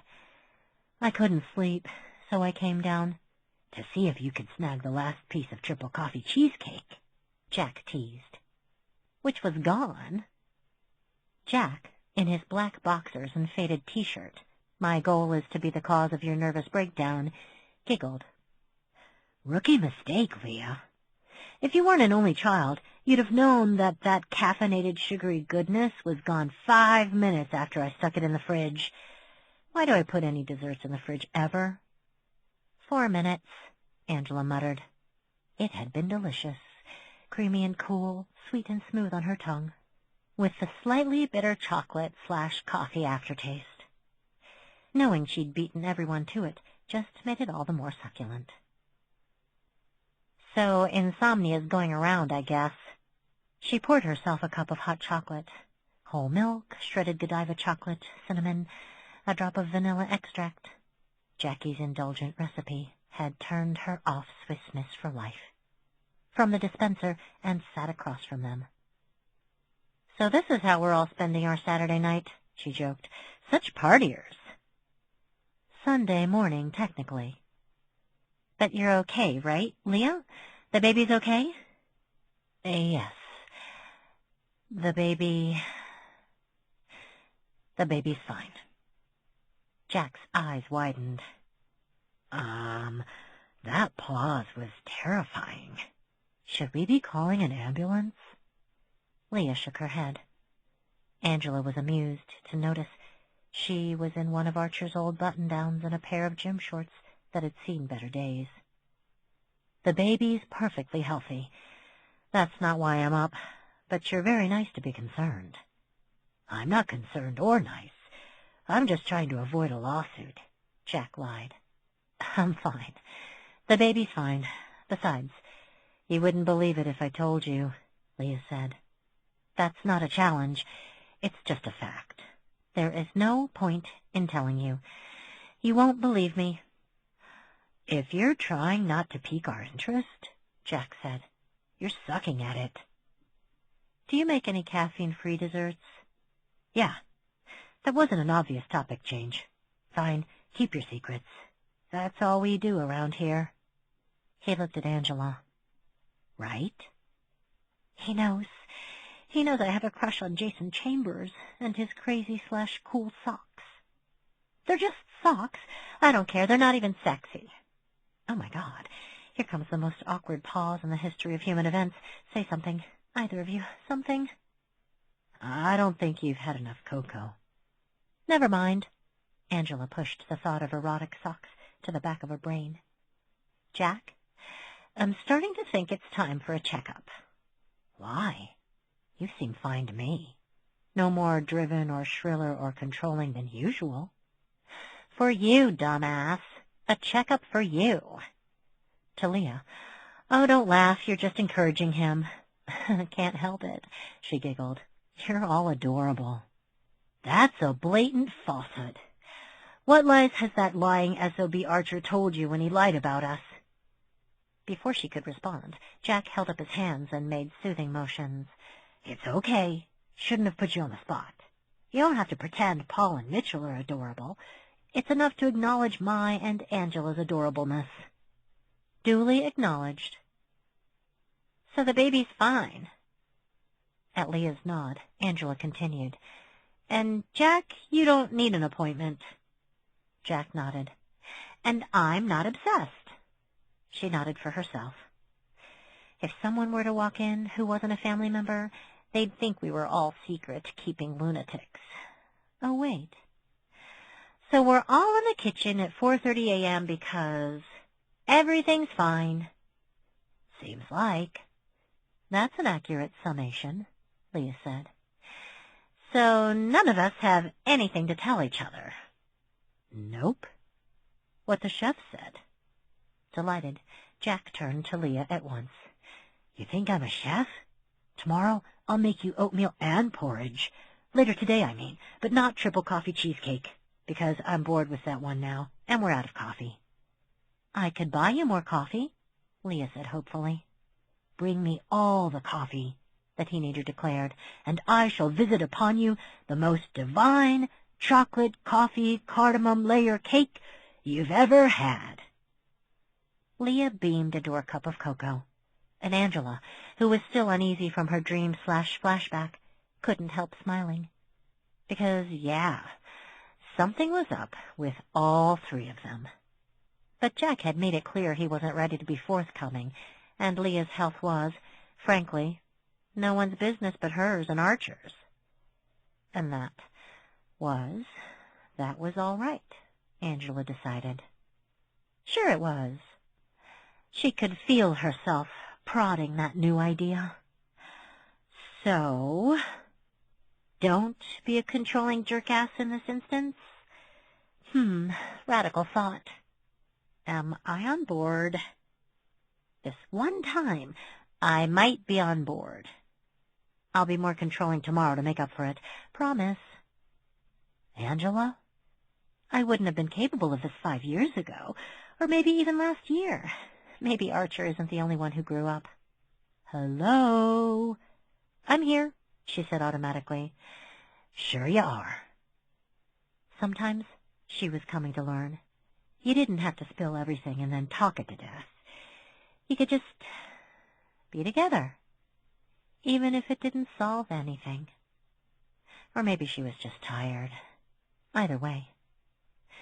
So who wants a refill besides me? Turns out, they all did. Chapter 29. Angela had missed the same spelling error 3 times in a row. No more 4:30 a.m. hot chocolate for you, Missy.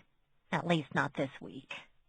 And when her phone rattled, Mitchell's suggestion that she download a rattlesnake rattle for her ringtone was genius.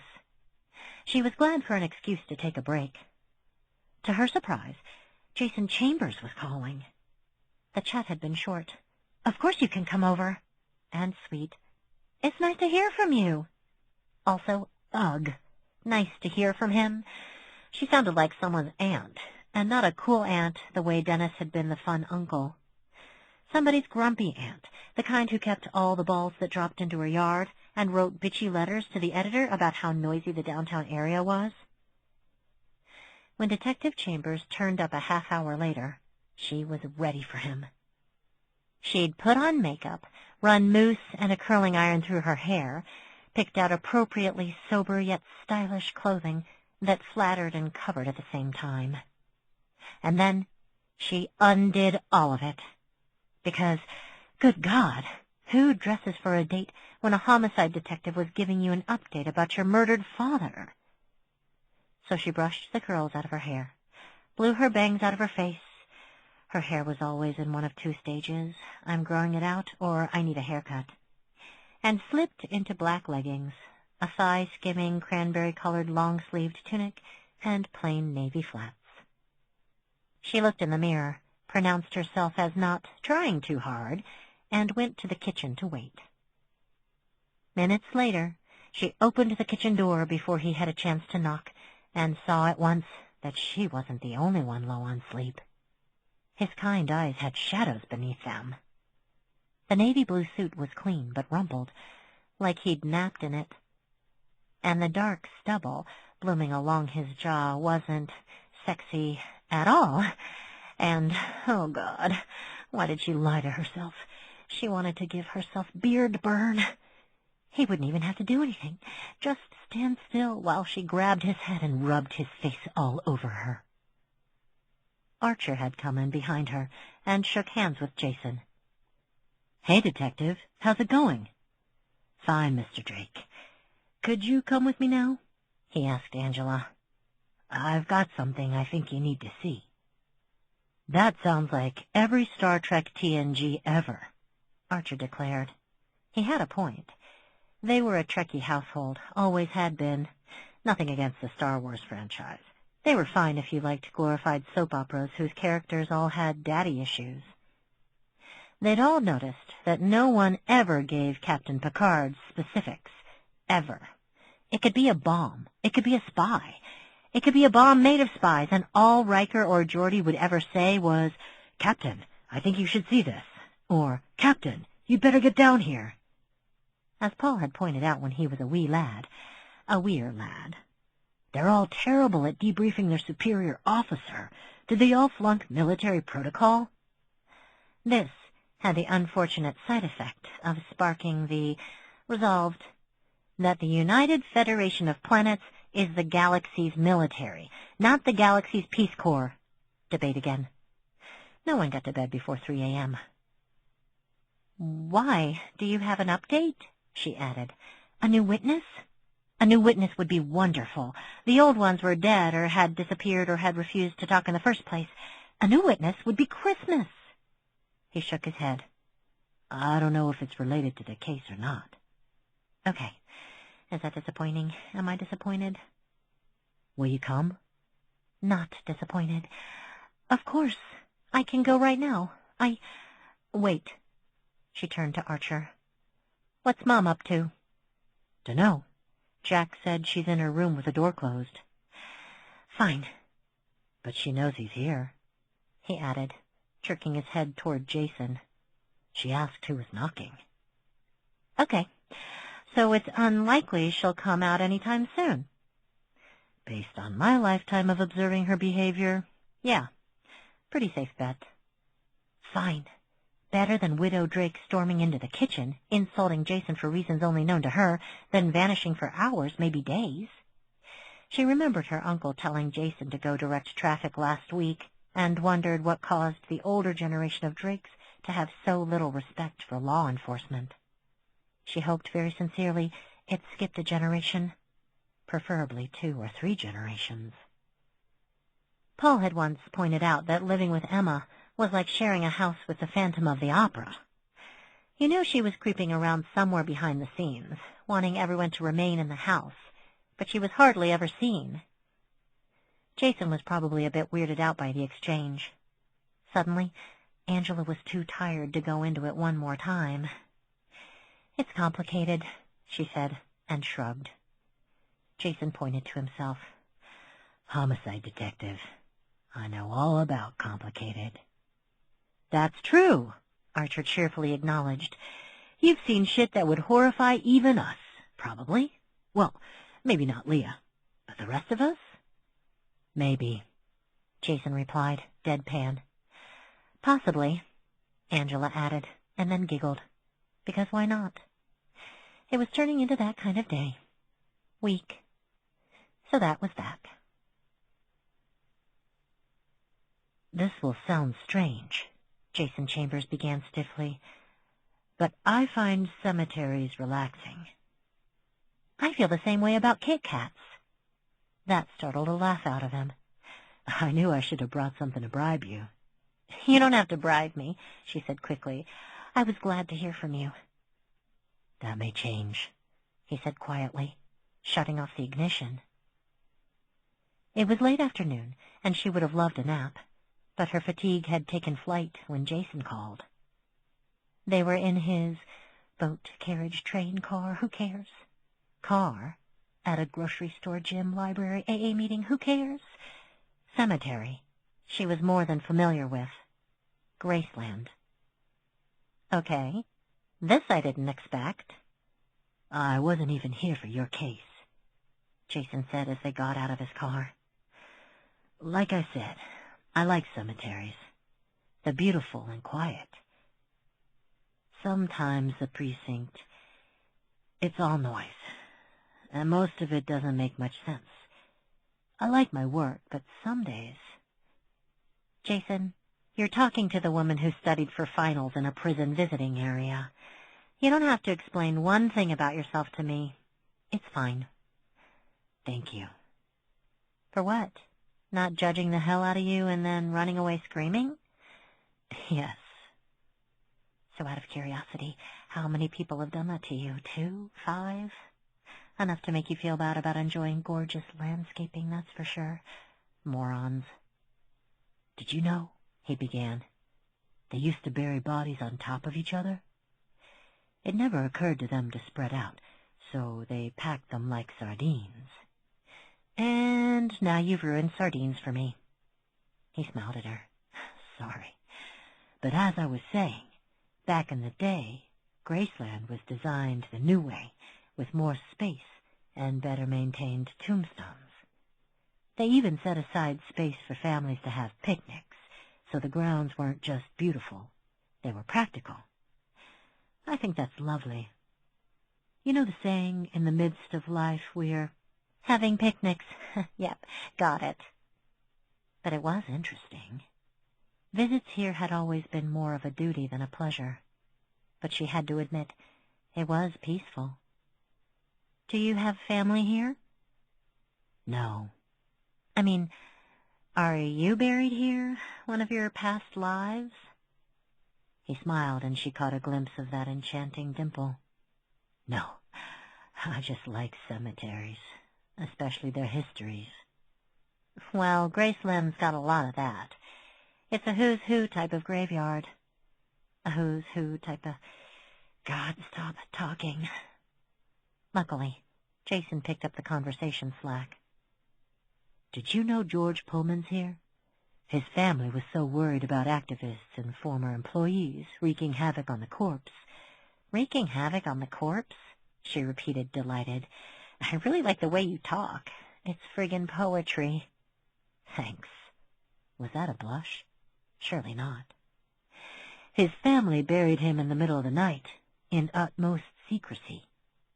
They lined his coffin with lead and sealed it up with reinforced concrete." "Those wacky anti-industrialists." Jason grinned. It worked. But even if it hadn't, my thinking is, if you were prepared to go to all that trouble and actually broke through to the coffin, take the body. It's yours. You've earned it.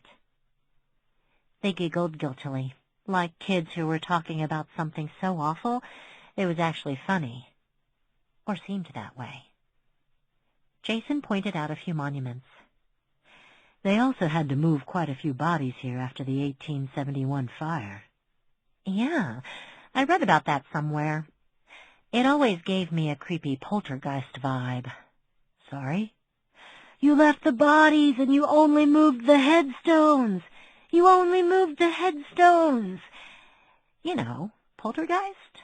Not the remake, the good one from the 80s. No? She shook her head. Terrible. Your habit of lurking in cemeteries is fine. Lurk is an exaggeration. But your inability to see poltergeists despite having had decades to do so is gonna be a problem.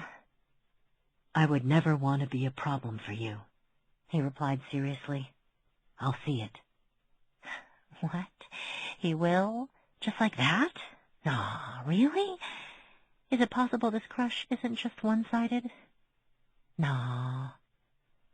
It's right over here, he added, gently taking her by the elbow and leading her past the imposing mausoleums. As always, she averted her gaze from the eternal silence statue. A bronze sculpture, oxidized, so it shone green, not brass, with a black base. The thing was 10 feet tall, a sinister robed and hooded figure holding one arm across its face like Dracula fending off sunshine. She'd been amazed and a little frightened, in her defense, she'd still been a kid, to find out there was a legend about the statue. If you looked into its dead stony gaze, you'd have a vision of your own death. For years afterward, Mitchell always blindfolded the thing when they visited. Should have taken a page out of Jason's book and just gone on picnics instead. Wait. She knew this path. She recognized everything. We're going to my father's grave, aren't we? Yes. That couldn't be good. She couldn't think any instance in which a concerned cop taking her to her father's grave would work out for her. Not one. Then she saw it, and instantly knew why she was there. My God. Chapter 30. She couldn't stop staring. Her father's grave consumed her world, which was probably a metaphor for something. Jesus, and you don't think it's random? No, I don't think it's random. I think it was specifically targeted. Her father's grave had been, there was no other way to put it, brutalized. Someone had come along and smeared black paint over the name. Then they'd hit and gouged the hell out of it with a hammer or hatchet or something, and had shoved it off the base so it was off-center, but hadn't fallen over. Any other graves, or just my dad's? Just his. As I said, I think it was targeted. He pointed at the scrawls, the signs of violence. They weren't just after any random gravestone. We had to walk past what? A few hundred others? At least. There are hundreds of graves closer to the entrance, or concealed better so the vandals wouldn't be as exposed. But they walked past all those for this one. And see the name? Completely and deliberately obliterated. But they left the dates alone. And when they'd made as much of a mess as they could with the paint, they started kicking it. See the tread marks?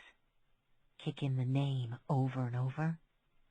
That's focused negative emotion, not jeepers I feel destructive, let's go trash a random tomb. Okay. First, jeepers. And second, good point. And third, what the hell? That was my literal thought when I saw it. What the hell? And you just happened to be here and found it like this? Yes. She saw his shoulders stiffen. I understand why you might wonder if I have anything to do with it, but if you'll notice the soles of my shoes... He hiked up one pant leg, and she grinned to see Mona Lisa staring back at her from his ankle. There's no paint. Of course, I could have changed shoes, but if you check with the dispatcher, I can prove I was on duty. I like your Monet ones the best, but these are pretty good, too. He froze in the act of rolling his pant leg back down. You noticed? My socks? Yeah. Busted. It's unsettling, right? Me noticing them and then creepily commenting about how I stare at your legs a lot. Yeah, it is. Forget I said anything. Your socks are boring, and even if they weren't, I sure didn't notice them. The Monets are your favorite? He had an odd expression, part surprise, part hopeful. Well, yeah. He's my favorite artist, though, so that follows, right? But listen, I don't think you did it. I certainly don't think you did it on purpose, so you'd have an excuse to call me because you're secretly a stalker. It's wrong, but I would have no problem with that. Very, very wrong. I would never do something like that to you, to anyone, he corrected. And yep, he was blushing. No question this time. It's a warm day and he's in a suit. I know. Wasn't that strange? She barely knew the guy, but she would have bet 5 figures he had nothing to do with blacking out her father's name. But the timing is interesting, don't you think? Dad's case is back in storage. You're turning your attention back to your regular workload and buying weird socks, and I'm only working Dad's case part-time. So why do this now? He finished. Yes, those were my thoughts also. Well, thank God you found it first. I'd have hated for Jack or Jordan or any of the others to see it like this. And we're going to have to clean this up. I'm not sure the cheapy package covers it. I'll check with the office. That's another thing. I don't understand why the office didn't call you. The paint's dry. It doesn't even smell. This happened at least 2 days ago. I can tell you why. My mother. She told Graceland years ago that she was paying for minimum coverage and didn't want updates and don't call her, she'd call them. Which again, Angela had chalked up to the pain of widowhood. How it had hit her so hard she couldn't bear to be reminded of it by anyone, and certainly not the boneyard where her husband rested. Again, she wondered if she hadn't been reading Emma Drake completely wrong all this time. Stop it. Your mother did not murder your father, okay? Okay? Are you going to notify your mother? That brought her back. No, and she'll never find out either. She's never been here. Your mother strikes me as a rather vengeful mourner. Angela laughed, a short, humorless bark. That is the perfect phrase. I think it might be time to visit your uncle again. You think he knows who did it? He might, or he'd know why it was done. And if you know why, you know who? Yes, or he might be able to point us in a new direction. It's worth a discussion. In the loop is a glorious place to be. Agreed. I'm going to tell Archer what happened, see if he and Leah want to come with us. When? Tomorrow late afternoon, was the prompt reply. I'll have to put in the request and take care of a few other things first. Can you keep your family away from the grave for 36 hours? She sighed. That won't be a problem at all. Which was, in itself, a problem. One she was ill-equipped to solve. But then, that had always been the case. Chapter 31. They're terrifying, but likable, Leah decided, which was pretty fine for a family motto. Certainly better than the Nazir motto. Quid de mi residuals?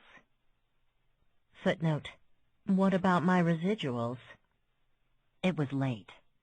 Angela had come back from her mysterious errand with Detective Chambers, pulled her and Archer aside, and in a low voice explained what Detective Chambers had shown her at the cemetery. "Are you fucking kidding?" Archer hissed, mindful that the house was full of ears, even in the guest bathroom they'd crammed all three of themselves into, one of the few rooms in the house that locked. A toilet, a tiny sink, and 3 adults in a 3x5 bathroom made Leah grateful Jack had taken it easy on the garlic for dinner. "They wrecked your dad's grave?" "I'm so sorry," Leah added. "That must have been a horrible sight." "Why didn't you call us, cuz? We'd have come to help. We'll go right now if you want." "Archer, it just happened. And I don't want your pregnant fiancé scrubbing paint off a gravestone and helping us shove a 200-pound stone back on its base.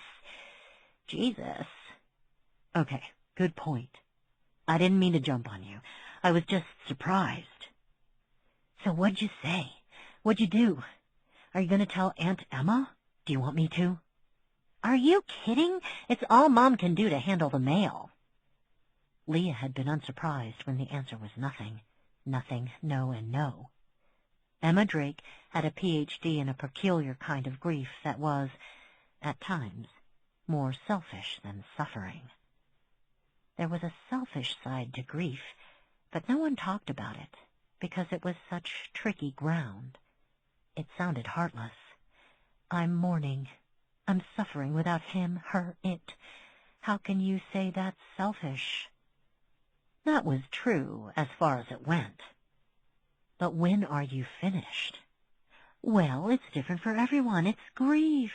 You can't put a time limit on it." "Sure you can. 6 months, a year, 5 years, 10. When will you come back to life? When does mourning become hiding, and for how long?" "I didn't get to say goodbye," was a common theme, and it was understandable. But what they were really saying was, "I wanted them awake and aware, and yes, given the injuries, he, she, it would have been in tremendous pain, but I needed this, damn it." Sure, he, she, it would have been racked with pain and terrified to know death was coming, but I wanted my goodbye. "I deserve closure," was another one. An understandable instinct, but ultimately futile, since there really was no such thing. Not even in a world where you could meet up with your loved ones in another life. Emma Drake was displaying all the symptoms of grief turned selfish. Even without insight, Leah likely would have figured it out. Be fair, she told herself. If it was Archer who went out one night and never came back, and Jack or Angela or Paul got life imprisonment for it, though you knew they were innocent, are you sure you wouldn't instantly morph into your mother? What makes you think you wouldn't spend the rest of your life mourning your glory days? But thinking about what Leah Nazir would do just made things worse, because in about 6 months, her mother would be here. There'd be no more speculating about what she would do, because Leah and Archer and the world would be able to see what she would do. What if she wants to be an actress again? What if she does? Is that the worst possible scenario? Yes. And what the hell are we going to name her? Nellie 2.0? Nellie? Nellie squared? Nellie I'm back, Drake? What? Which is why Leah tried not to think about it. After further whispered updates and an attempt by Paul to get in the bathroom, "Come on, I just need the spare tape measure. It's right there, under the sink. What are you weirdos even doing in there? You'd better all be fully clothed." She and Archer agreed to meet Angela and the detective at IC tomorrow afternoon. Later, they were treated to another fine meal by Jack, who had little to say, despite Paul's attempt to wriggle out of doing the dishes. As it happened, Leah was in a generous mood and was happy to clean up. The Drakes had asked nothing of her in more than a week, and if their noisy squabbles and power plays sometimes made her feel invisible, she reminded herself that once upon a time all she wanted was to be invisible. There were worse things than being the quiet weirdo in the crowd. She also thought helping in the kitchen might be a way to coax Jack into telling her what was on his mind, though she had a good idea. But he didn't linger once the table had been cleared. So, the kid was tired, or he wasn't feeling forthcoming, or both. Or it has nothing to do with you, or what you think, she reminded herself, and you're projecting. Now it was late, close to midnight. Archer had dropped off to sleep after a bout of energetically tender love-making. It had started innocently enough, with Archer blowing raspberries on her belly. Stop that. She's got to learn the world is a cruel place full of raspberries. Idiot. Raspberries to the right of us, raspberries to the left of us. Half a league onward. What? Idiot. Then he went lower and stayed there for a while. A few minutes later, she was reminded that Archer might not be up on his 19th century British poetry, but he was an expert on how to make her gasp and shake and want him. Pregnancy hadn't dampened their sex drive, though she wondered if that would be true 5 months from now. She'd cleaned up, then came back to a snoring Archer. He'd dropped off before she could offer him a washcloth. Normally, Leo would have followed suit, but too much had happened in too short a time. She'd start thinking about Dennis and the tombstone, and then would wonder about Jack. Then she'd think about Angela, who, for all her controlling ways, was quite pleasant and to be commended, partly for her own talents, but also for being the head of the family since she was a child. Then she'd start wondering if there was any juice left, and what it would taste like with a tablespoon of mustard stirred in. The cravings, they sicken me even as they delight me. Enough. One thing she knew about insomnia: making yourself stay in bed when you couldn't sleep was not a good plan. All you did was lie there and think about the time. I have to get up in 6 hours, in 4 hours, in 2, in 90 minutes. So she slipped into Archer's robe and padded out of their room, kitchen-bound. For orange juice, and what might be even better. If her suspicions were correct, she could finally be of some real help to this nutty, exhausting band of charmers. That was worth some lost Z's. Chapter 32. She found Jack, as she'd hoped she would, sorting through what looked like hundreds of cookbooks. She found that equal parts commendable and exasperating. How many books about pudding does any one family need? He turned his head. His back was to the kitchen doorway, and nodded. Hey. Hello, Jack. Please don't leap to your feet and prepare me a nutritionally sound prenatal snack. I'm just here for the orange juice, which was one of the silliest things to drink when you wanted to sleep. Hospitals kept it on hand because it got a patient's blood sugar up in a hurry, but oh well. Wasn't gonna, he muttered. Oh, then this just got awkward. A muffled snort. She stepped to the fridge, got the juice, ignored the mustard. The poor boy was going through enough without having to witness that horror show. Poured herself a glass, sipped, set it down, went to him, touched his shoulder. After a moment, he looked up at her. He was sitting cross-legged in front of the jam-packed bookshelf, and it might have been the overhead lighting, but he looked haunted. Shouldn't you be in bed? She smiled. God, the bags under his eyes.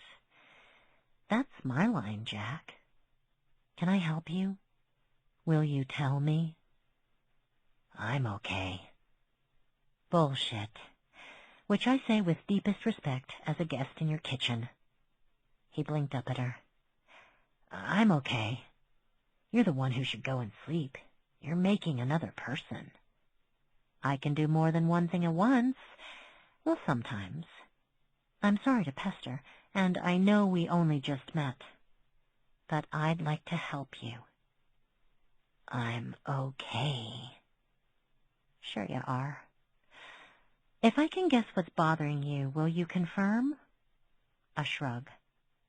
But this time, he didn't immediately go back to pretending to read a cookbook. She sat on the floor beside him. It's not that you can't sleep. It's that you're afraid to sleep. Silence. You don't want to sleep because you're having bloody, violent, terrifying dreams. So being awake is good, right? But it's a problematic long-term solution. Everybody has nightmares. She nodded. Oh, yes. And lots of people fight them the way you are, by trying to avoid them. Or they go the other way, self-medicating with Ambien or alcohol, so they go down deep and don't dream. I can't do that, though. He immediately went red, like he knew he'd showed his hand and was now resigned to her taking advantage. That's right, you can't, and you're clever to know it. Access, for one thing, is a problem. You're the youngest in a house full of people who'd bust you in a cold minute. That's another one. So you're stuck with coffee, which is why you've slipped caffeine into every dessert for the last 3 days. Everybody likes triple coffee cheesecake, and mocha brownies with coffee frosting, and coffee meringues, and coffee cinnamon rolls, and... Sure, Jack, please don't misunderstand.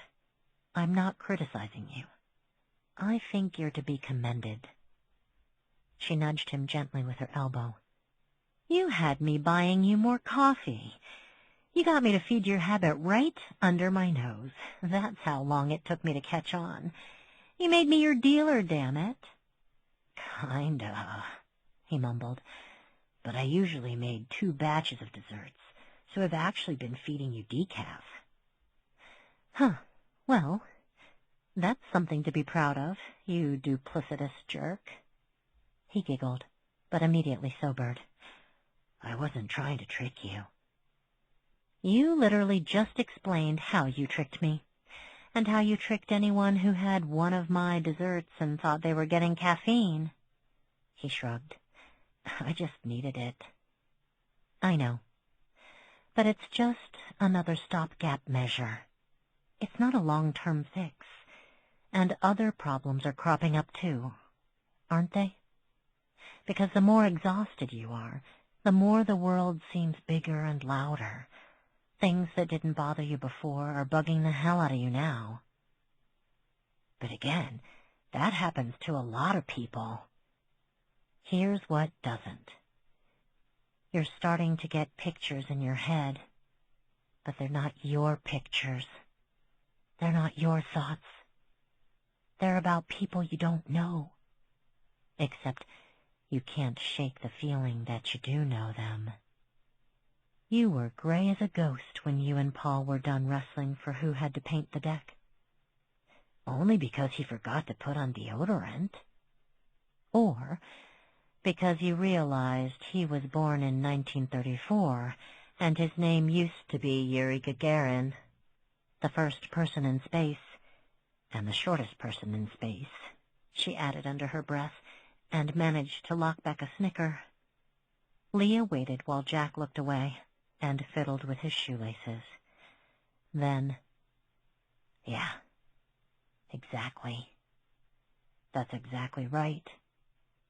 And I shouldn't know that, so why do I know that? I don't want to know that. No, I imagine you don't. So why? His voice cracked on why, and he flushed red. Oh, Jack, you know why. I don't want to know that Mitchell starved to death in a potato famine, or that Angela has a history of getting innocent people killed, or that Mom ends up alone in every single life," he cried. "When I was little." "When you were little," Leah said quietly. They chalked it up to a vivid imagination. If you talked about it at all. In this house, it's easy to get lost. If someone said insider, they were talking about Angela, right? So you didn't say anything to disabuse them. And that worked for a long time. "Yeah, but puberty often kickstarts the ability, or gives it a sizable boost. You can blame that on the pituitary gland. The same thing directing your body to grow several inches got your inciting going, too. Because ordinary puberty isn't horrifying enough." It fell flat. He wasn't in a joking mood. "I don't want a biology lesson, and I don't want other people's lives in my head. I've got enough trouble juggling my own. Did you know I drowned in molasses in 1919? I mean, what the fuck?" "If it makes you feel better, my mom killed me in several past lives." His eyes almost literally bulged. "Why, Leah? Why would that make me feel better?" That brought her up short. "Well, when you put it like that, I have to admit that was a dim move on my part."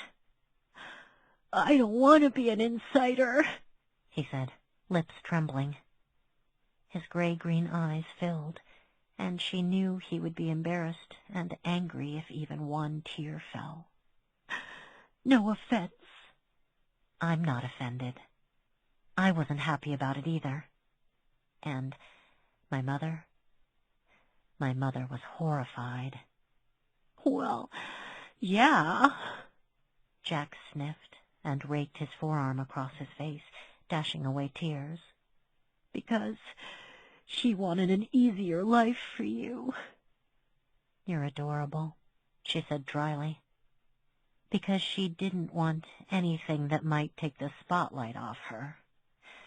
She insisted it was just my overactive imagination. She spent years denying it." "That's when you tried to get emancipated?" When she raised her eyebrows, he added guiltily, "I Googled you." "Oh, no, I tried to get emancipated because she was making me work. Shows, movie cameos, endorsements, all of which I hated.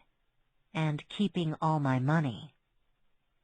"But your mom banged the judge, so you were stuck."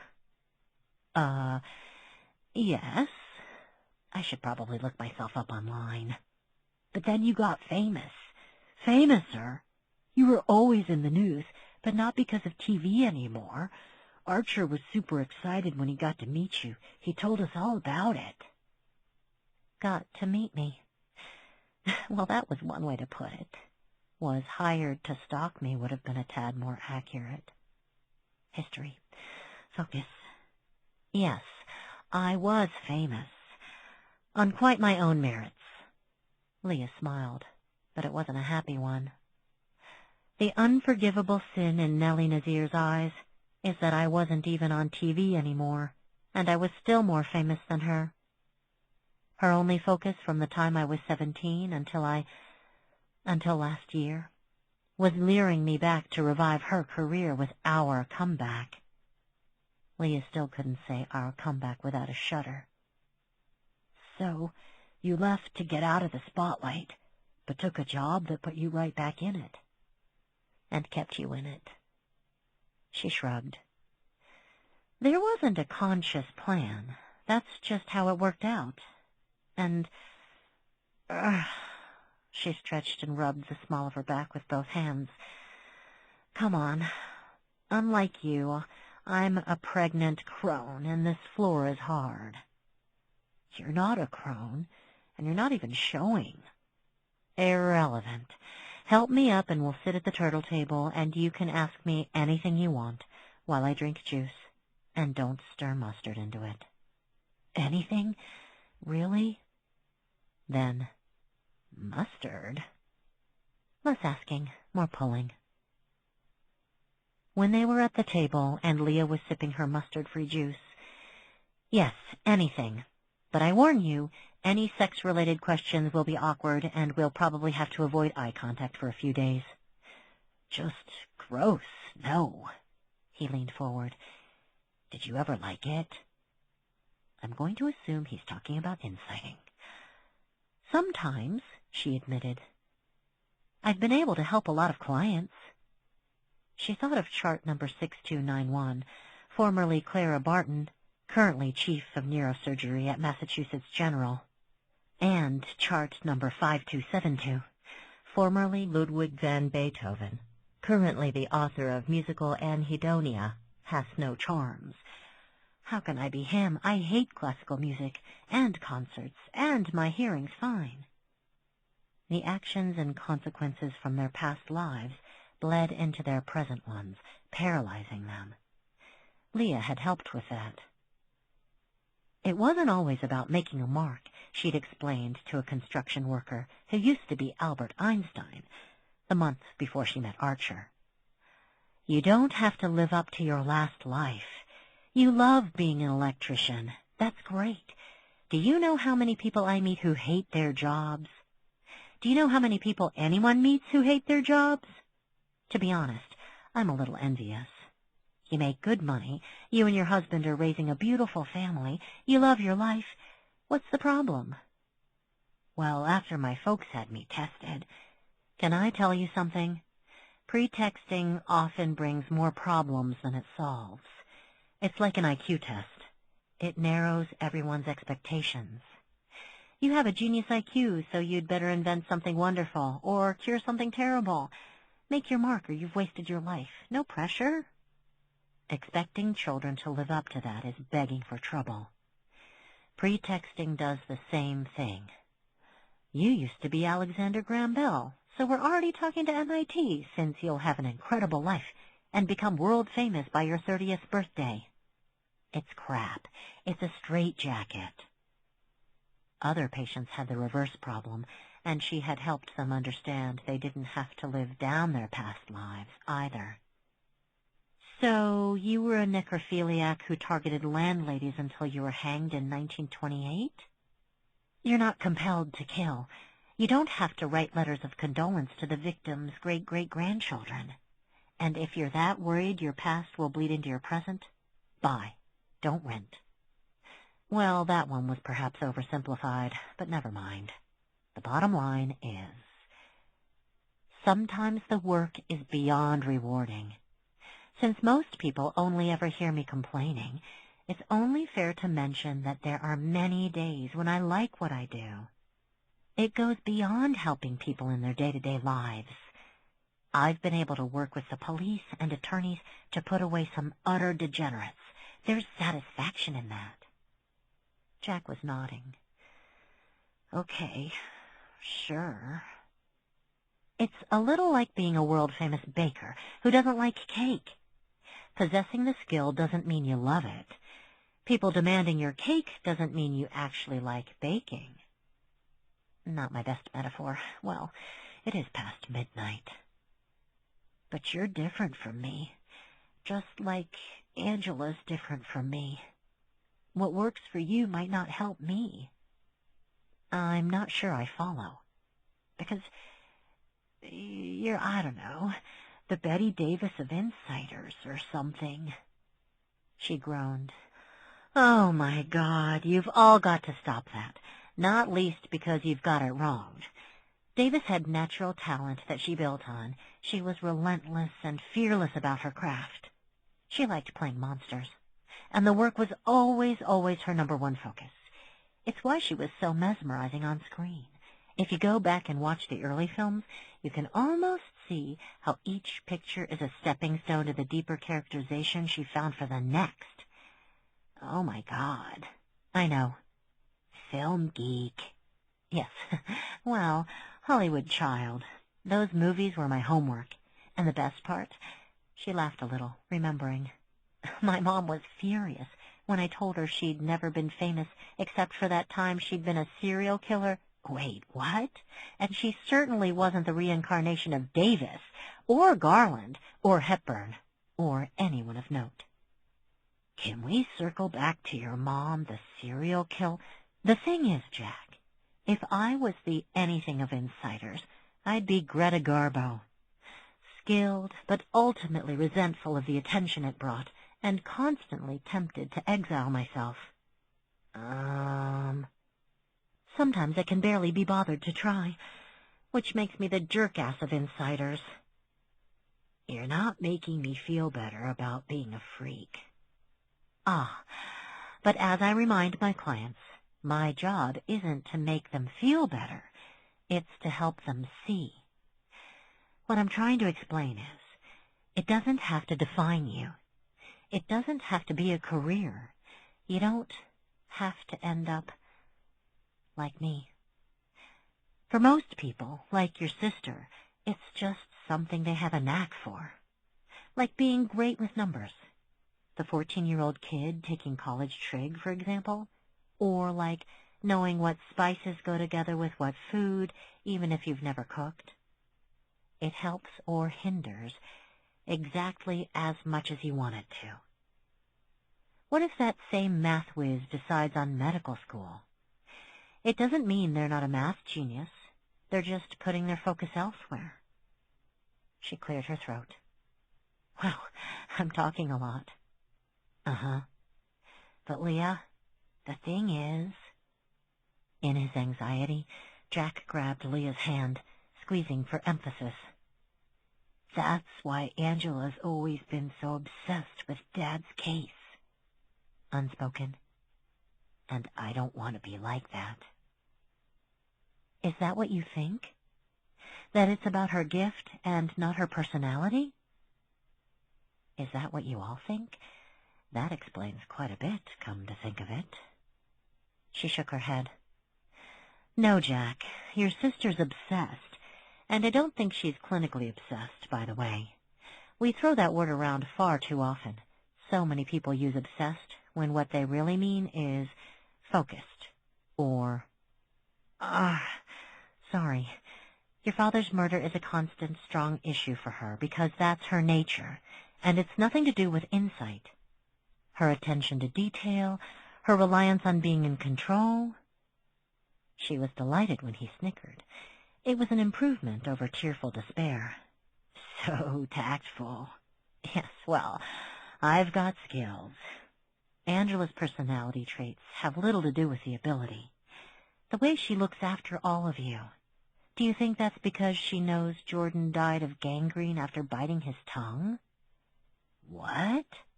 No, it's because something in her compels her to take care of all of you. Your sister isn't driven to spend years researching a murder because she can see other lives.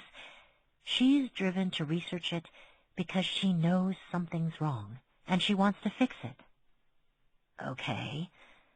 That's okay, he sighed. Can we just stop talking about this for now? I'm not trying to be mean, it's just there's a lot to think about. Of course. I don't feel better exactly, just less bad. And I don't think that's the same thing, but I'll take it. To be honest, I'm so tired. I feel like you wrapped a brick in cotton and whacked me in the forehead with it. That's what I'm here for. He started to get up from the table, then paused.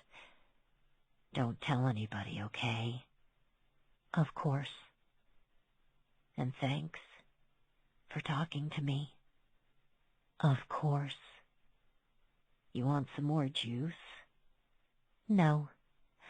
I thought I'd go back to bed and try to sleep. Me too. He headed for the doorway, then paused and turned. You know, you're really screwed up, he said cheerfully. Your family's worse than mine, which I sort of thought was impossible, but think about it. I have. Your mom killed you a lot, I remember, and was a serial killer. Yes, I'm aware. And you're pregnant with a Drake baby. For Christ's sake, I get it. And you have to go back to prison again. All true. Not sure what your point is. There's just so much madness wrapped up in all that. It's kind of glorious, you know? That made her laugh. Hard. And why not? The kid had a point. He'd also reminded her that helping clients see themselves gave her perspective into her own brand of insanity. She still didn't know what to do about the return of Leah Nazir. But it was a problem she didn't have to solve on her own, and remembering that was always valuable. Chapter 33. A light-hearted fact about chronic depression. One of the first things to bid you adieu is your sex drive. When you don't have the energy or drive to get out of bed, the last thing you want is someone in the bed with you, especially when they're advocating a vigorous skin-to-skin workout. I am in a cemetery, above ground, fortunately, pondering my sex drive. This is probably one of those thoughts to keep to myself. He finished sorting the items in his trunk and turned when he heard the car roar and passed the gates, dart around the parking lot, swing into a spot, and there was Angela, trying to get out of the vehicle before she unbuckled her seatbelt, or turned off the ignition. How can you help but admire the woman's drive to vindicate her uncle? She nearly strangled on her seatbelt in her rush to get to the truth. Outstanding. She waved and came over in a hurry, blowing her delightfully tousled bangs off her forehead. Good morning, almost afternoon. Angela. Oh, she's here. So it must be time for me to stiffen up and display my lack of interpersonal skills. Hello. Not that I mind, but why did you want to meet here? She looked around the beautiful cemetery while simultaneously avoiding the gaze of the eternal silence statue. We're not due at Ick until 4 o'clock. I thought... She had slowed as she got closer and was only a couple of feet away. Oh, hey, oh. He blinked, glanced down. He was in jeans and a short-sleeved dark green button-down, loafers with socks. Most definitely with socks. Something wrong? No. I've just always seen you in suits. It's nice. You're nice. It looks nice is what I mean. You do. Look nice. She smacked herself on the forehead. Oh, my God. I've got to start getting more sleep. He laughed. That seems to be a common theme this month. I suspect the only one getting a full 8 hours is your uncle, and possibly your mother. I promise I don't always babble this much. She looked down at herself. But now I'm wondering, am I overdressed? Not at all. In fact, she was perfectly dressed in crisp black capris with a white blouse, and over that a deep rose sweater with whatever those wide necklines were, the cut that showed off her slender shoulders. Shiny black loafers completed the look, which was practical and lovely for the mild summer weather. You look beautiful, perfect, cemetery-friendly. No. You're fine. Oh, He pulled his keys out of his pocket and hit the button to open the trunk, then stepped aside so she could see. He'd asked for, and gotten, permission to bring his car through the gates and park on the side road less than 30 feet from Donald Drake's grave. She looked, and looked. 5 seconds in, his nerves started to jangle. Does she think I'm going to kill and bury her? Which is why we're in a cemetery? That would be disastrous. This is... She stopped, then started again. It almost looks like you brought a lot of cleaning supplies and brushes and paint remover and garbage bags and the like to my dad's grave, which was defiled and which no one's had a chance to clean up. He looked at her. Well, tried. She was still staring into his trunk. You said we're going to have to clean this up. Her pale cheeks were flushed. I didn't mean you and I should clean it up. I meant the Drakes. You overstepped. Again. Oh. She must have seen something in his expression because she reached out at once and seized his hand, then stared up into his face. This was startling and wonderful. She had never touched him outside of a handshake. She had never looked at him so intently. You set up another visit with my uncle where he's likely to insult you, and then you arranged to meet me here so we'd have time to clean up my father's grave, so my little brother and cousins wouldn't see it. Yes, but I see now that... Her small hand clamped down on his, and he swallowed a yelp. Yow, stronger than she looks. This is, no shit, one of the nicest things anyone's ever done for me. Oh, thank God. It is? Really? He could hear the delight in his tone, and resigned himself to constantly making an ass of himself whenever he was in Angela Drake's presence. I mean, that's nice, that you like my idea, and don't feel I exceeded boundaries. You're not exceeding anything, I promise. She paused. I'll rephrase. And after, if you like, I was thinking we could have a picnic, if you want. If you don't think I'm a presumptuous freak with lustful designs on your body, only one of those things is true. Her grin was sunshine bright and almost as warm. Jason, I would love that. Which is weird, but I don't give a shit. Also, I swear more when I'm nervous. I make you nervous? That came out pretty neutral. At least he didn't say, I make you nervous, with an accompanying flabbergasted expression. You, cemeteries in general, pending trips to prison, you know, the usual. She released his hand, and he massaged the feeling back into his fingers when she wasn't looking. She rummaged around in the trunk and brought out brushes, a pair of bright yellow dishwashing gloves, and one of the buckets. Well then, let's get to it. Also, I might use one of those big hefty bags as a smock. She did. It was adorable. Chapter 34. 90 minutes later, and the stone, if not good as new, looked a lot better. The gouges couldn't be fixed, but you could read Donald's name. It no longer looked like a nut job had gone to town on it, just that time was doing some aggressive damage. That was more than Angela thought two people could get done in under 2 hours, especially when one of the two was trying not to stare at the other one's butt in jeans. That ass. It's not fair. It's really not. They cleaned up and packed everything back in Jason's truck. He went around to the back seat and pulled out a light green backpack with tan accents.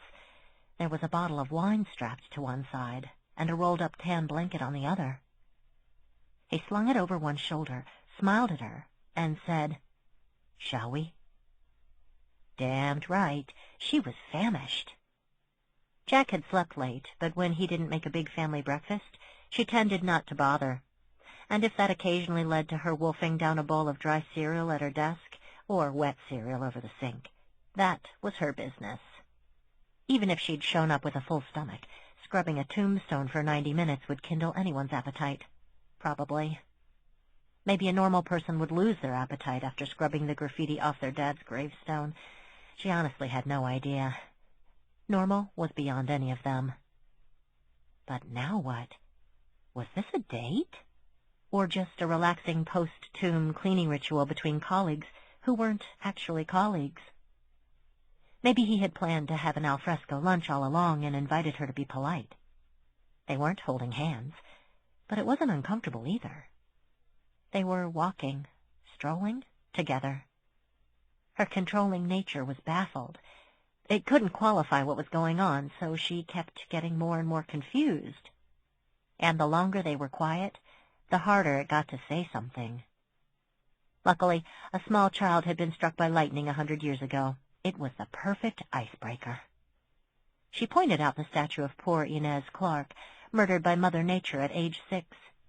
Her heartbroken parents had commissioned a statue of her exact likeness and sealed it in a glass box on the grounds.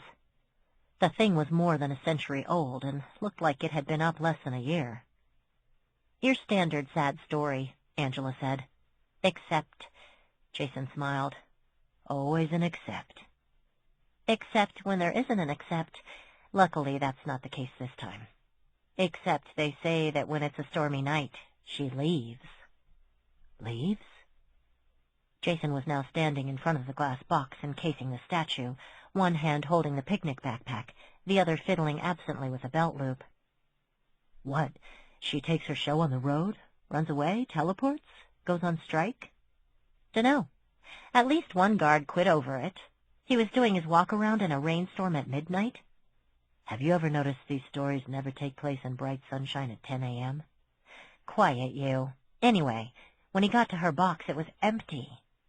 He quit on the spot, left the cemetery, never even went back to the security office, just walked out and never went back."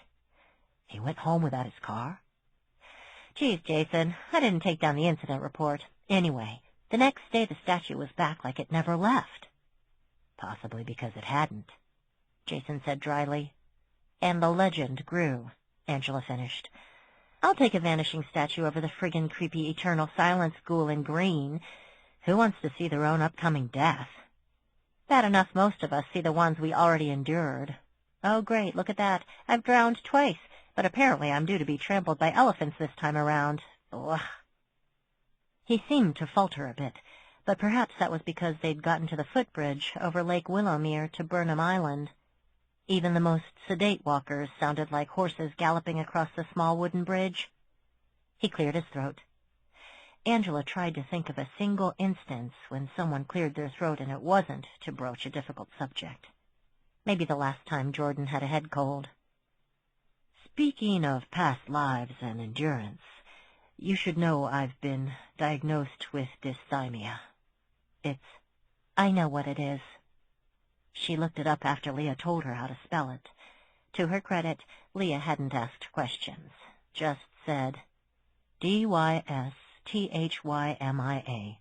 from her side of the bathroom door. Reason number 262 to never gestate. You had to pee every 16 seconds. "Oh, well." He paused, and she had the sense he was mentally squaring his shoulders. "You should know I take medication for it. I'm currently on—" "Sorry to interrupt. Again, I mean. But it's fine. And don't get mad, but I already— Don't be upset, please, but the thing is, I already knew about your depression. Dysthymia." He stared at her. "How could you—" "Leah Nazir." He frowned as he worked it out. Hopefully it was a frown of concentration as opposed to a "I never want to see you again" scowl. "She shakes my hand every time she sees me. She probably knows my life history." "All 7 of them. That was a guess, by the way. She didn't say 7. I don't know how many lives you've had. It's none of my business." "But you've got the same ability." "No. I have a sense of your past, but not the details. And I didn't want to pry. I wasn't prying," she rushed to assure him. "She just came out with it." "When?" "The day after she met you." "You've known for over a week?" "Yes." He seemed puzzled, and she wasn't sure why. Better explain. Try to, anyway. "Leah wasn't, she didn't say it like it was a negative, because it's not. A negative, I mean. She said it to cheer up my brother Jack. He said he thought you were sad, and she backed him up, which is all kinds of weird now that I think about it. Never mind. It's none of my business anyway." "And if it was?" he asked quietly. "What? How could it ever be my business? He's making it so easy for me to read more into this, if that's what he's doing. I'm confused, and it's barely noon. I haven't even had any wine yet." "If it was, I'd be glad you got a diagnosis. And I'd be extra glad you're getting help. And I'd consider myself lucky. That you thought something that personal was my business. That you trusted me with that. Oh. The frown was gone, replaced by his slow, dimple, sexy smile. Well, that's all right then. Right? Right. Okay. They got to the other side of the bridge, and Angela was determined to fill the silence before it got more awkward. Did you know a guy's whole family is buried on this island? How do you even broach that subject? Kids, we're all mortal and death is relentless, but we'll eventually be together on our own private island. We can have family game night for eternity. Is that great or disturbing? He appeared to give the matter serious thought. That would depend on whether or not you were a fan of family game night. Yeah, I suppose. I can't take it, and I'm not 14, for God's sake. It's ridiculous to be agonizing over this. Just do it. At least I'll know. That's it, she announced, then seized his hand and laced her fingers with his. If you don't like this, it's fine. No problem. Just tell me and I'll drop you like a hot rock. I might drop you like a hot rock either way. I'm freaking out a little. This has been a confusing month. I like this. But the thing is, I've been dying to do this all... You do? He did? Great. Okay. They walked for a few seconds in silence, and then Jason made the oddest noise, and she realized he was giggling. You're right, he managed. This is much less awkward. Oh, shut up. I'm kind of clueless about the etiquette here, among other things. In next to no time, she was shaking out the blanket beneath a gorgeous willow tree, while Jason unpacked a tremendous amount of food. I'm not much of a cook, he warned her. Most of this is store-bought. I'm not either. My whole family's going to lose weight when Jack goes to college, she predicted happily. It'll be a disaster. He chuckled. You seem rather cheerful for someone expecting a disaster. Drake's fending for themselves because Jackie's at school forging a new life will be a good thing, believe it. Does he know where he'd like to go? He thinks he's staying in Chicago, she replied, eyes narrowing at the thought of it. The only thing Jack loved more than cooking was chemistry. UMass offered a fine food science program, one of the oldest in the country, and was in close proximity to Pioneer Valley, which was foodie central. The University of Minnesota was another example, and offered food science majors the chance to study their craft abroad in France, Thailand, England, etc. Cornell, Purdue, plenty of good programs Jack had the grades to get into. And they were all a minimum of a 2-hour flight from the sprawling red ranch where he'd grown up. Pardon me, she said. Jason had pulled out plates, cutlery, a tiny cheese board, a tiny cheese knife, sturdy wine glasses, napkins, a corkscrew, and a tiny black hefty bag for the scraps/garbage. Then he moved on to food, and had just pulled out the fifth plastic container. Is that a magic backpack? It's like one of those clown cars, or a bag of holding. Bag of holding? Paul and I went through a D&D phase. Wow, everything just comes piling out. I wasn't sure what you'd like. So I bought the entire store was probably the end of that sentence. Rare roast beef sandwiches with watercress on crusty baguettes, tiny packets of mustard and mayonnaise, tiny salt and pepper shakers no bigger than her thumb joint, a caprese salad with fresh basil, a Ziploc bag stuffed with peeled eggs she assumed were hard-boiled, with a teeny tiny packet of seasoned salt, 2 layered Cobb salads in mason jars, 4 chive biscuits, a small selection of cheeses, a waxed roll of crackers, a pint of blackberries, a small container of Kalamata olives, chocolate chip cookies the size of her hand, chocolate-dipped strawberries, an egg carton with a macaroon nestled inside each little cup, wine, sparkling water, half-dozen nectarines. This looks... Drooling? She was drooling like a farm animal. Really good, is what I meant. She managed barely not to snatch the plastic plate Jason was offering, and had it loaded in no time. She politely declined the booze. It looks great, but I'd rather not rub the hole. The cop you've got no use for, and I enjoyed a wonderful picnic on my way to visit you in your cage. Sorry about my booze breath. How was your horrible day?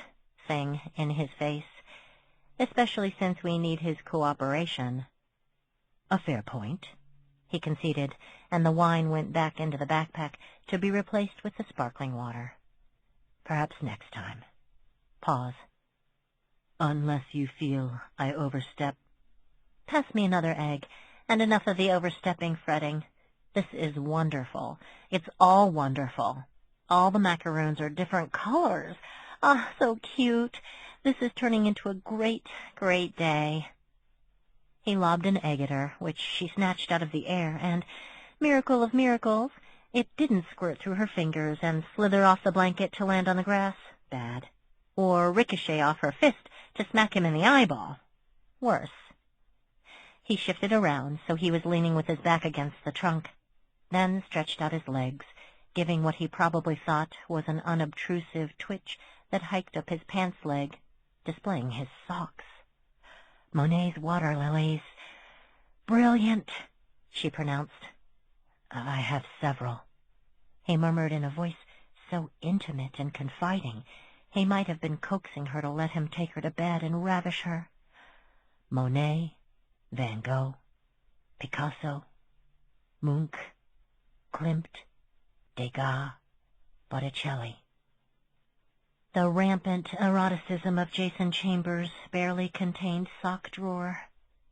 She couldn't say it with a straight face, and by the time she got to barely, he was laughing so hard he choked on a biscuit.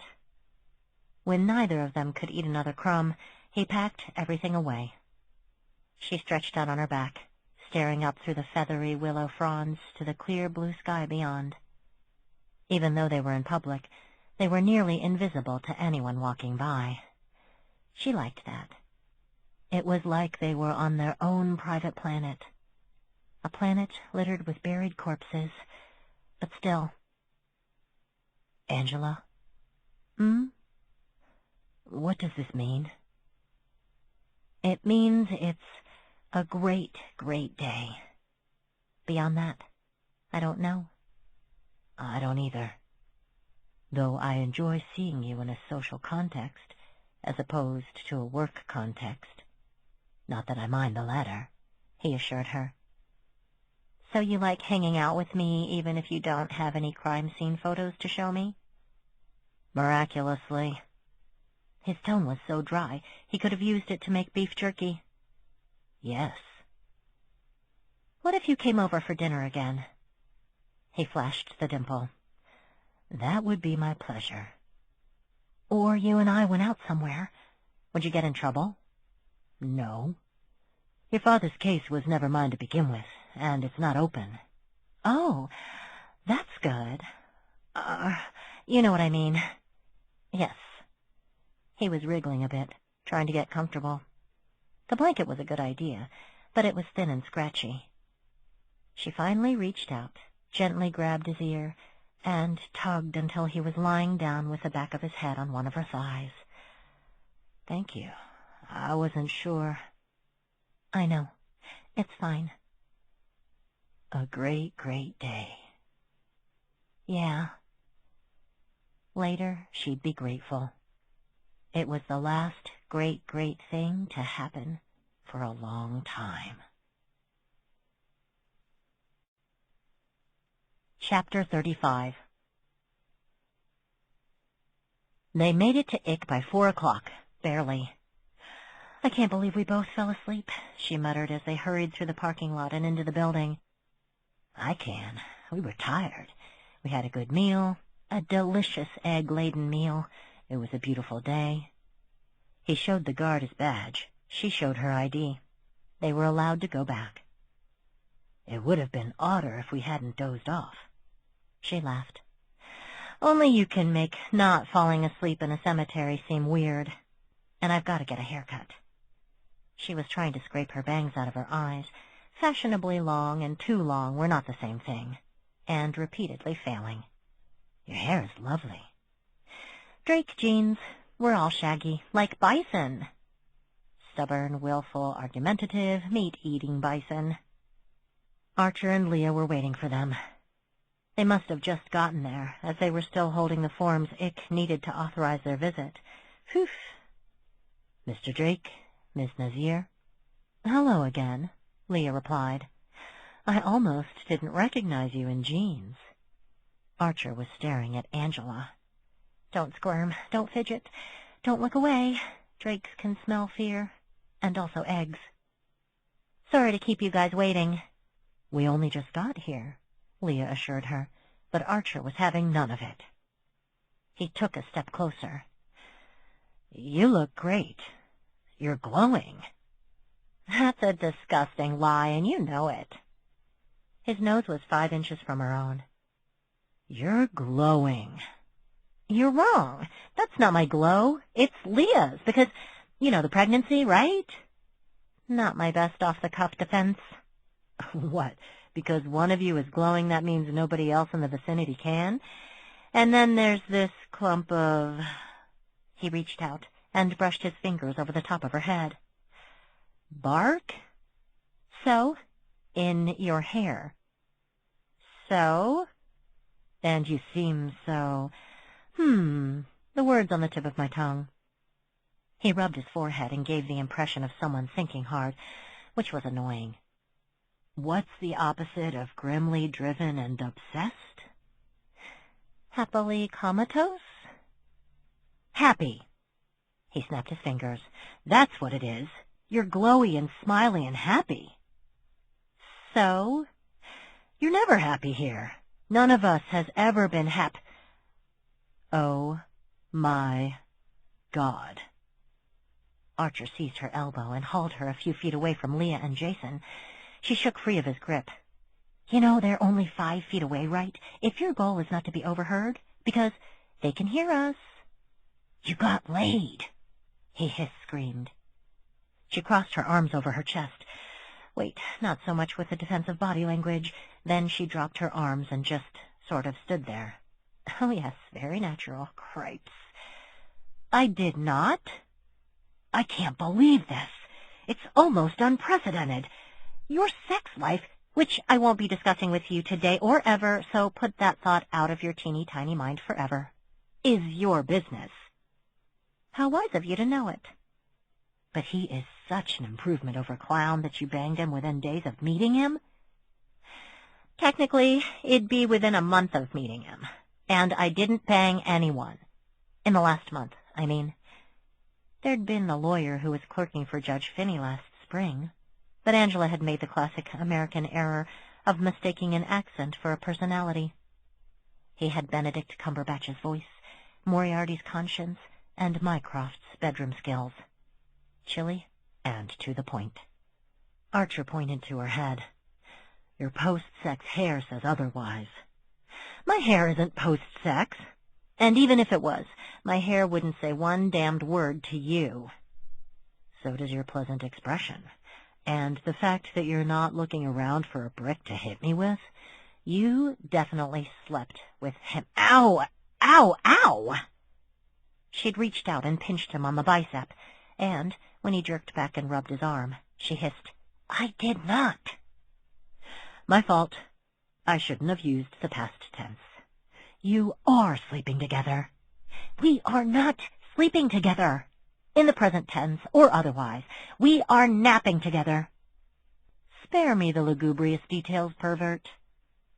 We cleaned up Dad's grave and had a picnic and fell asleep under a willow tree on an island full of dead Burnhams, and then had to sprint to his car so we weren't late, which is why I'm a mess. Wow. Yep. So much to process. I'm not asking you to process.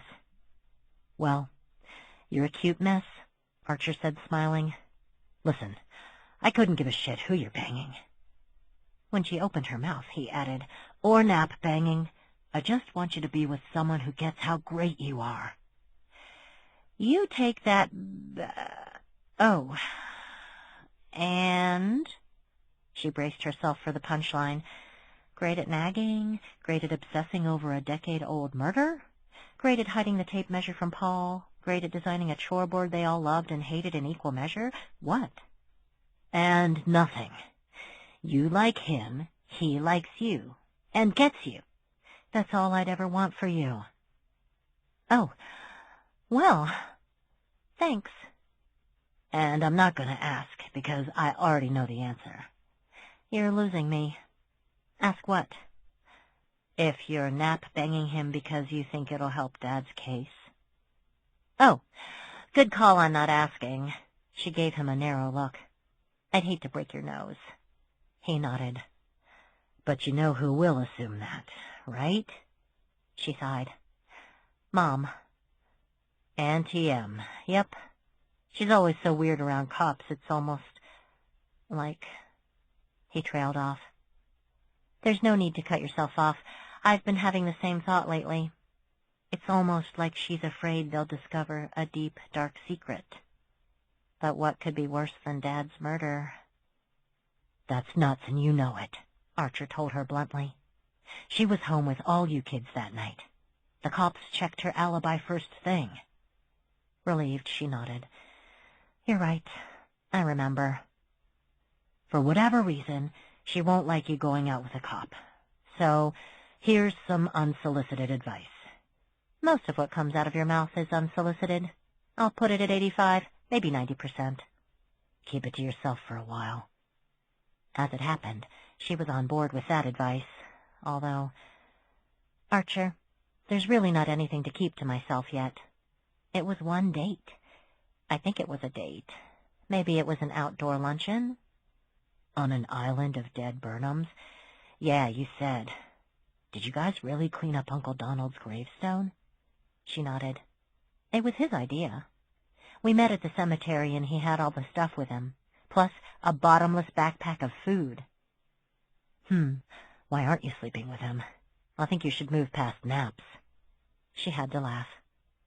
2 minutes ago you were freaking out at the thought of my less than vibrant sex life. 2 minutes ago I wasn't sure if he was taking advantage, or if you were. Come on, Angela. You grew up with cousins and brothers. We've always been wrathfully, irrationally overprotective of our lone lady wolf. Don't remind me.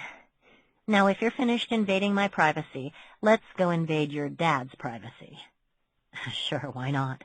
You're on a roll, he teased as they came back to Leah and Jason. Maybe you'll crack the case. She snorted and was about to retort when Leah held up their paperwork. We've got a problem. What? Are they backed up? Angela looked around. There was only one other family in the area. Did you not have enough time to finish the paperwork, or forget your ID? Not enough money for a flimsy lock to protect documents someone could use to steal your identity? With all the hoops, it was a bit of a miracle that anyone was able to visit a prisoner. It's been finished for 10 minutes. The paperwork's not the problem.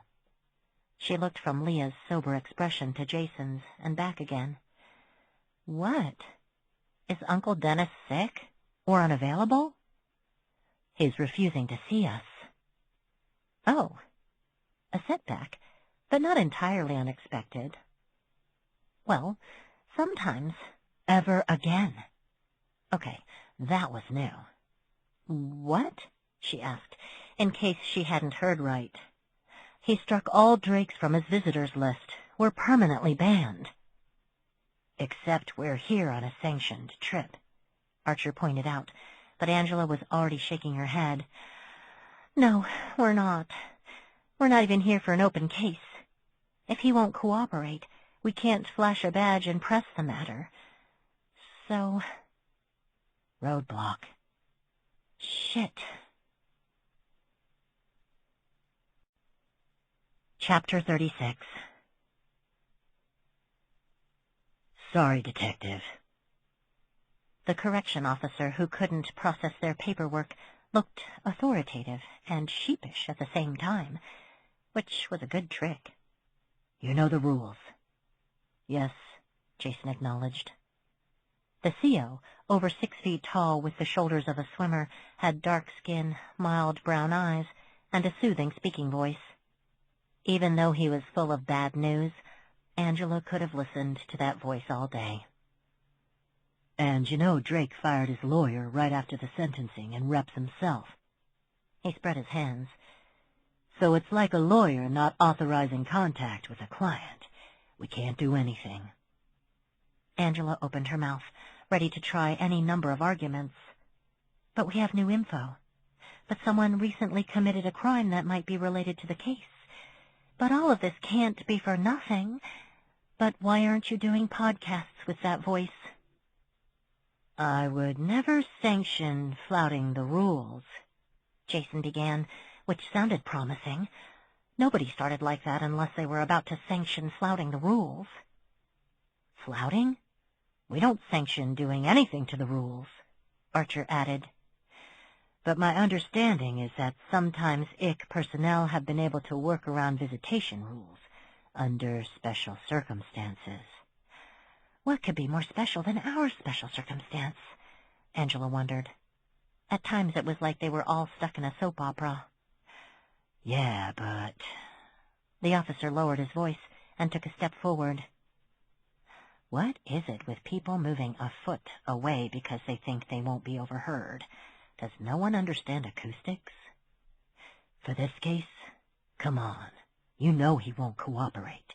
You know there's nothing new. So what's the point? Officer Maller looked at Angela. No offense. She was offended, as a matter of fact, but couldn't deny Maller had a point. And the fact that his attitude mirrored her mother's was just the frosting on the dog turd they were pretending was a cake. I'm not sure what we can... She trailed off. 10 years of this, and it wasn't getting any easier. How could it not be getting even a little easier? Fight. Think of something. Or get shrill. That doesn't always help, but it's a real stress reliever. What if we... What? Come up with a last-minute idea no one thinks will work until it does? Why can't real life be like Law and Order sometimes? Officer Maller, I think I can help you with your gambling problem, Leah said out of nowhere, startling everyone, but no one more than the CO. I'm sorry? Your gambling problem. I don't, have that. Maller cleared his throat with an uneasy rumble. An addiction to gambling, I mean. You're right. It's not a full-blown addiction yet, so there's time. I've got an idea how you can get rid of it. Could I speak to you over here, please? Blinking like he was in a windstorm, Maller meekly followed Leah through a door that opened to a small private office off to the side. At the click of the door closing, Angela turned and said, See how she wanted to talk without being overheard, so she left the room and went into another room and then closed the door to that other room? That's how you do it. It's not easy being in love with a legend, Archer said with a fond smirk, but somehow I manage. With respect to your fiancée, Jason said, this is not an episode of Law and Order. She's not going to come up with a last-minute fix that would solve our... The door opened, and Maller stuck his head out, spotted the officer behind the counter, and yelled, Amy, process these visitors, please. Then he disappeared back inside the office. Jason's rebuttal was succinct. Huh. Angela could feel the unbelieving smile cross her face. This has been a weird day. A great, great day, Jason reminded her. She hadn't dared try to hold his hand again, once they were inside Ick. He might be confident that picnicking among the dead with a Drake wouldn't get him in trouble at work, but she didn't want to risk it just yet. This, whatever it is, it's new and tender, like a fly larva, vulnerable to any outside forces that... Oh, geez, my metaphors are getting worse. So though it'd be the nicest thing ever to reach for his hand and hold it, while Archer said stupid things that were alternately aggravating and hilarious, she didn't. And she might have been reading too much into it, but from the way Jason was looking at Archer with a thoughtful expression, he might have been pondering the same thing. Or he could be thinking about the next pair of socks to buy. The oddest thing of all, before meeting Detective Chambers, Angela would never have described herself as timid. The door opened again, and Leah came out with Mallory on her heels. He looked dazed and pleased. I heard everything you said. Thank you, Ms. Nazir. Leah shook his offered hand. Worth a try, right? At worst, you're only out half an hour of your time. Yes, ma'am. Officer Mallory looked over their small group. Let's get you inside, okay, folks? And that was that. Chapter 37. Except, not really. Come on, Leah. It's not like he's a patient. Client, she corrected. We call them clients, which I know you know, Archer. Well, he isn't one, so spill. Spill? What, you're a tabloid journalist now? Those two things don't actually go together, Jason pointed out. Fair enough, Detective, to Archer. No. Spill, please. This is not something you can get by using the magic word. Please. You recall we share a bed, yes? And I can do any number of dreadful things to your unconscious body? Archer's eyes went wide. You probably didn't mean to make that sound hot, but... Angela groaned. This conversation actually makes me sorry Leah was able to work her magic on C.O. Mallory. Excellent, Jason replied. I thought I was the only one having regrets. They were back in the large visitation room that always felt claustrophobic, and now that they were all trapped with an aroused Archer, it felt even smaller. Though it was nice to have most of the place to themselves. There was only one other family in there with them, likely because these weren't standard visiting hours. Visitor etiquette involved pretending that though you could see and hear the other people, they weren't really there. Like we're not really here. There were a number of reasons a family would be allowed contact visitation. The most desirable, obviously, though there was also video visitation, or non-contact visitation. If someone was moving or dying, a new trial or the cancellation of same, or when your cousin's fiancé figured out a CO's deep, dark secret. Angela reached out and tapped Jason's shoulder to get his attention, which came with the added benefit of touching him. How do you want to do this? Tell him what happened to his brother's grave and see if... I would think if we... I'm sorry to cut you off. You were saying? No, you go. I mean, it's your case. Well, it's not actually, but you're the one with... I think the best way... Sorry. No, please, go ahead.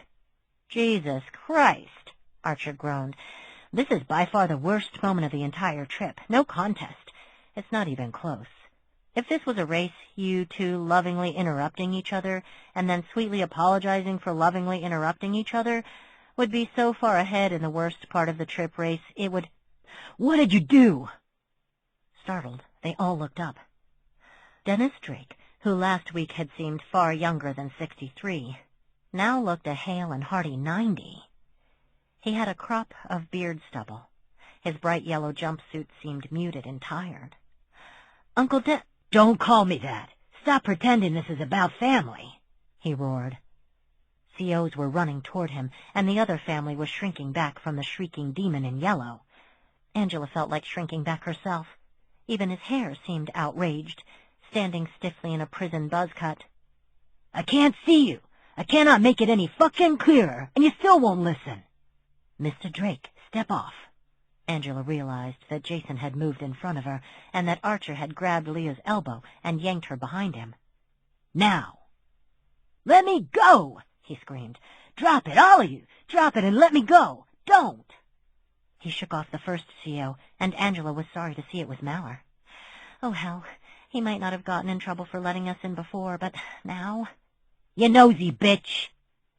Is he talking to me? He's never said anything so awful. Yes, he sure is. My uncle has qualified my efforts to help him as the actions of a nosy bitch. A lot of firsts this month. Please, was all she could manage. Could that thin, thready voice be hers? And please what? Please stop. Please be nice. Please go back in time and don't kill your brother. She didn't know. If you don't stop... He cut himself off, making a visible effort to get control, but the rest of it came out through his teeth. I will fucking stab somebody and get sent to solitary. Do you understand? Dad? From Archer, who had been so shocked his vocal cords had temporarily locked. Which was shocked indeed.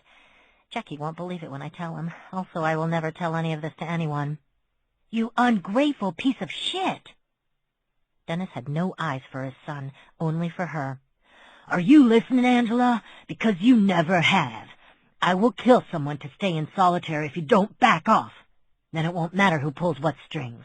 It won't matter how much more of your life you've pissed away. You won't be able to see... Funk. That last was muffled, as 3 COs had piled on, and Dennis was now howling into the floor. It was quiet. No, it wasn't. The COs were talking to each other. The horrified other family were backed in the corner, whispering. And Archer was saying something, of course. Oh, and Jason's lips were moving, and his face was pointed at her. So he was probably talking to her. Might be time to tune back in. All right? Fine. I'm fine. Nothing but the truth. She'd been shouted at before, by experts. I take it back. Archer managed. That was the worst part of the trip. But the lovey-dovey stuff was right up there, so, just to keep that in perspective.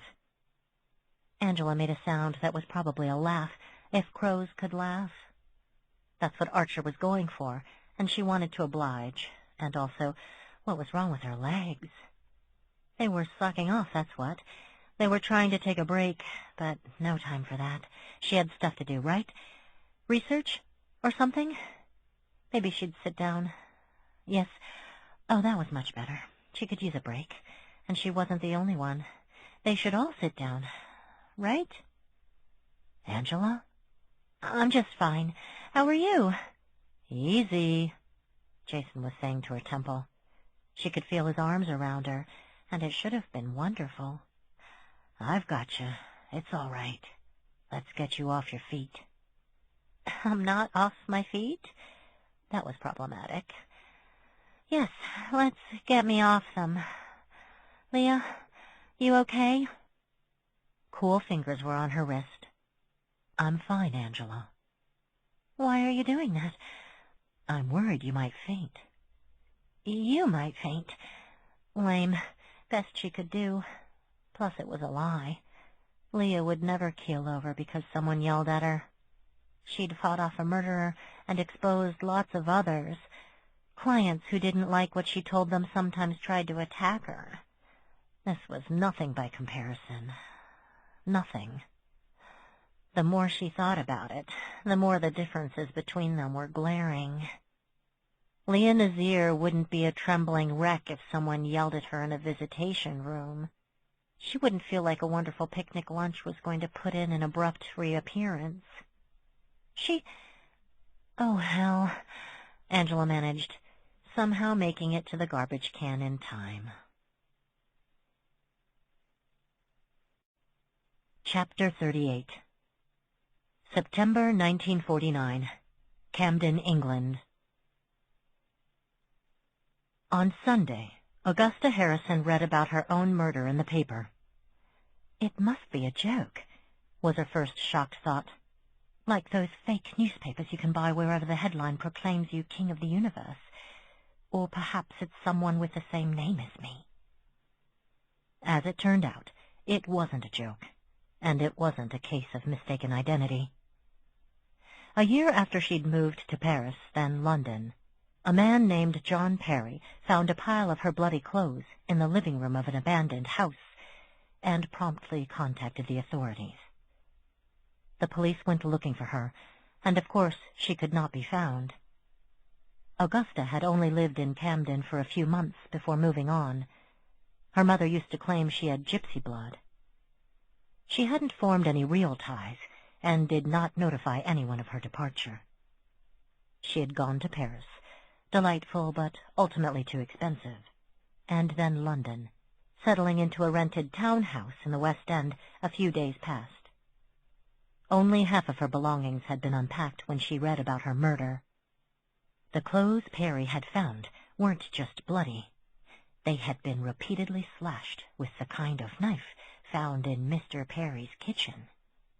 When Mr. Perry's lawyer pointed out it was the kind of knife found in nearly every kitchen in England, the jury had not been swayed. Worse still, Mr. Perry had been convicted of assault 3 years earlier at age 19, for which he served 27 months, and had an IQ of 78. Once the bobbies had finished with him, which took days, he implicated not only himself, but his mother and brother. The entire family had been convicted and would hang in a matter of days. She sent a telegram to the Gloucestershire police. Nothing. She packed, bought a train ticket, went back to Camden, a town she had ardently hoped never to see again, walked into the constable's station, announced herself. Nothing. Found Mr. Perry's lawyer, who was engaged in dying from sepsis after his appendix burst, and was understandably distracted. She went back to the police and explained again, and as she perhaps should have foreseen, rather than admitting a mistake had been made, they decided that somehow the mistake was hers. Because, and was it not absurd that this would cost a man and his family their lives? She wasn't like other girls. She had a history. She didn't like staying in one spot very long. That was one thing. The thought of binding herself to a man and a house and his children for decades was horrifying. That was another. And she liked to drink. And she liked the idea of men, and the things an open-minded couple could do in a bedroom with the blinds drawn. Only the daily domestic details smacked of tedium. Like this. She was small and red-haired and fair-skinned, and dark-eyed and pretty and looked sweet, but wasn't. Men wanted to take care of her, and were piqued when they discovered she neither wanted nor needed them. She liked to fuck, and she liked her freedom, not always in that order. Much of the time, this worked well for her, but sometimes those things combined in a most disagreeable way, and she had to leave town earlier than she planned. But there was always new places and new men, and if she wasn't hurting anyone, what was the harm? She tried to explain this to her stone-faced audience, men who didn't understand why a woman would want to be in charge of her own life, men who found the idea as repellent as it was incomprehensible. But how to explain her bloody clothes? I have no idea. Before I moved away, I donated a number of items to the church. I did the same in Paris. Anyone could have picked them up, and they could have blood on them for any number of reasons. But what are the odds of her clothes turning up soaked with blood? A good way to determine that the blood isn't mine would be to note that I'm still alive. That was another thing. Her temper. At least one suggested that she wasn't who she said she was. "You don't look like an Augusta," one of them said, eyeing her riotous red curls and freckles. "You look like a Sally or a Bridget." It was all she could do not to fly at him and tear his face with her fingernails. When, incredibly, it appeared the execution was going forward, she started talking to the press. The press in town consisted of an older gentleman in his 40s who was much more interested in her legs than the pursuit of justice. He, too, seemed to think the entire affair was a darkly hilarious misunderstanding, one it would be too much trouble to correct. But I'm here. I'm right here. I'm not dead. They didn't kill me. A shrug. Well, they killed someone. How does that follow? As I told the police, that blood could be on the clothes for any number of reasons. And once again, I do hate to belabor the point, I am not dead. Perry has a violent history, he confessed. He's too stupid to have done it alone, which means his family helped. That's all. That was not all. So you won't report this? You won't write about it? Cajoling hadn't worked. Getting angry hadn't worked. Perhaps shaming would work. You won't lift a finger to save an innocent man? To expose a shoddy investigation? You won't take the trouble? Oh, that's not my place. She blinked. Not your... It is your place. It's your essential function. What you are paid by Gloucestershire County to do. I'm not paid to make enemies of the constabulary, and I'll take their word over that of a drifter. Oh, I'm a drifter now. Is that right? Because during the trial you wrote that I was a poor, beloved local girl, brutally murdered by a monster who will face God's judgment, thanks to the tireless efforts of our heroic Camden constabulary. Brutally murdered is redundant, by the way. He had been fool enough to be complimented when she quoted his words back at him, but had no use for her editorial opinion, if the ugly flush spreading from his eyebrows to his chin was any indication. Perhaps you've made it all up, then. She clenched her teeth so her jaw wouldn't drop. She had been doing that with such frequency she had a constant headache starting about an hour after she woke up, until after fretting in her bed for hours. She finally fell into an exhausted sleep. Made it up? To what end? What possible reason would I have to leave my life in London, to return to this wretched town, and pretend to be a murdered woman? She had no chance of swaying him to her point of view, which she should have seen earlier, and was done holding back. Why would I, or any sane person, do such something so daft? Please, enlighten me. Please, dazzle me with your journalist acumen. I'm sure I will be fascinated instead of repulsed. Girls like you, he said, gaze flicking again from her face to her chest and back up. Like attention. Men like you, she said, standing, don't know the first thing about girls like me. And your office reeks of grease. You might try eating something besides chips. You'll lose weight and your breath won't smell as bad. Regrettably, you'll still be bald. Then it was execution week. John tomorrow, his mother Wednesday, his brother Thursday. They anticipated her plan to disrupt the proceedings. Disrupt? I'll torch the building if I have to. They'll see a firestorm. By closing the executions to the public, and forbidding her access to anyone in the station, she packed again. She couldn't save them, and was afraid to stay. Her resolution to tell the truth, coupled with her waspish tongue, had made her more enemies than usual. This town was no place to linger. She genuinely feared a late-night visit from any number of disgruntled men, especially since she was already dead. Whatever they did to her, there wouldn't be a trial. The worst part for her, the worst part for the Perrys, was entirely different, was that unpleasant things like this had happened to her before. She couldn't remember her earlier lives exactly, except in dreams that faded the longer she was awake. All she knew was she had betrayed the innocent, and they always paid for her lies, while she never did. Her first memory was helping her mother make her third birthday cake. Her second was the strong sense that she must always take responsibility for all that she said and did. She made it a point never to lie, something that frequently brought her trouble, and never wavered from that conviction. But a clear conscience was worth the trouble, and she had thought that this time, this life, she had lived it.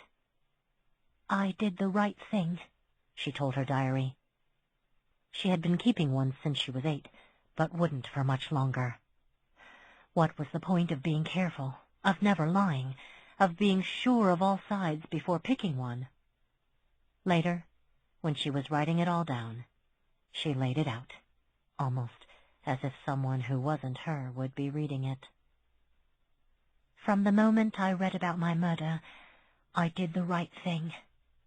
How can it count for nothing? How can they all be executed? I don't understand it. I'll never understand it. Chapter 39. Archer and Leah had the house to themselves when they got back from the disastrous Ick visit. Probably to ourselves, he amended. No telling where Annie M. is. Her room, the basement, Dante's vestibule of hell, which we also call the basement. It's so quiet, Leah marveled, except for you talking. She was surprised to find it made her uneasy. A Drake throng was many things, but dull wasn't one of them. Contrary to what it might look like, they've all got lives outside of my dad's case. Oh, say, speaking of ungrateful assholes, I'm so sorry you had to witness that, whatever it was today. She took his hand and squeezed as they walked through the empty kitchen and down the hall to the bedroom. Hardly your fault. All families fight. She paused. I'm pretty sure. According to my clients, anyway. He snorted. That was a little more than a fight. Granted, but... Oh, hell, I'm talking through my ass. In your defense, it's a wonderful ass. Insatiable idiot, she said fondly. You know, this is all new territory for me. My uncle threatening to murder someone just to get out of our semi-annual visits is new territory for everyone. Leah had to smile. Fair enough, and poor Angela. That was something she hadn't counted on, being fond of Archer's cousin, who had held his lack of lives over his head like it was a shameful thing, and didn't get around to apologizing for any of it until a few months ago. Who, it must be said, was controlling, and it must also be said, shrill and stubborn and volatile. But those words described every single Drake in existence, and Leah had more than a few of those qualities herself. Angela, at least, was trying, and she never quit. Even when her uncle was being wrestled to the ground by a flurry of corrections officers and screaming about how much he loathed her visits, she stood her ground. Which was more than could be said for the adults, the one who landed them in a 10-year mess, and the one who hid from that same 10-year mess, Dennis and Emma Drake. It came down to roles, Leah decided, self-assigned and otherwise. If Jack and Paul and Angela's mother was a ghost, Angela was everyone's big sister. Even Archer's. Even hers. You know what's odd? Knowing you, darling, it could be anything. Touché. There's something poking at my brain, and I don't know why, he admitted. I was a little uneasy after our first visit, but I figured that was because I hadn't seen Dad in years. But it's worse now. I can't shake the feeling that, whatever it is, it's right in front of us. We're just so used to seeing it, we're not noticing it. Or something. Hell, I don't know. Leah had paused at the door to their shared bedroom, and Archer absently reached out and rubbed her shoulders. A sucker for any kind of massage. She was a bit touch-starved, legacy of her odd upbringing and odder line of work. She let her head fall back and moaned, a sound that always elicited a Pavlovian response in her fiancé. But who wouldn't make appreciative noises beneath Archer's hands? The man was so skilled, he could have been a masseuse to the gods. What, Leah? Why'd you stop? Just thinking... right there. Wondering when we should go back home. There doesn't seem to be much more we can... Do you mind if we stay till Friday? 2 weeks chock full of drakes is more than enough to ask of anyone, never mind the mother of my mother-in-law. She groaned, and it wasn't at all Pavlovian. She sounded like a sleepy bear trapped in a well. God, don't put it like that. She shrugged so his hands dropped away. Sorry. Archer kissed the tender spot just behind her ear. But you know, if you set aside the horror and the years of psychological damage and the unprecedented new territory we're stumbling through, it's kind of funny. No, a teeny-weeny bit funny. Not really. No. She opened the door, stepped inside, then stopped short. The bed was neatly made, and on her pillow was a small blue dessert plate, and resting atop the plate was a cream puff swan. Archer's eyes went big. Whoa! He never makes those. He says swans are mean, and pâté au choux is overrated. How come you rate so high? And yes, that's petty jealousy you hear in my tone. I have no idea, she lied. Archer was cautiously approaching it, as if it was a real swan that would fly away if he startled it. Leah, I'm not sure you understand the significance here. Why don't you try patronizing me? That's bound to help me figure it out. This is the holy grail of pastry. You know how many of those tiny, delicious, yet mean swan puffs he's made me in 20-some years? Archer, Jack's only been alive for 2. You're here a week, and you already have one? The world just doesn't make sense anymore. So this would be the worst part of the trip, then? Yes, we have a new winner, damn it! She walked to her side of the bed and studied it. Light golden brown with pastry cream nestled beneath the wings, and a beautifully arched neck. And best of all, she picked up the plate and sniffed her swan, then showed it to Archer.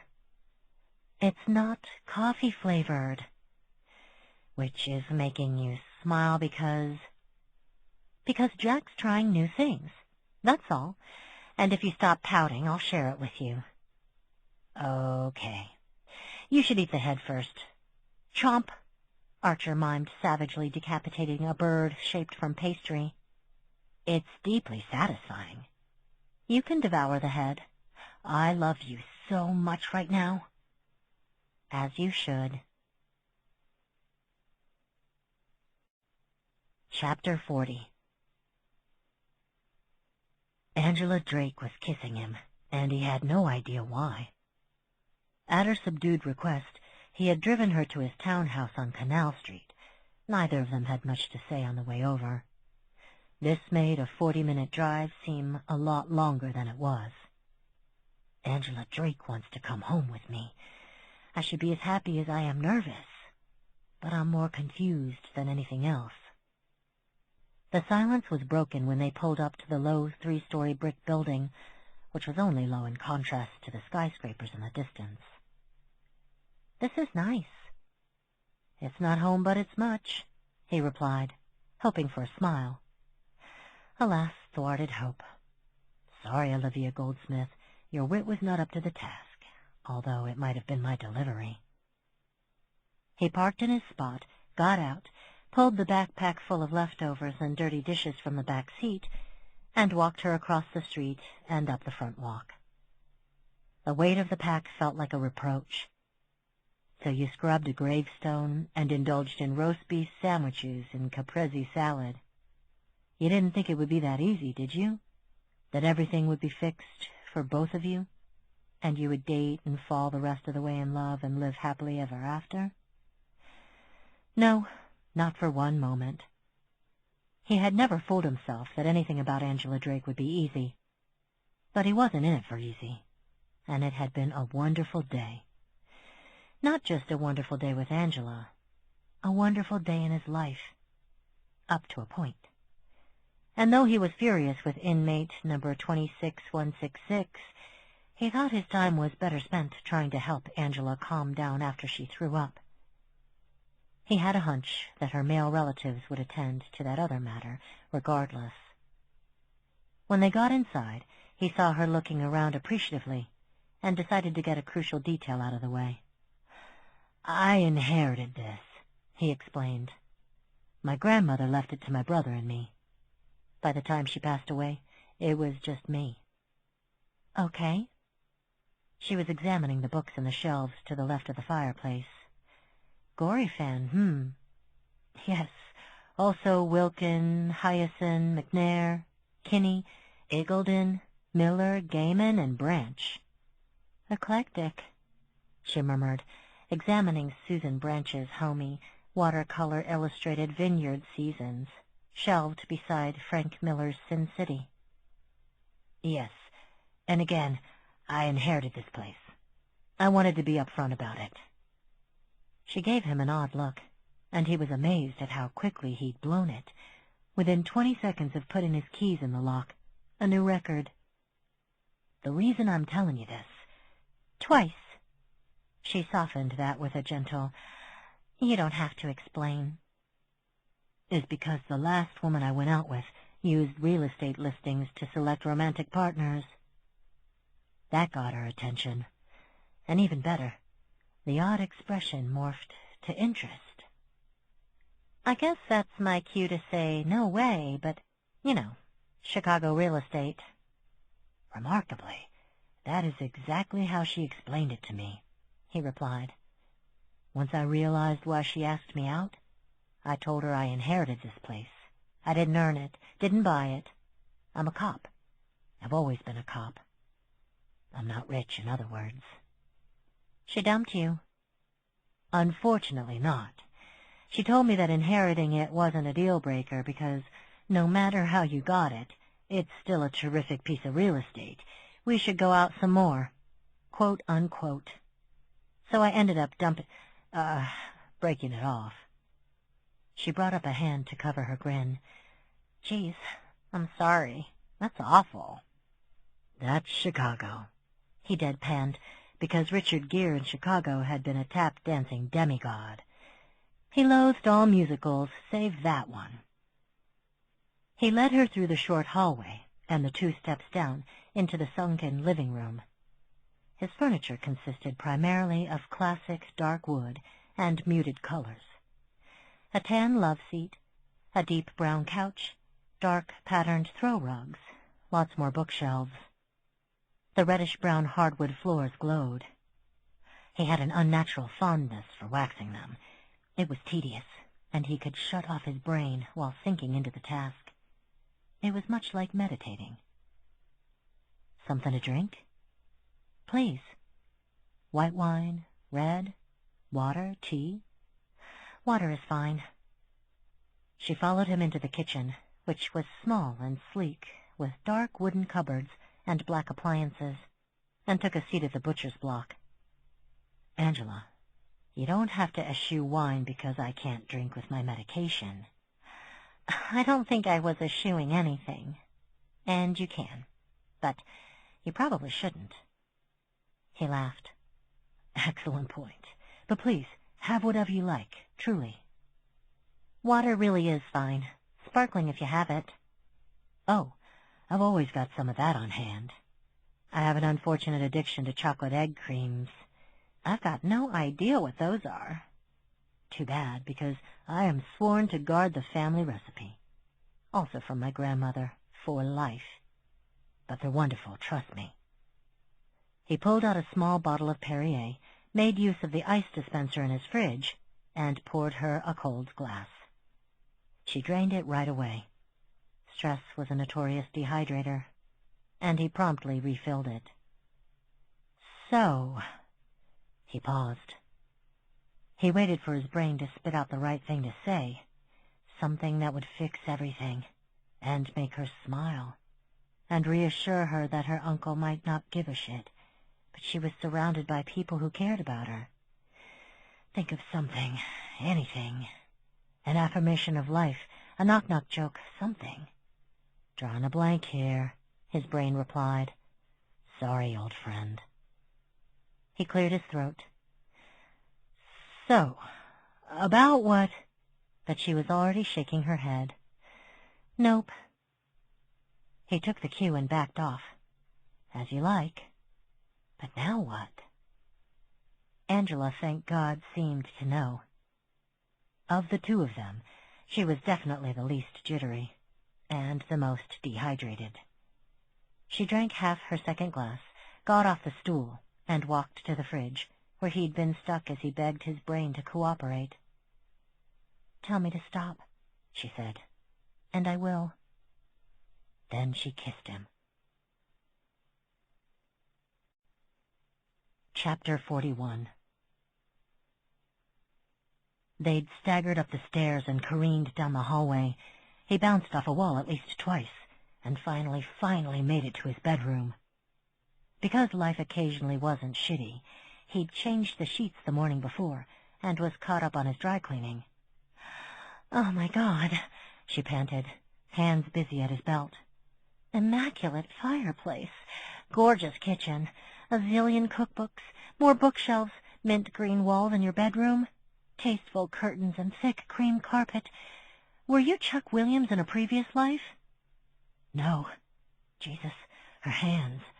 She was divesting him of clothing like a focused, sexy octopus. His one contribution was to nearly tear her sweater getting it off her. He wanted her so badly, his hands were shaking. A significant part of his brain had decided this was a fever dream. It couldn't actually be happening.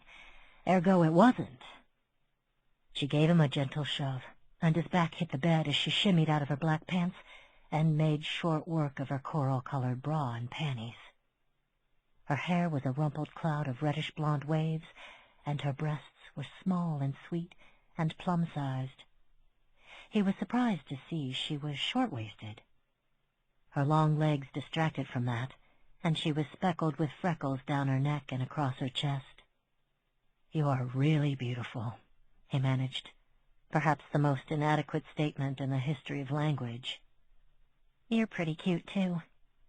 She kicked her clothes away, then climbed on the bed, crawled over him, bent down to kiss him. God, her mouth. I love her mouth. Then pulled back. This is okay? Was this okay? The woman he had dated 18 months ago had taken his occasional impotence as a personal challenge, so sex with her was a bit like being caught in a rowing machine. This was hot and sweet, and fumbling and wonderful. Was this okay? Was he a carbon-based life form? Would the Cubs win the World Series again? Did Angela have a delightful constellation of freckles he wanted to count and map? I'm hard-pressed to think of anything more okay. Hard-pressed, she teased, and her hand was on his stomach, and then sliding down, and then her fingers curled around his cock, the part of him that currently had no idea what dysthymia was. Oh my, should have guessed. I mean, you're tall, and you've got these wonderful big hands. She leaned down to kiss him again, and her grip tightened at exactly the right time and exactly the right pressure, and he gasped into the kiss. What do you want? He managed, his hands coming up to settle at her waist. Tell me. I want to touch you. Tell me what you want. Beard burn. He blinked up at her and saw she was trying unsuccessfully to hide her grin. The thought that this was a lurid fantasy was getting harder to shake. What? It's out there, right? The last week, when you showed up at the house all rumpled and stubbled, it really, did something for me. She wanted stubble? He would oblige and grow stubble. He would grow anything she wanted. She could have his beard stubble, she could have the breath in his lungs, the blood in his heart. He felt his jaw. Unfortunately, I shaved for our tombstone cleaning. Just do the best you can. So he tightened his grip and rolled her over until he was on top, and rubbed his cheek against her neck and the tops of her breasts while she giggled and squirmed beneath him. "I'm gonna have beard burn in the most interesting places." "This is already the oddest and most wonderful sex encounter of my life." "Oh, please, you ain't seen nothing." She was right. Minutes later, seconds, hours. His sense of time had vanished along with his underwear. He was inside her slick heat, one hand gripping the headboard, the other fisted carefully in her hair. He was using the headboard to hold himself back as well as give himself some brace. He was afraid if he let loose, he might shove her through the wall. "Jason," she groaned, her long legs coming up and tightening around him with marvelous strength. Jesus, that's more." "Really? Please don't let that be an auditory hallucination." "Yeah, come on.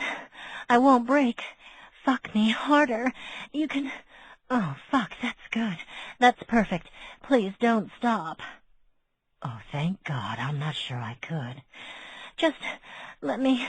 I need to almost..." He could feel her legs loosening their grip around his waist as she reached down between them, between her legs, and he took the hand out of her hair and caught her wrist. "Show me what you need. Put my fingers where you want them. Please, I have to touch you." So she did, and he brushed his thumb around and over the slippery button. "Easy, easy. Light and fast. That's... Oh, more. Please, more like that. Please, that's just right. And then she was arching beneath him, and everything got almost impossibly tighter and hotter, and at the peak of her pleasure he buried his face in her neck and counted back from 1,000 by sevens. 1,993, 986, 979, don't come, 972, 965, 958, not yet, 951. And he took his hand away, mindful of oversensitivity, and then she shivered in his arms and was still. "Oh, God, Jason, that was so... You..." She was looking up at him, wide-eyed. "You didn't?" He stroked his thumb across her lower lip, and she sucked at it, then kissed the tip as he pulled his hand away and reached down between her legs. "Now," he breathed against her mouth, again, and started to move. Chapter 42. Angela, being Angela, broke the afterglow with, "Don't think this was about today. I've been wanting this for a while." "I didn't think it was a reflex," he said mildly, "or the sexual equivalent of a sneeze." They were back in the kitchen. She'd cleaned up a bit in the bathroom and gotten dressed. He'd cleaned up as well, and slipped into a pair of boxer briefs. He'd poured her another glass of water and helped himself to a glass of milk. "I was happy to spend the day with you. I was happy to bring you to my home. I was happy with the kissing and very, very happy with all that followed. I would have been happy if you'd spent the night. But we could have stopped at the napping, and it would have been a day worth getting out of bed for." She smiled, knowing that was no small thing to someone who wrestled with dysthymia. Then remembered what she was about to do, and the smile dropped right off. Poof, like it had never been there. "Happy. Right. The thing is, I don't bring happiness." My penis begs to differ. And of course, that made her snort. "Funny, not in any large measure," she clarified. "That's what I meant. Or, to put it another way, I'm no good for you, Chambers. I don't think we should see each other after this." She paused, adding so there would be no misunderstanding, "I won't see you again after tonight." He had been setting the glass down on the counter, and she heard the glass rattle when he started in surprise. He turned at once and replied, "Your uncle is a fool." "It's not about him." "No?" "No." Probably. It was likely a Drake thing, but not necessarily a Dennis Drake thing. "No, it's about me. And the thing about me, Jason, is that I always screw it up, and the innocents always pay for it. You can't get caught up in that. I won't let you drown in that whirlpool." "Angela, you know the worst of it? Even when I do everything right, call the cops, tell the truth, and do it over and over, make people hear me, fight for the ones in trouble, the innocent still gets stuck with that bill. I haven't been able to fix it in 4 lifetimes. He held up a hand before she could continue. "But that's what life is, Angela. It'll never be perfect. You'll never do everything right. That's not a condemnation. It just is. You act as though people don't have regrets, that they don't remember the heinous things they've done, that it doesn't tear them up. Of course it does. In that, you and I are no different from anyone else. But you can't hide from it, Angela, and you know it." A lovely speech, and utter bullshit. Still, he was worth the effort. He was worth every effort. She couldn't be with him, but perhaps she could make him see. Shouldn't have had sex with him, but I was weak. I wanted one small part of him, one lovely memory to carry into my next life, whatever the fuck it'll be. "I was never an inciter before," she began. "The difference? You wouldn't believe it. Suddenly, I could see it all so clearly, like I was looking through sparkling clean glass. Every wrong move, every lie, every selfish act of preservation. It was like watching an expert put a big, complicated puzzle together right in front of me. Everything fell into place while I watched. So I thought..." "You thought this was the one you got right? That this time you'd somehow be flawless while simultaneously exonerating all your past selves?" "Yes, but in my head it didn't sound quite so silly." He smiled a little, and a sad, horrid thought struck her. This is the last time I'll see his dimple.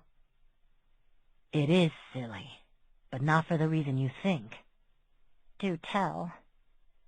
She could hear the chill in her voice, and told herself to ease up. "You're banging him and dumping him. You can at least listen before you leave his delightfully appointed kitchen. The gal who dated via the real estate section must have been onto something." "It was silly, because it's the way a child thinks," he said, and somehow it didn't come out at all patronizing. "The way a child whose father was violently murdered thinks. I'll figure it all out, and I'll fix everything, and everyone will be happy. You are intelligent and gorgeous and determined and funny and sweet, but a small part of you is still the fatherless 4th grader who got the worst news in the world and wasn't allowed to mourn because she had to take over everything." "Well, your father's dead. Your uncle murdered He wasn't wrong." "You're wrong," she insisted, "because fuck him. I choose. I'm still choosing. It's why we won't be seeing each other again. If we get a case update, please don't follow up with me." That part was the hardest. She almost choked on the words. The first thing she liked about Jason, after his socks, was that he immediately included her, kept her updated, always returned her calls, and she never had to chase him. She never had to follow him to a Walgreens and yell at him while he bought his second lunch, chocolate ice cream and Coke. All that was a dim nightmare by comparison. And here she was, A month later, spitting on all of it. Clown, if you hadn't been so awful, I might not have fallen for Jason Chambers. This is mostly your fault. No, not really. Do you know how my brother died? She shook her head. This, too, was shameful. She couldn't be bothered to get her head out of the files long enough to ask, though she knew it must have been bad. We were kids, and he caught me with drugs, again. And when I refused to go back to rehab, he decided to show me how destructive it was, what it was doing to our family. So, he smoked it right in front of me, which was how we found out the cook was shit. His heart stopped while he was still holding the pipe. It was like the muscles in her face and throat had locked. She couldn't say anything, couldn't swallow the sudden blockage in her throat. After a long moment, she managed, "I'm sorry." My parents did their best, but Pat's death was shattering. They both fell off the wagon. I hail from a long and distinguished line of substance abusers, and were killed when Dad mistook an oak tree for the turnoff. My grandmother took care of me while I finished high school, and then He gestured to his beautiful home. "I'm sorry." Stupid, worthless phrase. How was it that you could use the exact same phrase for when you spilled juice? I live with it every day, as you live with your burdens. But Angela, this life is so hard.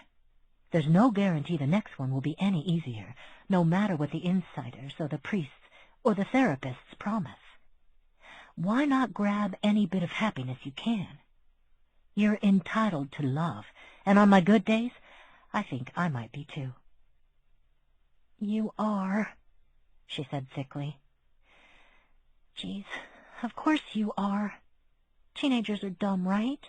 Crack-addicted ones especially.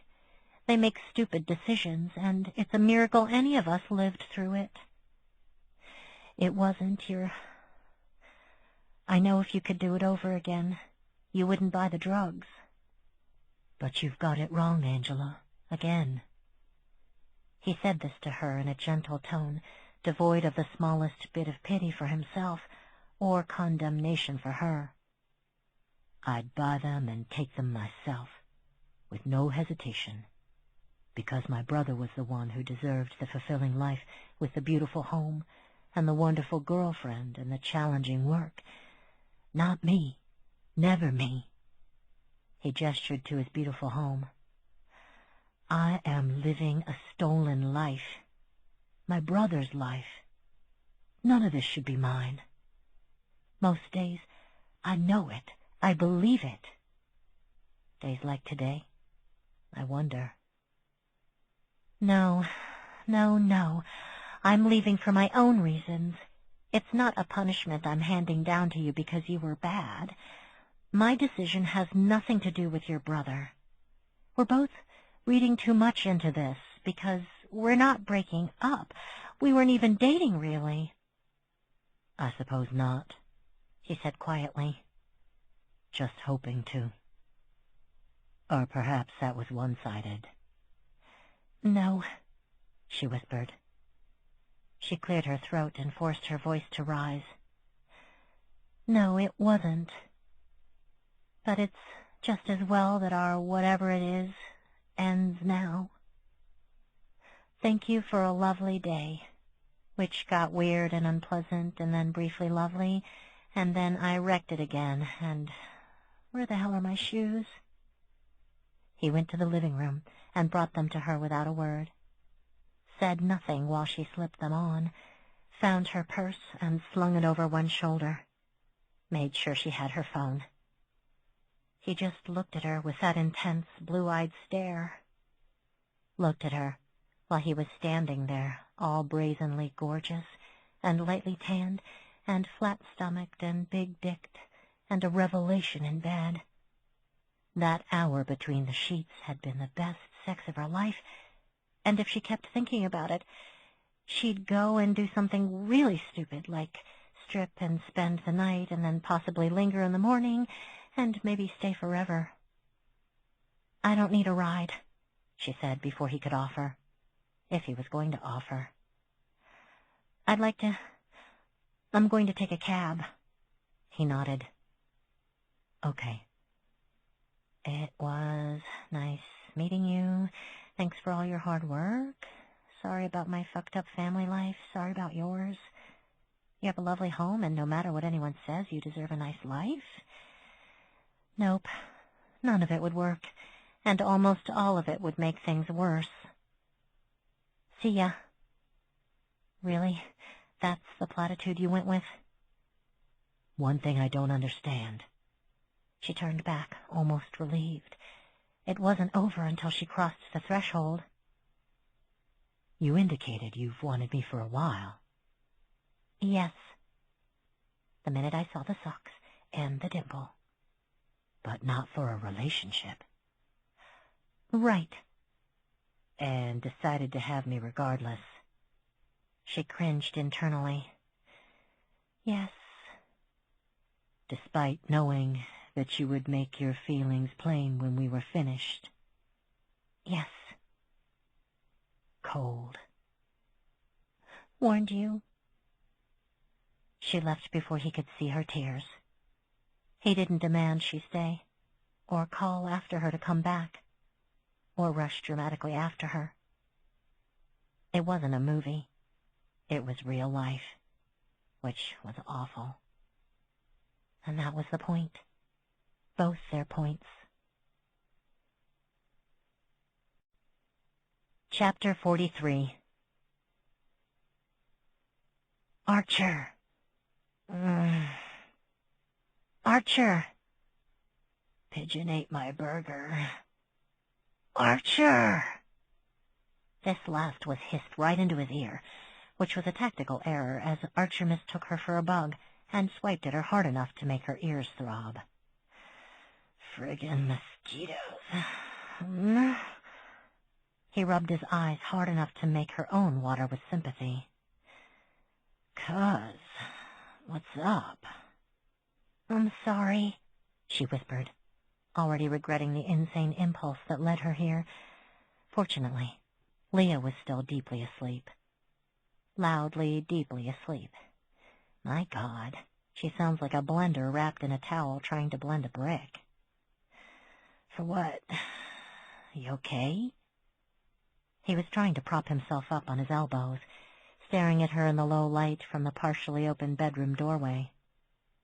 I'm fine. Lie. I'm just really sorry for all those times I was mean to you and said being mind-blind was like being developmentally disabled, and that not remembering your past lives was like flunking a standard IQ test. He gawped at her and rubbed his eyes again. She rushed on. I know we talked all that out before you brought Leah to visit, but I'm not just apologizing for that. I'm apologizing for waiting so long to apologize. If this isn't some bizarre dream, I'm going to fart on your face. By now she was kneeling beside the bed. It's because of Leah that I was so mean. Wait, I said that wrong. It wasn't Leah's fault I was so horrible. I was horrible because I felt inadequate beside her, and took it out on you. I will fart on your face. Does that make sense? How it's about Leah, but not really? Hell no, it doesn't make sense. Listen, this all goes back to our childhood, and I know that's a cliché, and maybe not worth waking you up for. You might be onto something. But I have to explain why I was such a miserable, hateful bitch before. Wait a sec. Was there a pastry swan on that plate? She hadn't noticed the telltale empty dessert plate on the nightstand before, but now her eyes had adjusted well enough to see the crumbs. Yeah, there was. And it was delicious. And you can have the crumbs after you go away and let me go back to sleep. He fussed with the blankets and glared at her. Beside him, Leah murmured something, then went back to gargling gravel or whatever the hell she was doing. My God, how did he ever get a wink of sleep? Jack made that for her? How does she rate, she thought, but didn't say. Nothing against Leah, but the Swans were special. I think your little brother is in love with my fiancé, which I assumed would be the most unsettling thought I'd have tonight. I'm almost done. Please be patient with me just a bit longer. She shook his shoulder for a little emphasis. You know I'm a fan of hers. Lots of people are. The woman has groupies, for God's sake. Archer nodded in the semi-darkness. You should see some of the stuff they send her. She has a fluoroscope at work. That's sad, actually, but it doesn't surprise me. And when I found out I was an insider, I just knew I was going to be able to fix everything for everybody. That's what I told myself. So I pushed it and practiced my gift on everyone who would stand still, and some people who wouldn't. But I could never see your lives, and I just couldn't face up to that. So I figured the problem had to be you. Angela. He fumbled for her hand and patted it, yawning. There's no need for this. I don't know why you're doing this to yourself. He looked at the clock, and his grip tightened. 2:30 in the morning? Shh. You shh. And Leah doesn't sleep. She hibernates. Jesus Christ. Now? You need to do this now?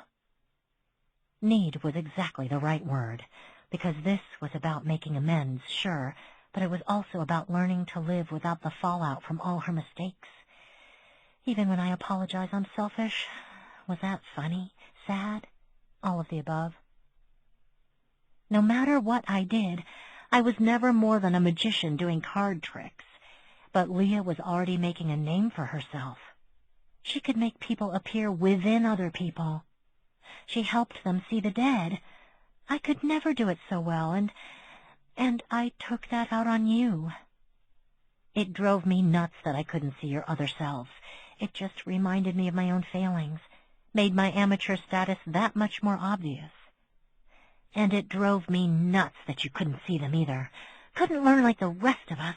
Couldn't be enlightened like the rest of us, like I thought I was. She could hear herself practically snarling, and couldn't stop. I wouldn't admit you were special, and you paid for it. When I apologized last time, I didn't tell you the whole story, and I thought you deserved it, to know all of it. Silence. Do you promise you're done? She thought it over, still kneeling beside the bed. Yes. That's all of it. Okay. My turn. Yeah, you were a jerkass. And not just when you were a kid.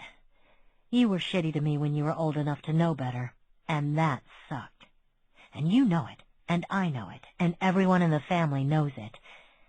But you made amends. We got right with each other. And then, mysteriously and to my intense aggravation, you were compelled to make amends again. Compelled, yes, exactly right. But cuz, even if you hadn't, your actions didn't define me, and your apologies didn't either. You were wrong about me. I was right about me, and that's what mattered more to me back then. But you're not the supervillain here. You're the stubborn baseball manager who tells the hero, moi, that I'll never make it in the big leagues. So I go out and work hard and make it to spite you, and in the process end up rich and successful. You're not Lex Luthor. You're the B-villain who admits he was wrong at the end and respects the hell out of the hero. What you did, right or wrong, it helped make me a stronger person. Maybe even a better person. Okay. She might have to mull that one over.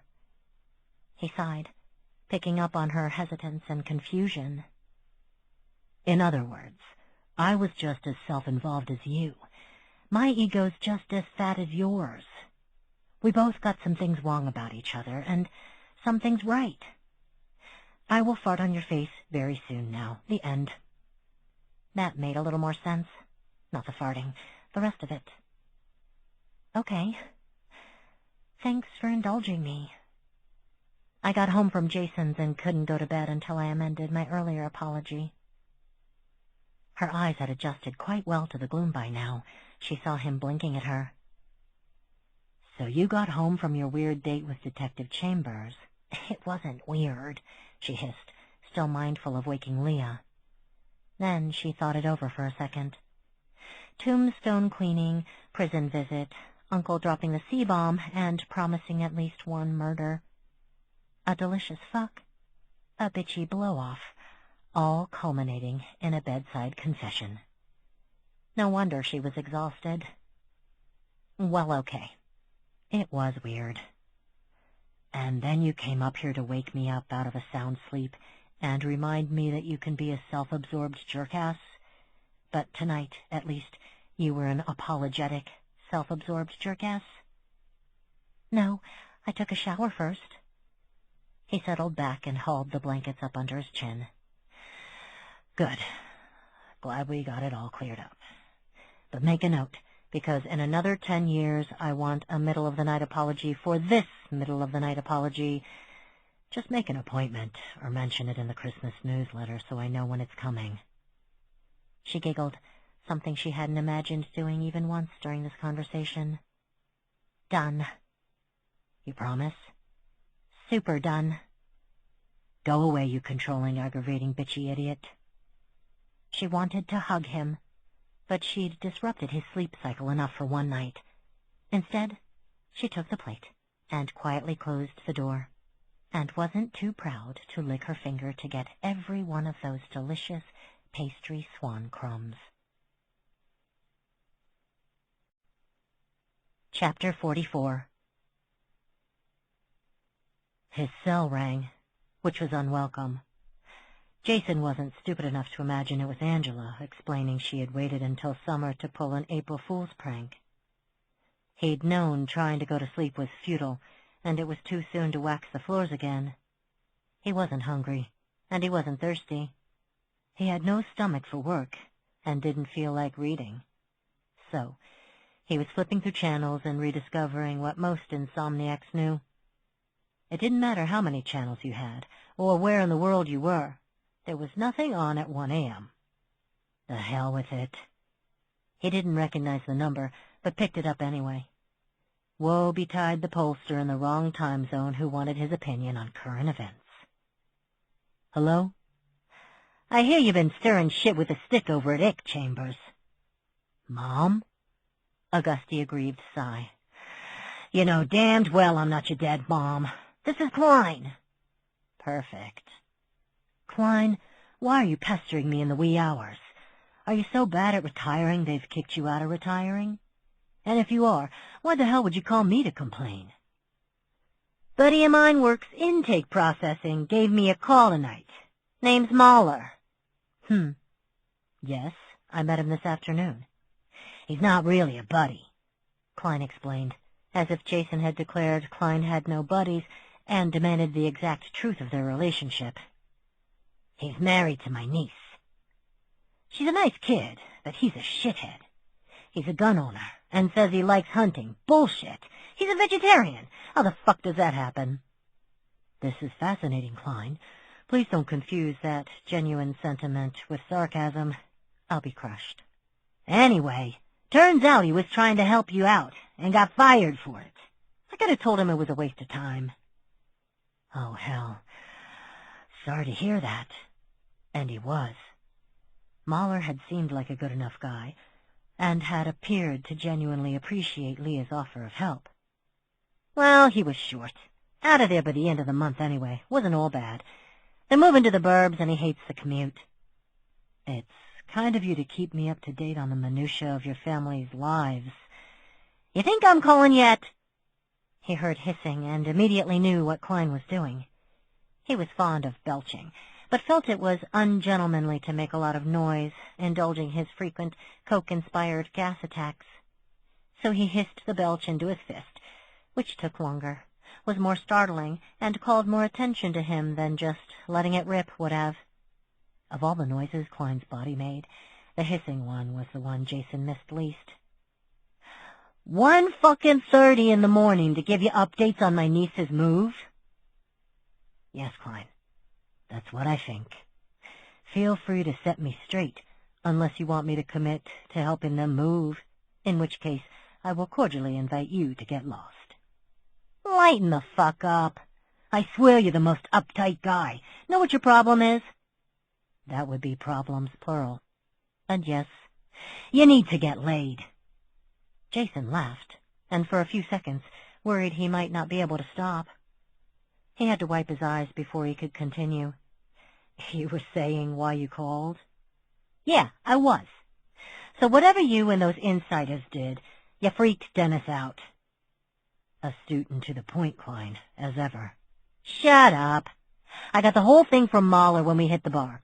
So Ick had to do a whole TD and bundle his howling ass to Seg, right? Well, while they were bringing Drake to his new digs, he was yelling about how his wife was going to kill him. How even after all this time she was still pissed and she wasn't going to let go until the kids let go. Jason, who had been slumped on his couch, half watching a rerun of The Tudors, Pilgrimage of Grace and Jane Seymour, not bad, but Season 2's more interesting. Moore and Fisher and The Court of Two Queens. Dropped the remote, on his foot, but he hardly noticed. Dennis Drake isn't married. Picked up on that, did ya? He's never been married. Yep. Jesus Christ. Thought you'd like that. Told you something was weird about this case. You have said that about every single case that ever came your way. It was automatic. Jason hardly knew what he was saying. He couldn't hear Klein anymore. He was too busy remembering how he felt after Pat Chambers overdosed in front of him. I am living a stolen life. Klein, I have to go. Thank you for calling. My best to your niece and nephew-in-law. He fumbled for the button to end the call and dropped the thing. It fell beside the remote. Holy shit.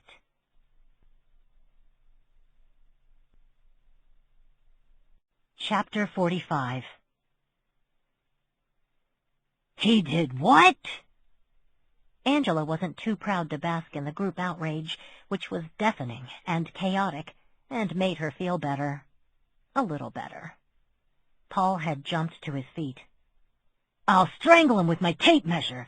Normally I only use it to measure, but for this, I'll make an exception. Jordan stabbed a bite of French toast from Paul's unguarded plate. I'll buy you another tape measure and we can choke him out together. Are you kidding me? Are you kidding me? Jack slammed his spatula down for emphasis, which was why there were now drops of syrup in her eyebrows. The minute this white chocolate bread pudding is out of the oven, we're all going to pick out our favorite blunt object and pay him a visit. Jack checked the oven timer. In 17 minutes. The best part of all of this, Angela thought, was how menacing yet adorable Jack looked in his "what part of it's not ready yet, don't you understand" apron. Archer and Leah, motivated by hunger or curious about the source of the ruckus, came in. Told him, huh? Well, yeah. Angela quit trying to rub the syrup out of her eyebrows with a paper napkin. I would have had to eventually. Good morning, from Leah. You have napkin shreds in your eyebrows. Because of course I do. I'll go wash my... No! Her hands shot out to keep Archer at arm's length, since he'd crumpled up a napkin and licked it. Don't you dare do that disgusting thing when a mom spits on a napkin or Kleenex and then scrubs your face with a spit-soaked napkin. God, revolting. At last we agree on something. Ah, jeez, Mom, you scared me. In my defense, I was standing on the other side of the open fridge door. Sure, that was it. Not the fact that you're fully dressed at 10:30 a.m. and having breakfast with the family. Say what you will about my parenting skills. Nobody's got that kind of time. From Paul, who continued the vicious cycle of stealing food from other plates by taking Jack's bacon. I never did the spit on a napkin thing. You know, I have to concede that point, Mom. Hey, when she's right, she's right. And is it my imagination, or are we having a normal family-type breakfast, the way millions do all over the world? Ow! From Paul, who jerked back and clutched his knuckles, but never stopped chewing. Keep your fingers off my plate and away from my bacon, or the next one goes between your eyes, Jack warned. He twirled the spatula between his fingers like a rock drummer, and Paul pretended he didn't flinch. Annie M., did you hear? Did Angela tell you about what Dennis said? I heard, she tisked and condensed a vague lecture into a short phrase. I warned you. You warned me that if I persisted, Uncle Dennis would promise to randomly murder someone and call me a bitch, and then I'd throw up? I thought I was having some déjà vu yesterday. It was like you foresaw it all. Yes, you love sarcasm. You've all made that clear over the years. But if that admittedly unpleasant confrontation is what it took to come to your senses, fine. Jack, is there any bacon left? Sure, Mom. He went to the microwave, grabbed his tongs, put a rasher on a small plate, and handed it over. It's not as crisp as you like, though. I didn't know you were... I mean, I can cook it a little longer if you like. Their mother shook her head. It's fine, Jackie. Paul finished Jack's bacon, then leaned in. Can we get back to the incarcerated shit-stain who has invited all our wrath? Must we? Emma muttered. What are we going to do to him? Shouting epithets at Angela while horrified onlookers pretend they can't hear or see anything is a privilege, not a right. He's got to pay. He's serving a life sentence, Angela reminded them. He'll never see his family again. He'll be in a cage until he dies. I think we can safely say that Ick has this. Speaking of Ick, Leah helped herself to a glass of orange juice and sipped while she looked at her phone, then up at Archer. I spoke with C.O. Maller, and it looks like we're going forward. Leah hadn't been talking to her, but Angela jumped in anyway. The guy with a gambling addiction? Gambling problem, yes. He got canned yesterday, Archer added, so Leah's going to see about getting him a new job. He did? She is? I slept for 4 hours and missed all sorts of updates. Angela got someone fired again? Jordan shook his head. You're a general menace. You know that, right? It wasn't me this time. It was Leah. And Uncle Dennis, who had something of a breakdown that, after today, we're not going to discuss any more. Why'd you do that? Jack asked Leah. When did you do that? I set up an interview for him an hour ago, and I'll meet with him next week, Leah replied, seeming surprised at the sudden interest. What? We always need good security people. A client tries to smack one of us around every month or so. Can we talk again about how much I hate that aspect of your job? Archer said. Because I fucking hate that aspect of your job. Leah can take care of herself, Jack said stoutly. Of course she can. I knew that within 10 seconds of meeting her. Hey, that's right. Paul poked Archer in the shoulder. She stabbed you. Twice, so yeah. Leah can take care of herself. I just hate that she has to. Regardless, we're always in need of good security, so... Leah shrugged. I made some arrangements. Except... Angela cleared her throat. Technically, he's not a good security guy. He totally ignored the rules because you butted into his personal life. That's another way to look at it, Leah admitted. But we all know it was more complicated than that. He did us an enormous favor and suffered for it. Why wouldn't I try to help him? Chances are he won't make the same mistake twice. You hope. I hope, she conceded. But how did Mahler even know to reach you? she asked Leah. Oh, wait. He must have gotten your personal info off one of the intake sheets. Actually... Now Leah was the one clearing her throat. Detective Chambers called and told me a couple of hours ago. He called you? What are you freaking out for? You made it clear he sure as shit wasn't supposed to call you anymore. Still, she couldn't help saying it again. You? First the pastry swan, now this. Usurper. Yes. Leah was doing a wonderful job pretending this was an ordinary morning, and I think he'll be stopping by today. Angela could feel herself getting pale, which was clinically interesting. So that's why people faint. All the blood leaves your head, and it becomes too hard to stand up. No. Oh, no, he won't. And because this wasn't an ordinary morning, because the Drake family could never have an ordinary morning, that was when someone knocked on the kitchen door. In fact, Leah continued, I've got a very strong hunch that he'll be here any moment. More knocking. Son of a bitch! You gonna finish that? Angela shoved her plate at Mitchell and stood in the same movement. I'll take care of this. Why are you getting upset? Jack asked. Don't you like Detective Chambers anymore? He's not working Dad's case, which I made clear. He's not supposed to be here, which he knows, so I will handle this. That's the problem, Leah said quietly. You're not handling anything, Angela. You've been handled for years. I don't know what that means, she replied flatly. For whatever reason, that made Leah sad. She broke their gaze and stared down at her plate. I know. Chapter 46. Nope. I need to talk to you. Right now. We're not doing this. It's important. Don't care. In private. It's never going to happen. 3 minutes. No minutes. 2 minutes. God, you're bad at this. No minutes. Geez, Angela.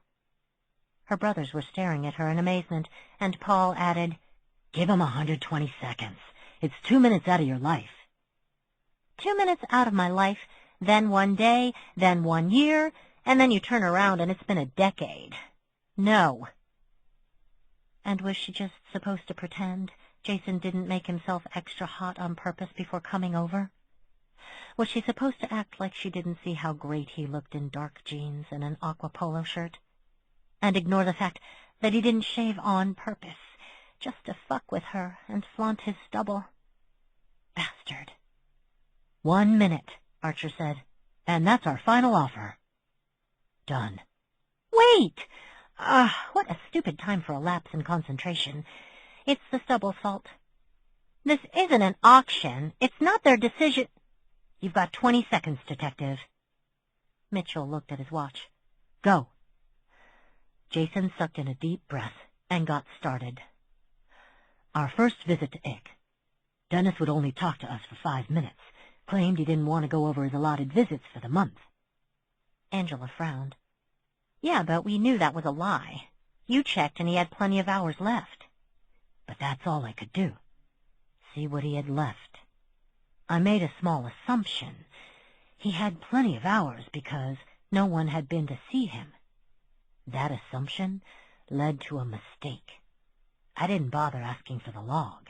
If I had, I would have found out someone came to see him last month. Someone who hasn't seen him in quite some time. His lawyer? Which one? He's fired 2 of them by my count. Your count sucks. He's fired 3. He's his own lawyer, remember? How can he visit himself? Your mother, Jason said, raising his voice. Emma Drake. Abrupt silence, like a switch had been thrown. Angela felt like she was witnessing a miracle, or witchcraft. Something about Jason made people want to stop and listen.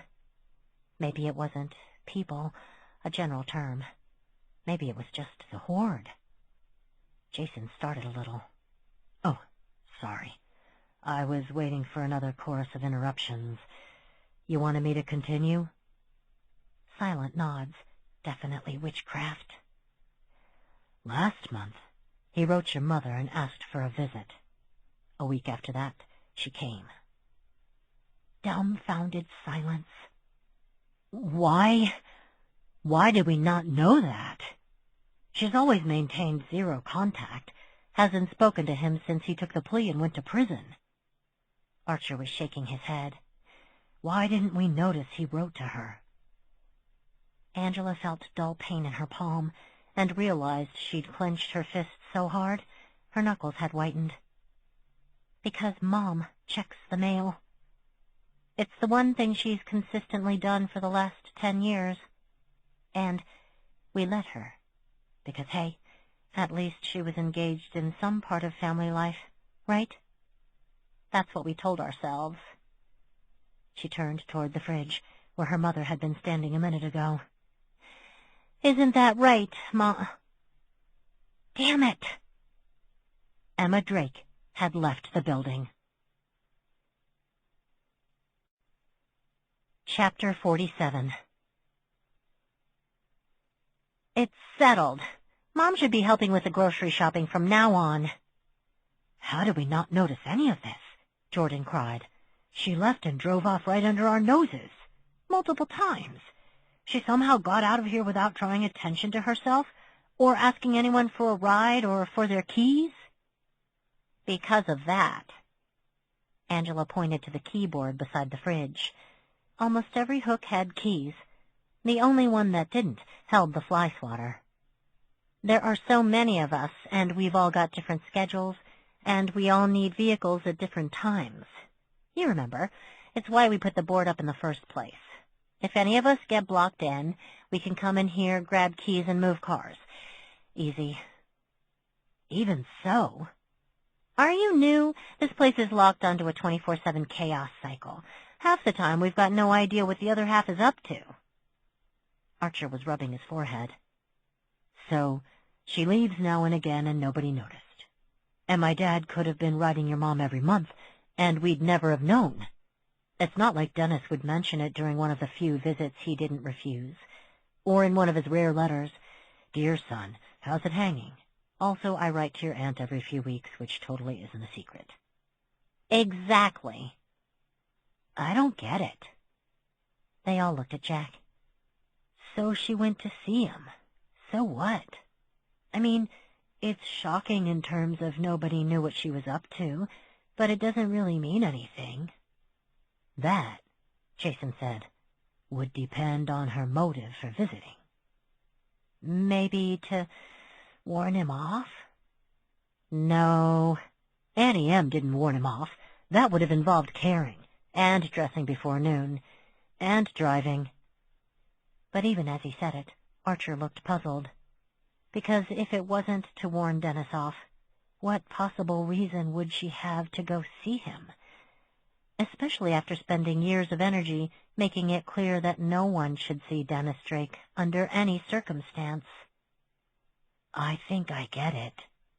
Jack was nodding, eyes bright, as he reasoned it out. I think she played the Widow Drake card and drove out there to tell Uncle Dennis to be a bastard to Angela and make her go away and never want to see him again so we could get on with our lives. Archer and Angela traded glances. When Jack put it like that, it wasn't quite as mysterious and sneaky and terrible. Under those circumstances, Angela could almost understand. It was misguided and controlling, but in a weird way, it was also an act of love. That's not why she visited him, Jason said. He looked at Angela. It's been 63 seconds. May I continue? Most of the group, yes. I'm going to vote no, Mitchell put in. Just so there's one voice of dissent, but honestly, I think you should keep going. Very well. Once I realized Emma and Dennis had been in communication, I started to see things through a different lens. Things you told me, Angela. She's been after me to let Dad lie. And his explanation for avoiding the trial, do you remember? I told the cops what I did, because I essentially killed my brother and hurt your mother. That was odd phrasing. I didn't take a plea to leave wiggle room if I got buyer's remorse. How in the world could he get buyer's remorse? What did he buy? And this was always a mess. I bought it. It's mine. And aside from all of that, what has your mother been hiding all this time? Guilty knowledge. There. It was out. She'd finally put it into words. Yes.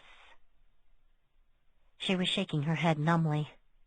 She could almost see what he was getting at, but it was insane. Literal insanity. It was madness, an act of extreme foolishness or irrationality. The wrong one's in jail. You always maintained that. You built your lives around the concept. And you are always right. Jackie was shaking his head so hard, he reached out to steady himself on the back of the chair. No, you're wrong. Angela, tell him he's... He clenched a small fist and looked up into Jason's face. Are you saying our mother murdered our daddy? Which is why he's been protecting her and keeping away from us? No. Angela couldn't remember feeling so calm in her life. Once again, it was like watching someone else put the puzzle together in front of you, the one you couldn't solve on your own. He's saying our dad's still alive. Donald Drake is alive. Dennis is dead. And somehow, Mom got Dad to take his place. Chapter 48. Pandemonium. Understandable. Most of the boys were yelling, and Leah had gone to Jackie, who was crying, and put an arm around him, and walked him around the turtle table and made him sit down before he fell down. But Angela wasn't touched by any of it. Instead, she stood like a statue, like eternal silence, who showed you your death if you matched its gaze, and did what Jason had done. Looked at reality through a different lens. This was always my mess. I bought it. It's mine. You can't save him. He's dead. Let him stay dead. And particularly damning, it should have been him. She thought about sitting across from Uncle Dennis and vowing to avenge the wrong brother's murder. How could he have just sat there and let her ramble on and on about all the time she was wasting? He tried to make you stop. He and Mom both tried to make you stop. Yeah, you know what a great way to make me stop would have been? Mentioning that he was my father and clearly not dead. Christ, this was her life as Augusta Harrison all over again. He did tell us, she said. Her mouth felt like she'd gotten a shot of Novocaine. It was hard to make her lips move. He told us over and over, and he was right. I heard, but didn't listen. She and Archer stared at each other, and then said, almost in unison, "The wrong brother's in jail." Paul, meanwhile, was holding his head in his hands. This is so fucked. Archer, you were right, Leah marveled. You said it yourself on the way back from Ick. It was right in front of our faces. And I didn't recognize him.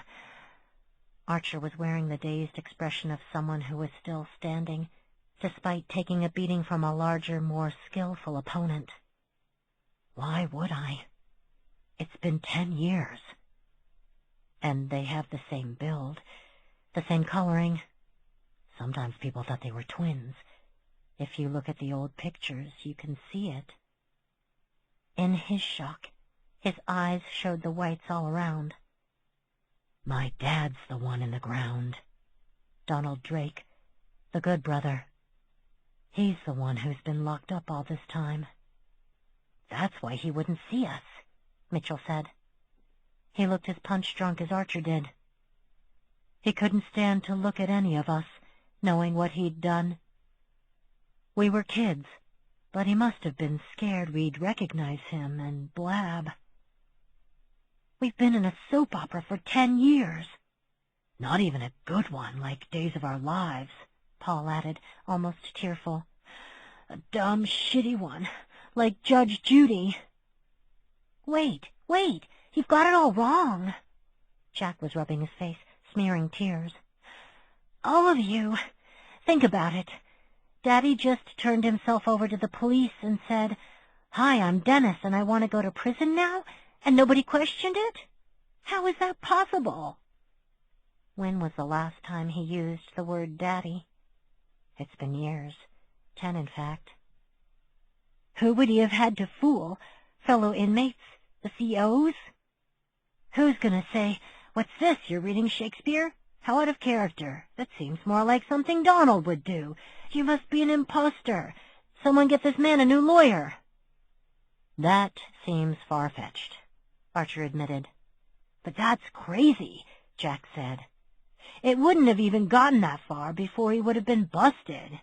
If nothing else, Mom would have. He cut himself off so abruptly, Angela heard his teeth click together. Her heart cracked for him in that moment, because in order to believe in the Drake brothers' switcheroo, you had to first acknowledge that she was in on it. Worse, Leah said gently. It would have been her idea. There's no other way this would have worked. And for whatever reason, your father went along with it. But why? The memory bubbled up to the surface again. Her father, holding a bulging suitcase. I never would have left him, and he never would have left me. That's the question, isn't it? Angela was already slinging her purse over one shoulder. I'm going to go ask her.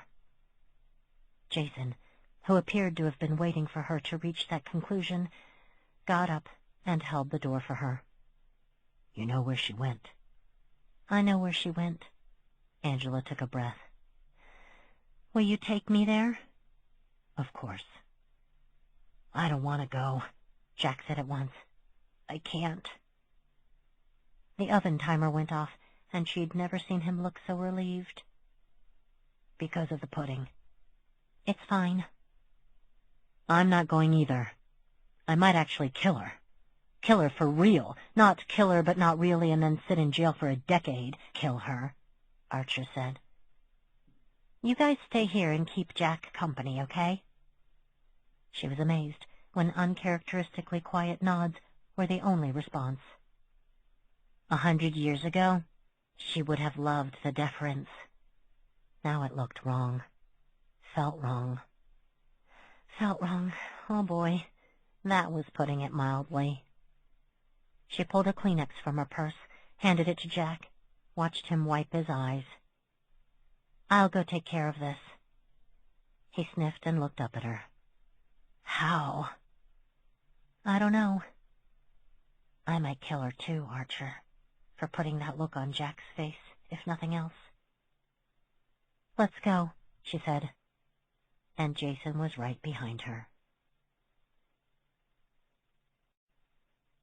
Chapter 49. It was a long drive. Angela sat with her arms crossed and her teeth clenched and her feet braced against the floor mat, mind whirling, peeking at Jason out of the corner of her eye. A few miles in, she realized he was giving her the side eye, too. This is insane, and this car ride might be the strangest part. No, my dad being alive is the strangest part. A snort escaped before she could lock it back. She crammed both hands over her mouth in a frantic attempt to block the noise, then made the mistake of glancing at Jason, whose eyes were watering with the effort of not laughing. They lost it at the same time, each indulging in one of those full-body belly laughs that leaves you gasping for breath. Jason had to pull over on a side street and park, and they both abandoned themselves. When they'd calmed down some, and Jason was wiping his eyes, she turned toward him, thinking she'd start with, "Can you believe this shit?" Or, "Bet you're glad I broke it off last night," or, "Will you hold my mom down while I punch her in the throat?" Instead, she started to cry, and somehow she was in his arms. How long have I been able to teleport? And she was sniveling into his neck and rubbing her face against his stubble just a bit. Just a little tiny bit, so she wouldn't get tears on his shirt because, damn it, she was considerate that way. "I'm so sorry," he was murmuring into her hair. "I can't imagine. "It's a nightmare," she sniffed. "An ongoing nightmare where, in between the horror reveals, I get laid, which I have to admit is a new one." She pulled back to look at him. "How'd you know?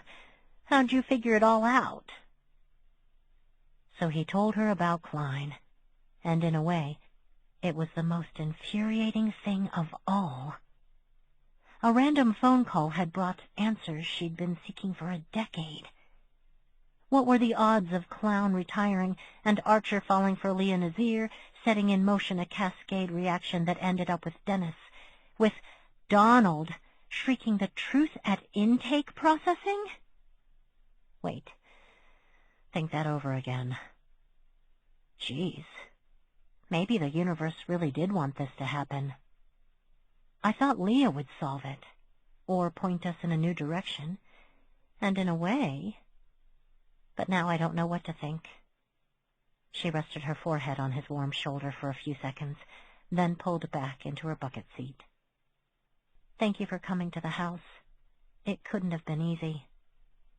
"Devastating," he said simply. "But in the interest of full disclosure, I was thrilled to finally have answers. I ran 2 red lights getting over there." "I can't condone your rampant disregard for the law, but it's an understandable reaction." A line from The Silence of the Lambs, the book, not the movie, had always stuck with her. Problem-solving is hunting. It is savage pleasure, and we are born to it. She knew exactly why he'd been compelled to race over. He fished out some napkins and handed them over. She blew her nose and tidied up as best she could, flipped down the visor, observed her reddened, weepy eyes, groaned. In the low tone of a man confessing his greatest, most humiliating sin, Jason leaned over and murmured, "I streamed Poltergeist. It was horrifying. They just left the bodies. They only moved the headstones." That nearly set her off again. That movie ruined chicken legs and closet ghosts for me. I already hated clown dolls, so that was all fine. You watched it? I said, didn't I? Oh, so I should always trust you will be a man of your word. Is that the message? The message is, when a small, round woman with a childlike voice declares the house is clean, it isn't. Point, she conceded. He had been smiling, but sobered and caught her gaze again. Angela, I'll take you wherever you wish, whenever you wish. But in terms of you and me, these new revelations are meaningless. They were not added to an imaginary column of negatives. He really was a witch.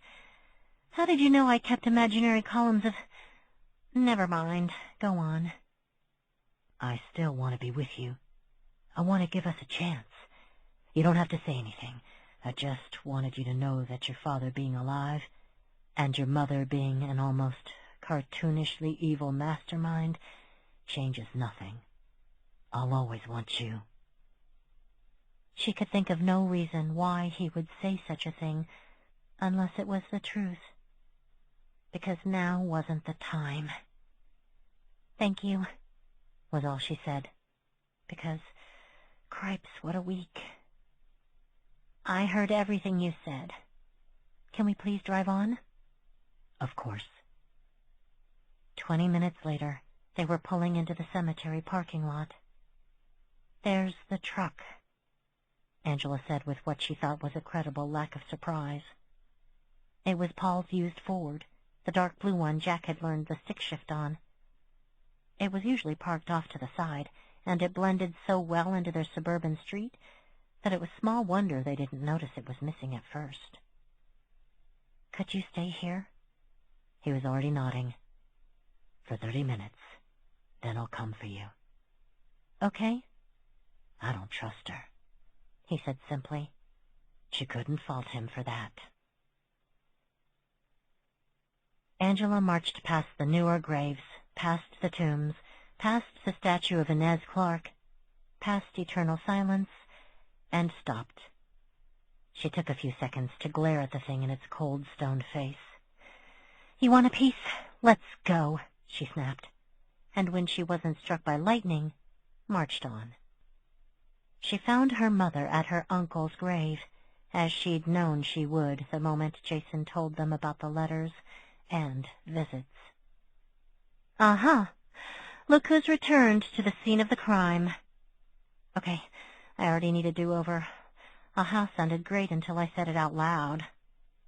Her mother sat cross-legged in front of the stone, and now looked up, squinting, so walking with the sun at her back was definitely the way to go. "I ruined my blouse that day." "Because of course you did. But don't blame yourself. These things happen when you talk your dead husband into serving a life sentence for his own murder and later decide to desecrate his grave." "It wasn't a decision. It's not like the second thing was part of any big plan," she said was that reproach? "It was a reaction to stress." Angela came a few steps closer. "Are you seriously tossing me attitude right now?" "Ask." Did she just call me an... Oh, ask with a K, not the other thing. "What?" Her mother sighed.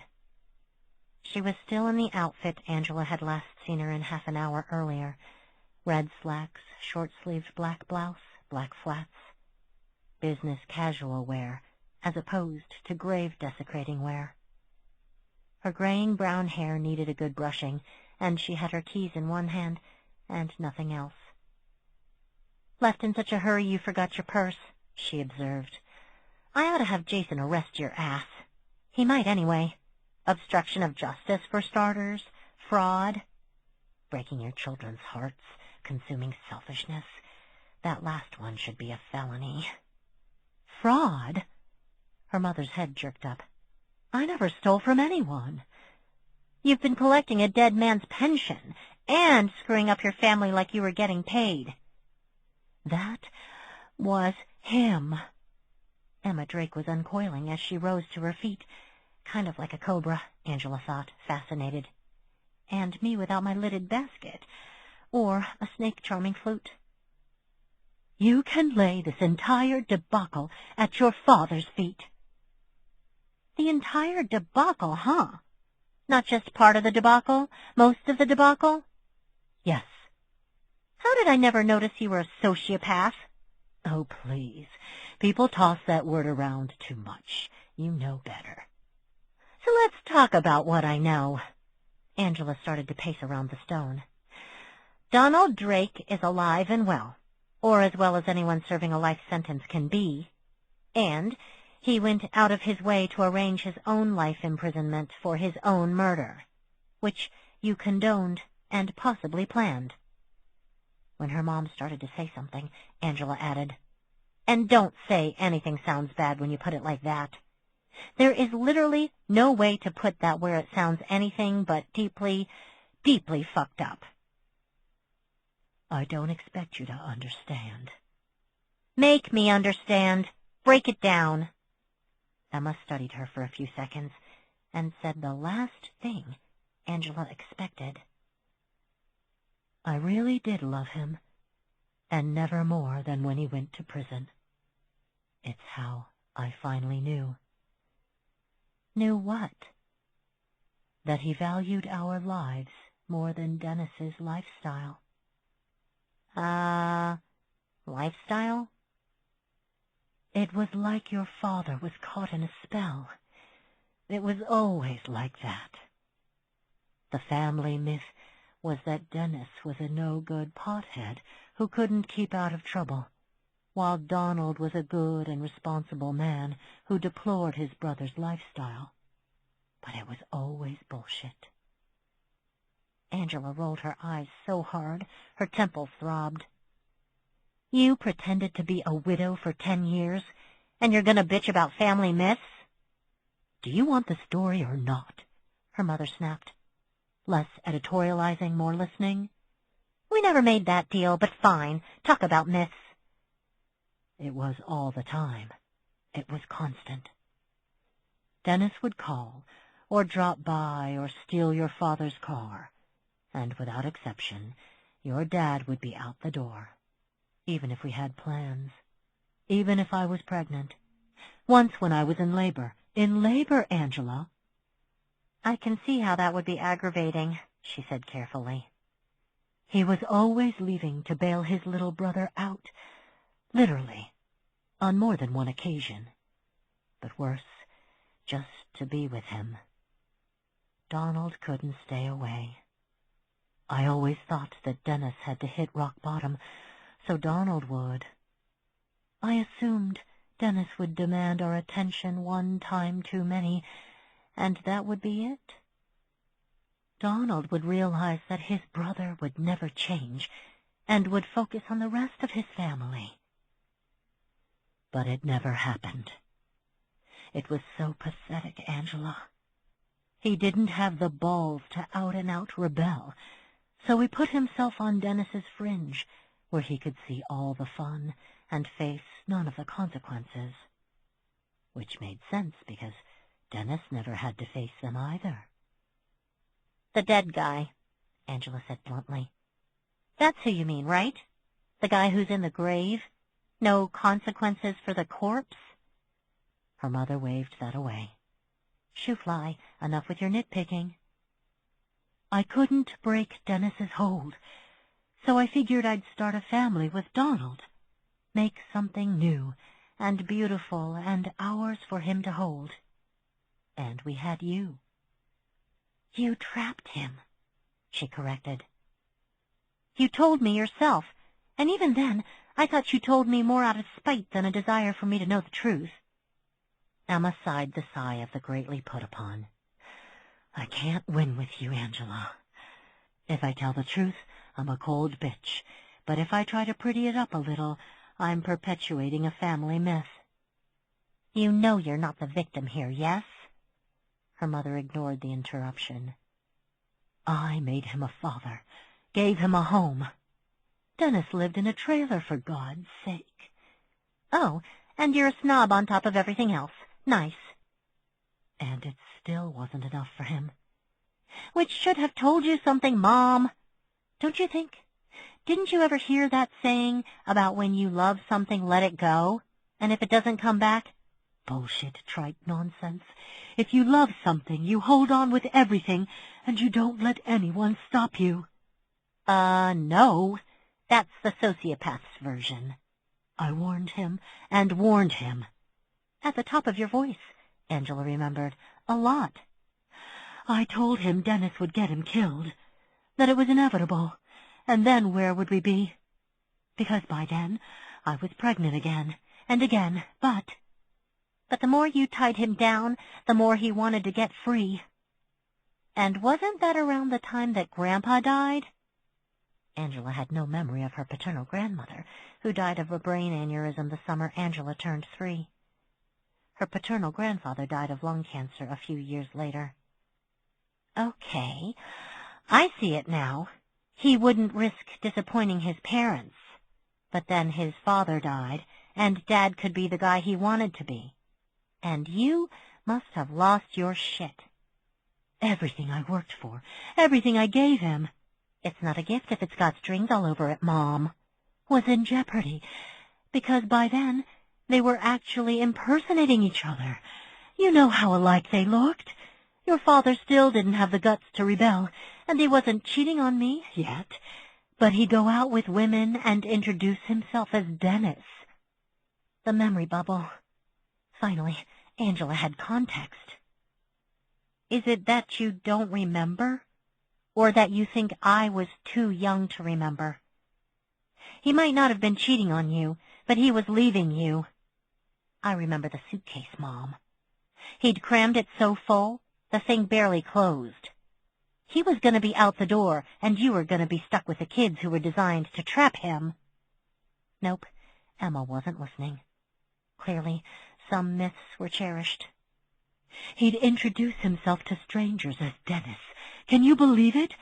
Meanwhile, the real Dennis was tooling around town in Dad's car, without permission. For some reason, that seemed to irritate her mother the most.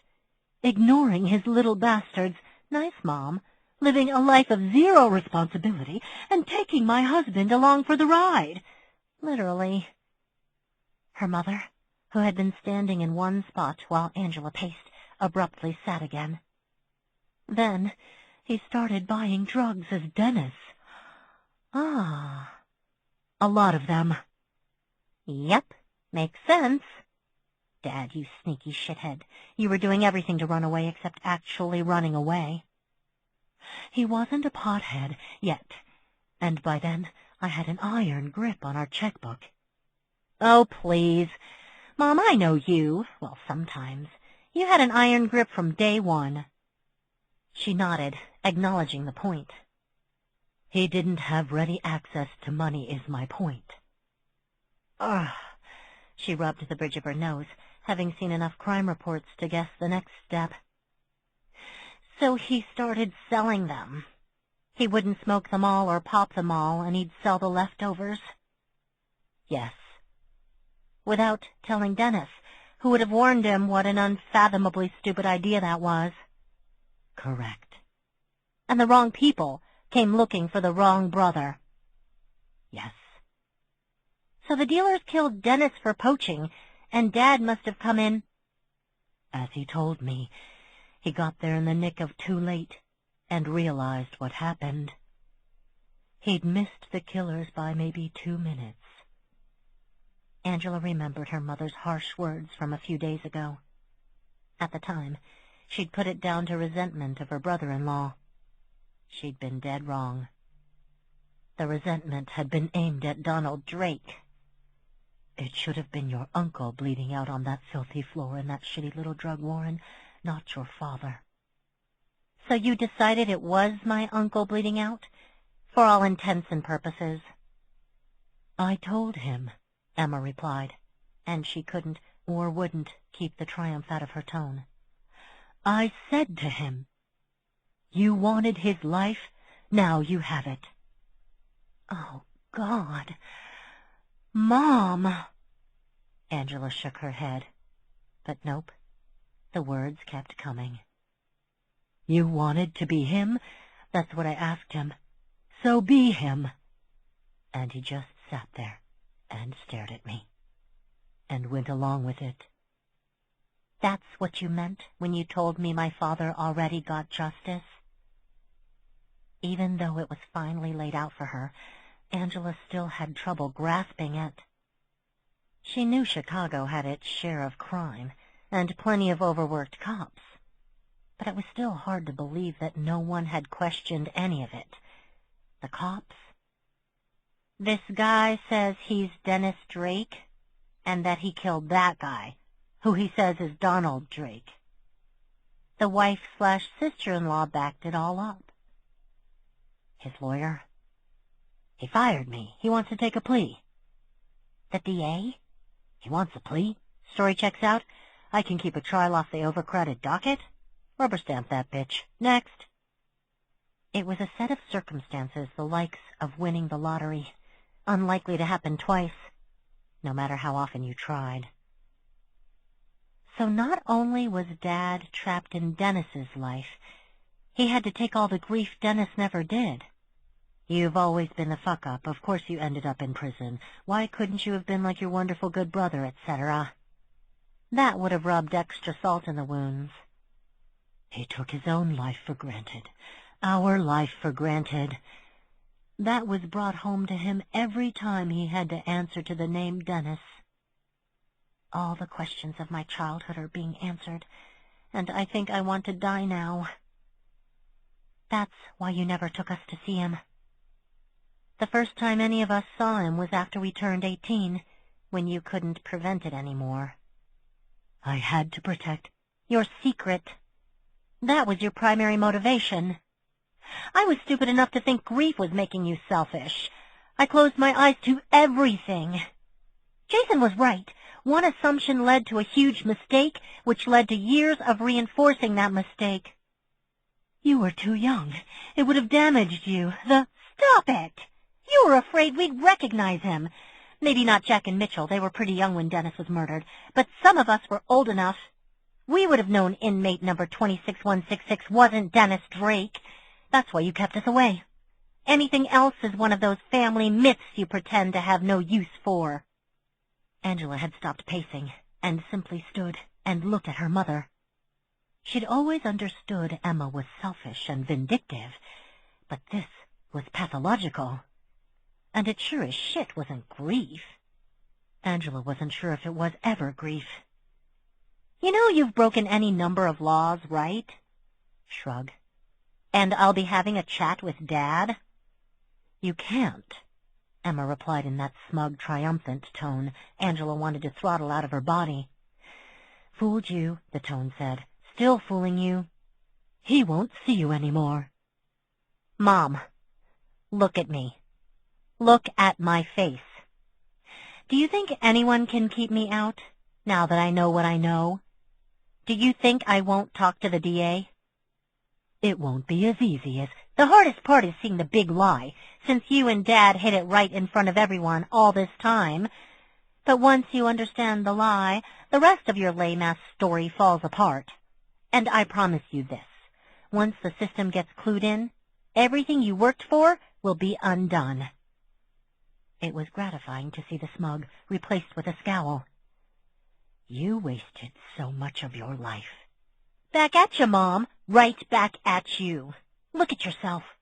You're so invested in the myth, even now, that rather than being glad for a chance to set the record straight, you still want to keep your head down and keep playing the Widow Drake. I knew you wouldn't understand. It's hilarious that you're saying I should have known you wouldn't understand my psychotic need for revenge and my inability to take responsibility for this mess. Like it's a bad thing. Like it's a character flaw I should feel bad about and try to overcome. It's not my mess, she insisted. It's his. Wrong again. It's ours, all of ours. You won't take your share of the weight, so we'll have to. She doubted Emma was looking ahead. That wasn't her mother's strong suit. But her children and nephews wouldn't live with her after this. How could they? So even if Emma didn't go to jail, the life she had was over. They'd all move, or she would. The support system Emma had built around herself would shatter. Christmas was officially ruined, probably for the next 10 years. And for what? Emma wasn't looking at her anymore. It could have been the sun. Or her conscience, pricking her at last. No, definitely the sun. For a moment, she imagined seizing her mother by the throat and wrestling her down the bank by the footbridge and tripping her and holding her head under the water and kneeling on her face until the thrashing stopped. The vision was clearer than any dream, and the scariest part was how doable it was. She could overpower her mother. Jason might not get there in time. Sure, another Drake in prison for manslaughter, whose selfish act left the family in even more dire straits. Great plan, dumbass. So Angela pushed away the sunny daydream and focused on the present. You told me, told yourself, that you always loved Dad, but never more than when he went to prison for you. Emma managed to smile. I'm glad you understand some of it. Don't be glad. You're the one who doesn't understand. He didn't go to prison for you. And he sure as shit didn't go out of love. He went because the person he loved best was dead. His escape hatch was gone. He never gave a shit about you. You're wrong, which he proved when he practically sprinted into a prison cell. And he hasn't changed his mind, Mom, not in 10 years. Think about it. Every hour of every day, he is showing you that life in prison is preferable to life with you. She opened her mouth, then shrugged and looked away. Do you know what is honest to God the most aggravating thing? Angela kicked at a tuft of grass. Jason and I wasted all that time cleaning a tombstone that wasn't even my dad's. If I'd known he wasn't dead, we could have gotten straight to the picnic and the napping. What? And yes, I'm aware that my priorities are screwed. More kicks, more tufts of dirt. But for some reason, that's the part that really bugs me right now. It doesn't matter. They both looked around and saw Jason standing 15 feet away. That wasn't half an hour, she called. He spread his hands. I was worried, and it wasn't a waste. I was glad to spend time here with you. There will be other picnics, he smiled, flashing that dimple as he walked closer. And other naps. Angela jabbed a thumb at her mother, who was glaring at him like a Scooby villain. It's way more fucked up than you know, Jason. Of course it is. Angela went to him, put her arms around his waist. Was more than a little relieved when he let her. I'm going to need so much therapy. I have an excellent therapist. We can share. I'll have to move out. You can't stay with her now, he agreed. And I have to think about Jack. He's the only minor. He'll have to come with me. I have 3 bedrooms. She blinked. Yeah? Yes. Just like that? Just like that. I think the woman who used the real estate section to date might have been onto something. He laughed. She pointed at her mother again. This is the kind of obsessive madness you're risking if you want to be with me. We're all various degrees of crazy. I could actually turn into this woman. There will be days I won't get out of bed because my brain chemistry went haywire. Times when I'll miss a birthday because I'm literally wading through blood at a crime scene. And I have nightmares. There was a pointed throat clearing behind them. Oh, me too. Not the wading through blood part. The bad dreams part. Excuse me? My father-in-law faked his own murder. Excuse me? My mother talked him into it, Angela added, in case Jason wasn't fathoming the full horror. We are fucked, he decided, and she laughed. Angela, I'm not finished with my story. It's not your story anymore, Mom, Angela replied without looking around. It's ours. Chapter 50. You warned him that you could turn into your mom? Angela could see Leah was trying not to laugh. You bet I did.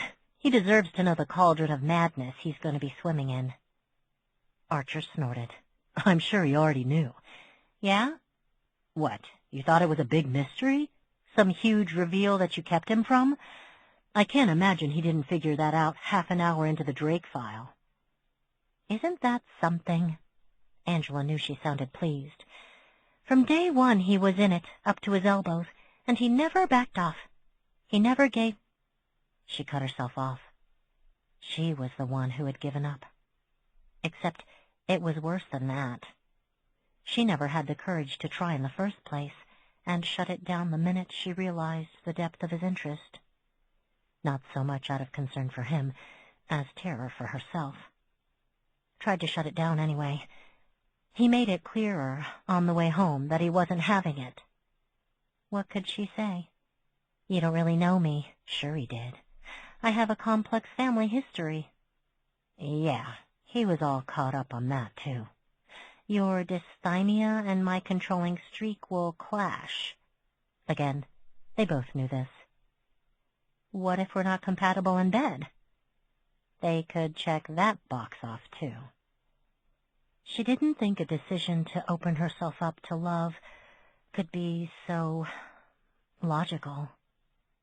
She'd been surprised to find that agreeing to explore a relationship with a dimpled detective was as joyful as the news of her mother's betrayal, and her father's cowardice was devastating. "Yes, you might turn into your mom," Leah allowed. They were back in the kitchen. Jason had driven Angela home, and she would see him tomorrow. Their mother wasn't back. No one knew where she was. No one wanted to go looking. But no more or less than any of us. Or your mom could turn into you. That's what? I'm not following. The smaller woman shook her head. Sorry, I didn't mean to be cryptic. I wanna... She cut herself off and looked at Archer. Do you mind if I tell her? Jeez, sure. You can tell anyone you want, hon. I haven't said anything because I figured on this one I'd take my cues from you. Such restraint, Leah cried with faux wonder. Archer laughed at her. What is it? Is the baby okay? Absolutely. In fact, we're having a daughter. Angela smiled at Archer. Congratulations, Dad.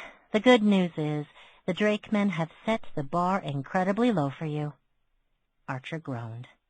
You've never said anything more true or more horrible. Sorry. In fact, Leah said, raising her voice, we're having my mother. And Angela's smile was stuck. I'm sorry? The baby I'm carrying is Leah Nazir reincarnated. Wow. Yes. Wow. This was obviously the month for incredible world-shaking news that Angela couldn't immediately wrap her head around, and might not ever wrap her head around. I got nothing. I've never heard of such a thing. Is there? I don't think there's anything in the literature. She looked at the expert hopefully. Is there? Leah shook her head.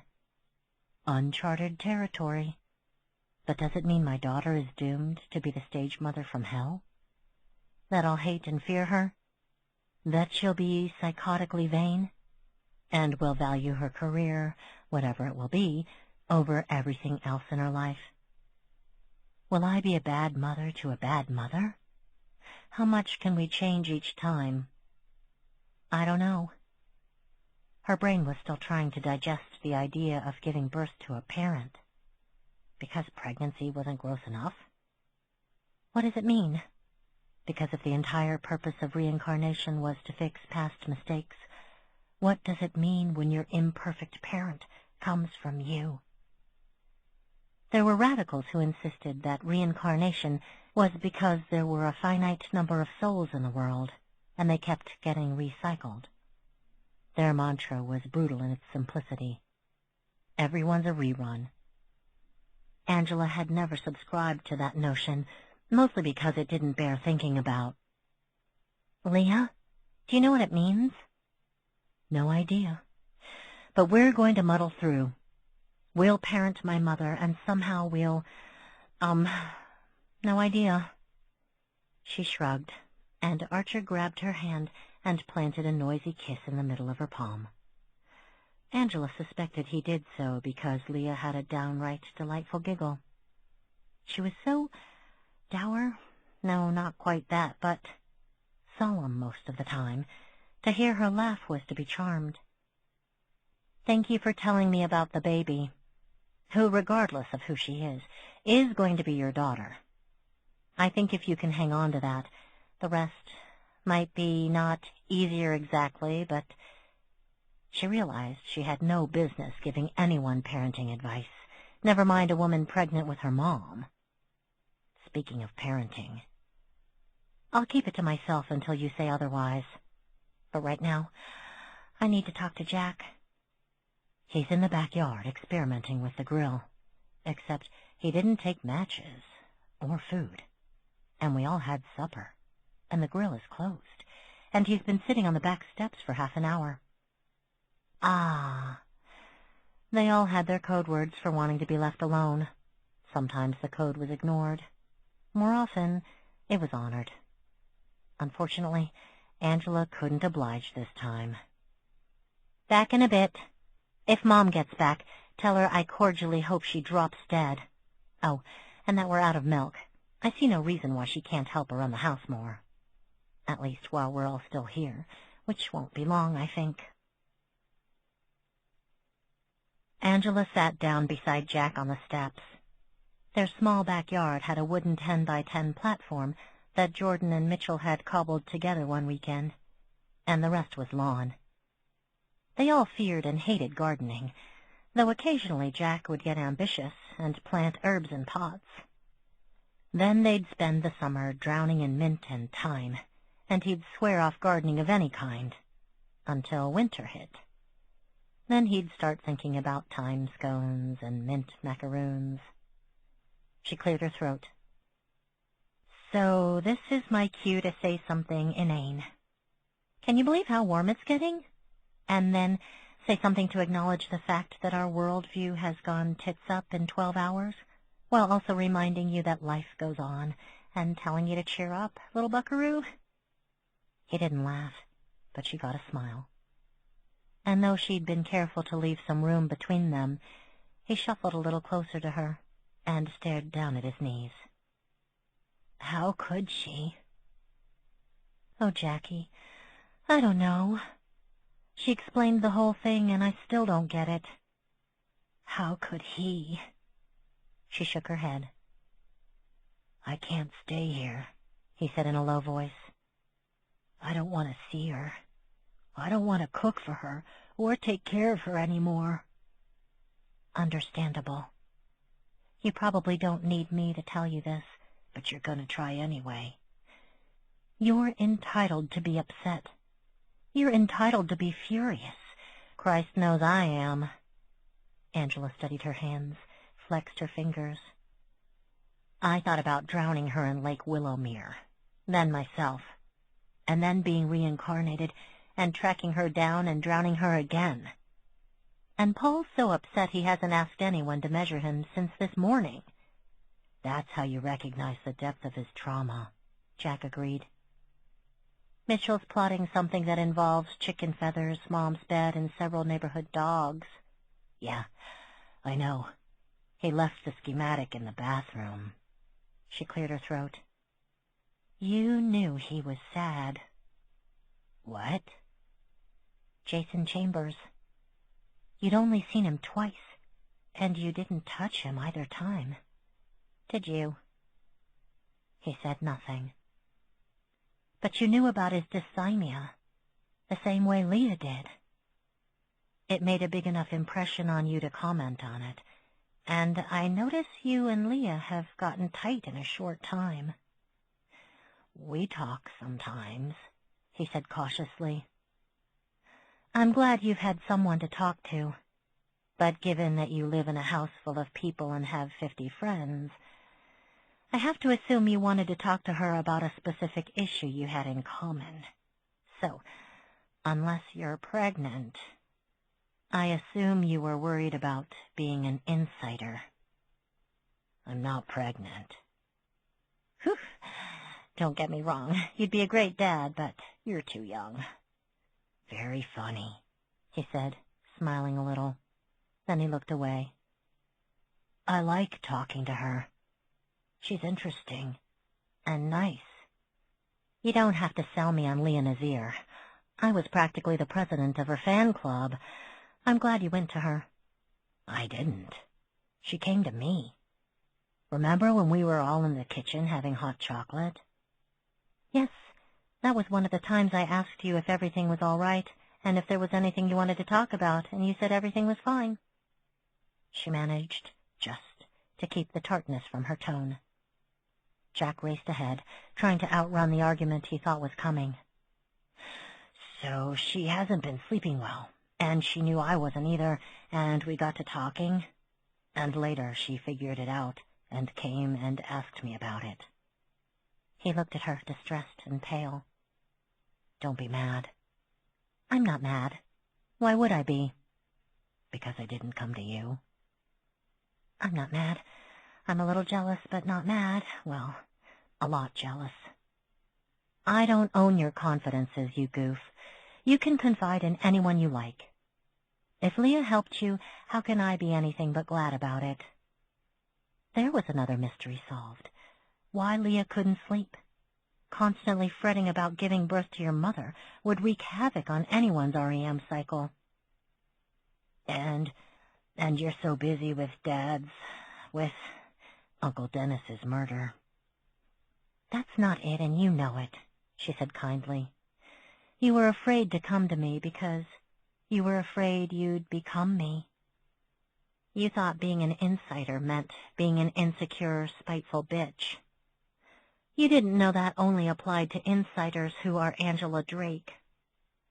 That's what Leah said. Not about you being spiteful. Geez, your eyes went to slits in half a second. Sorry, reflex. She likes you, so don't worry. I wasn't, she lied. Leah said it didn't have to define me. That it was like being born able to throw a fastball. Being able to do it didn't mean I had to devote my life to try and go pro. Angela nodded. That's a good way to put it. I don't make money from inciting. I've never seen a client. I just studied the hell out of it because, well, you know. But it was never my job. And it doesn't have to be yours. Yeah. Jack gazed at the grill for a few seconds, then looked at Angela. What happens now? Oh, I have no idea. Will Mom move out? I doubt it. Why would she? The house was hers, free and clear. That was assuming she didn't go to jail. But Angela wasn't going to bring that up. The poor kid had enough to mull over. I think we'll all have to leave. Paul and Jordan are talking about renting a house in Evanston, and Mitchell, Philadelphia. Yep. Mitchell Drake had one great love in life, the show It's Always Sunny in Philadelphia. He'd wanted to live in Philly and open a bar in homage to Patty's Pub since he was 11. He had been designing the drinks menu, the D, which was mostly orange juice for a bird yellow hue, the Mac, which was 3 Cosmos served in a beer mug, the Frank, which was skunk beer dregs, and the Green Man, which is anything even vaguely alcoholic dyed green, since he was 12. It's nice that the collapse of our family means he can pursue his dream, Jack said with touching loyalty. Nothing's collapsed, Angela corrected sharply. Whoa, modulate that tone. You and I still love each other. We love our brothers and cousins. There will be a new baby Drake in a few months. Life goes on. He just looked at her. You don't think you're simplifying a bit? What our parents did doesn't mean our generation, the cousins and brothers and future spouses and their kids, aren't a family. Emma and Douglas Drake do not have that kind of power over us. The backstory changed, but not how we feel about each other. She took his wrist, held it firmly. Don't do that, Jackie. Don't give our parents that kind of power. He let out a short, shuddering breath and nodded. Will I have to switch schools? I'm going to try very hard to make that not happen. We'll get you through your senior year, and then figure out the college thing. The college thing. Oh, yes, she certainly sounded in control and like she knew what she was doing. Perfect. But one thing at a time. In fact, I was talking to Jason about that earlier. He has a beautiful home, and he's invited us to stay with him. I knew you liked him. A real smile this time, wide and gorgeous, the kind that crinkled up his nose. He used to grin like that in his crib. You were always trying to be so cool around him, but I could tell. It was the socks, right? You noticed? She couldn't recall being more delighted with him. Aren't they great? Not that it's just his socks. It only started with his wonderful, sexy socks. Barf. But listen, we have options, okay? However it works out. I've got savings, We can go and get an apartment somewhere. Or we'll stay with Jason. Or we'll come up with option C, which might be a combination of A and B. My point is, you're not trapped here with her. None of us are. Okay? He nodded. Yeah. And you'll be what you'll like. Whether it's Chef to the Stars or the next Leah Nazir or something in between. There's not one thing holding you back, Jack. Got it? Got it. And I'm glad she helped you. And I'm happy she's in our family, and that's all fine. And I love you, but you made her a swan? Really? The grin became a smirk. Don't be jelly. I really hate that slang. That's what a jelly person would say. You know I can still kick your ass, right? Even though you're almost as big as I am? With your skinny arms and spindly legs, you'd use up all your breath being shrill, and then I'd stomp you. You want to go, pal? She was already shrugging out of her jacket. We can go right now. Next, I'll roll up my shirt sleeves so you'll know I'm taking this seriously. Yeah, and then you'll notice I'm not rolling up mine, he scoffed. I know you haven't been in our room yet, or you would have noticed the plate. I haven't, she cried, delighted, instantly putting her jacket back on. It was getting chilly out. I ran into Archer and Leah in the kitchen, and then I came to find you. I haven't been near my room. She couldn't sit still, so she clapped her hands like a goof, applauding herself. I haven't had one of your swans in over a year. I can't wait to devour it. You earned it. And all I had to do was devote a decade of my life to solving a murder that never happened. He leaned in and said in a low voice, That's why I made you 2 swans. Because for 10 years, you've basically been our mom and our dad. Don't cry. Don't cry. She did the fake coughing instead. I can get behind your 2-swan reward system. Jack got to his feet and held out a hand, then pulled her up. You know the best part? Archer's gonna be pissed. Archer's gonna be pissed, she agreed, and practically skipped into the house.